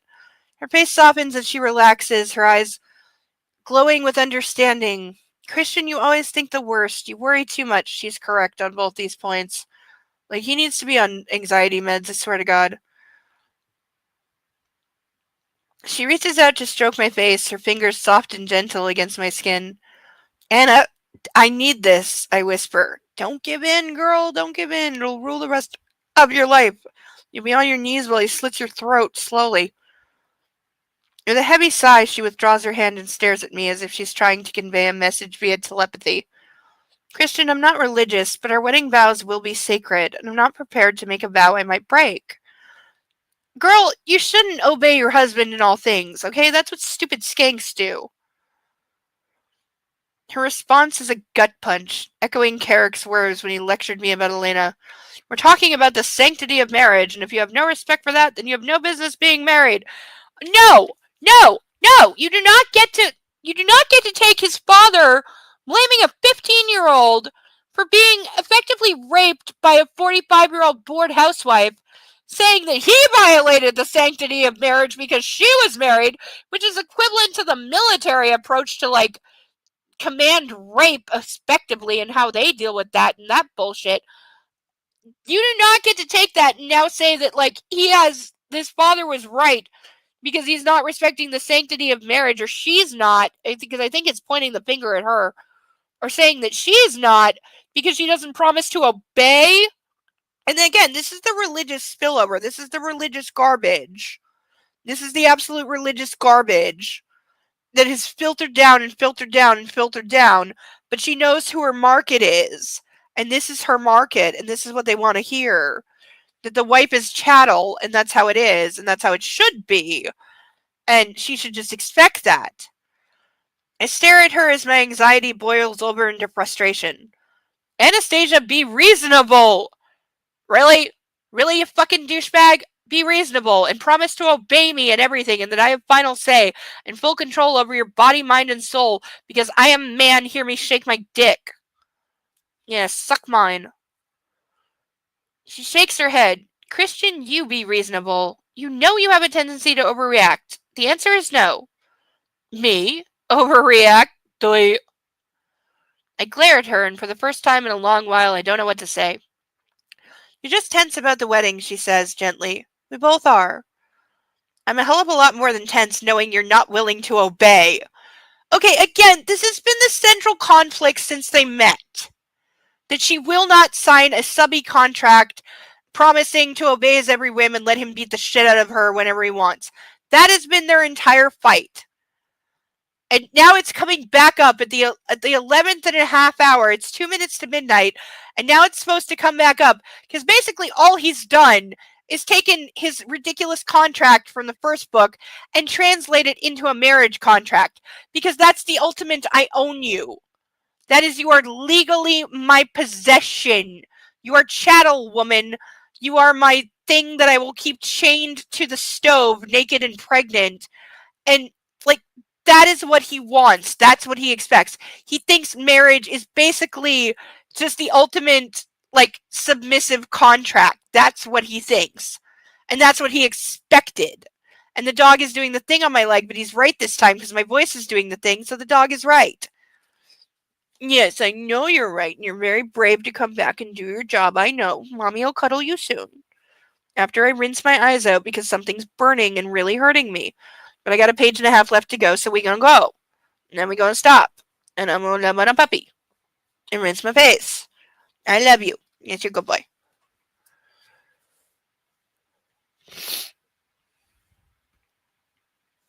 I glare at her, and for the first time in a long while, I don't know what to say.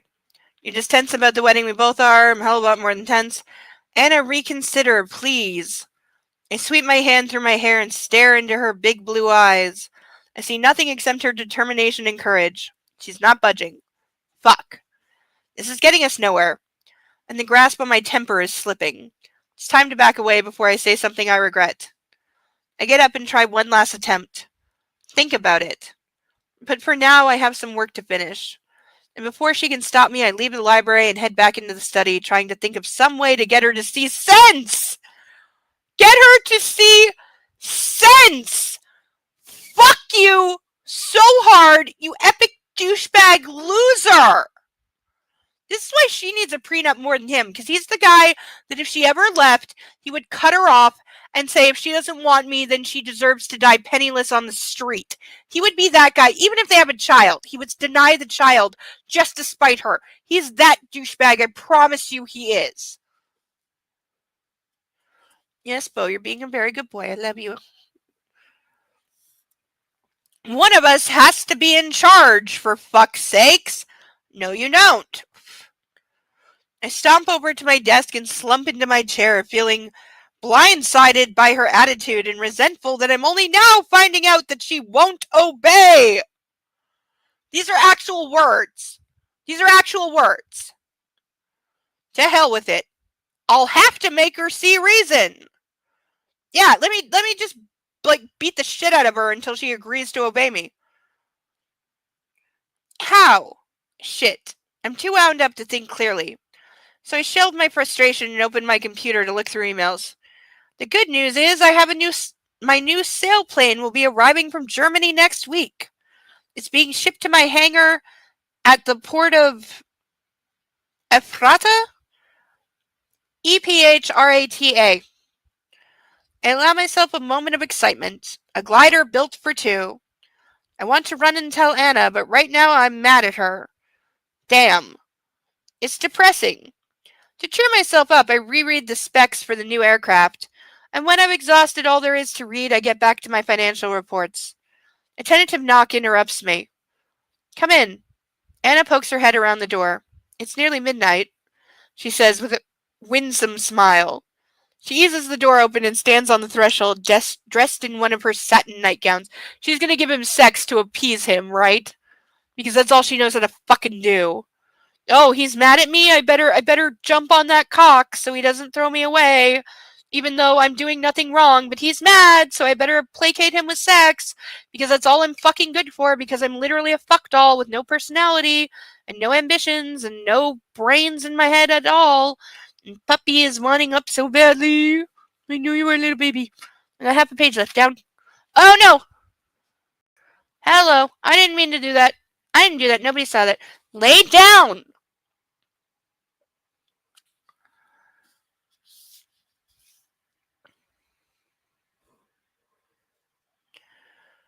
Lost my place. Satin nightgown.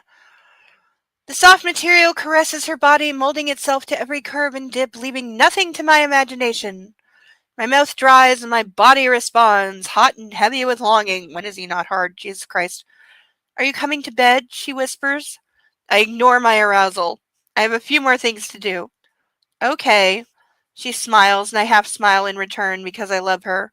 But I'm not going to concede on this. She has to come to her senses.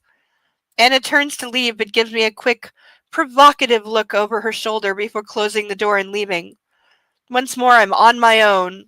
Hell, I want her. But she won't obey, and that's pissed me off.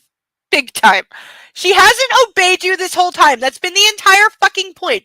That is the only point of contention in their relationship, is that she will not blindly do whatever the fuck he says, and that pisses him off. That's their only point of contention, and he's surprised that it's coming up now. Like, he's such a child.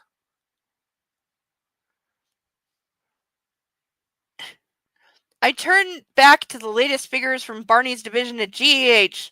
They're not nearly as seductive as the delectable and disobedient Miss Steele. End of chapter! Whatever the fuck chapter we're currently on, I don't know, because I have to start over. Jesus Christ.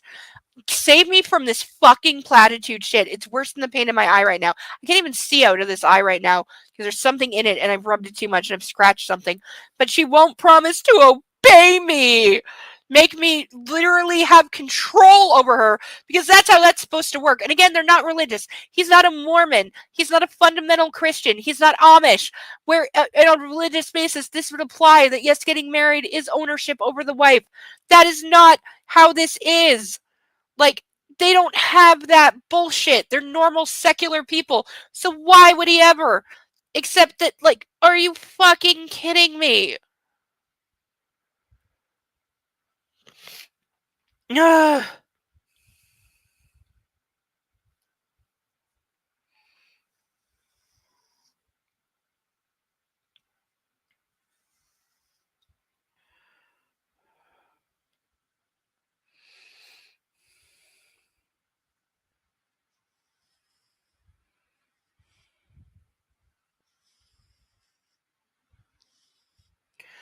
Okay, so we didn't quite get as far as I thought. We did cover our page count. Almost. No, we did. Yeah, we're good. But now I have to go through this entire book and redo all of my bookmarks, because fuck E.L. James in all of the ways. Ugh. Epically and in so many of the ways. I don't even know where we are right now, because I have to redo everything and go through this entire stupid thing again. But thank you everyone for being here. Thank you for being here and bringing your fur babies. For anyone still with us, please say hi in the chat. Please say goodnight in the chat. Let me know you're still here. But that was worse than I thought. That is one of the worst nights we've ever had, honestly, because there was just nothing. He's such an asshole. And we're retconning his brother's an entire story. His father's an asshole and always has been. And, like, his family's the worst. Everyone's the worst. I think this is supposed to make us feel sorry for him, but again, it's making your hero better by making everyone else worse, and that doesn't work. It's cheap and it's lazy, and it doesn't work. And so that's really bad writing. Like, this is falling to new levels of bad even for E.L. James. It really, really, really is. And for him to respond this way over the obey thing when that should be the most obvious, and I mean the most obvious thing ever. Yeah, I'm sure my eye will be fine. I just have something in it that is not getting out, and plus I think you know when you rub at your eye too much, trying to get something out and you scratch it? Like, I've definitely done that. It'll be fine in a day or two, I'm sure. But thank you very much, and I appreciate the concern, and thank you so much for being here. I know I'm a lot to put up with, and tonight it was especially off the rails, but thank you. I hope everyone enjoyed our new duck stage. I really did work really hard on this, so please like our new duck stage and our new ducks. We need some more ducks to fill it up. We do have more ducks available to fill up the stage if anyone would like to. But until next week, and please come back. We are here Saturday nights, 8 p.m. Eastern. Please like, subscribe, and comment. Certainly comment. I love comments. Love responding to any comments, even the nasty ones. But have a good weekend, everyone. And above all, take care of yourself. Love on a fur baby. Until next week, please don't read this absolute garbage book. And if you do, don't put any stock in what it says, because it's demented and wrong and horrible. And nobody should try to live up to this ever, because most of it is criminal at the very best. But until next week, love yourself and love a fur baby. I have been Insane Lane, as well as the Canadian Girl Reacts. Please check out my other channel if you can find it on YouTube. They're a little testy about that, but it is called Canadian Girl Reacts, so please check out that channel if you are so inclined to watch me make fun of body cams, etc. But until then, everyone, love on yourself, love on a fur baby. We'll be back next Saturday with more of this absolute dreck after I recount all the chapters again. And take care of my eyes so I don't go blind. But have a good weekend, everyone. Thank you for being here. You're all the absolute, absolute, absolute best. And you give me hope and joy in the world, and I'm so glad to know you all. So until next week, take care of yourself. Love a fur baby. Bye-bye.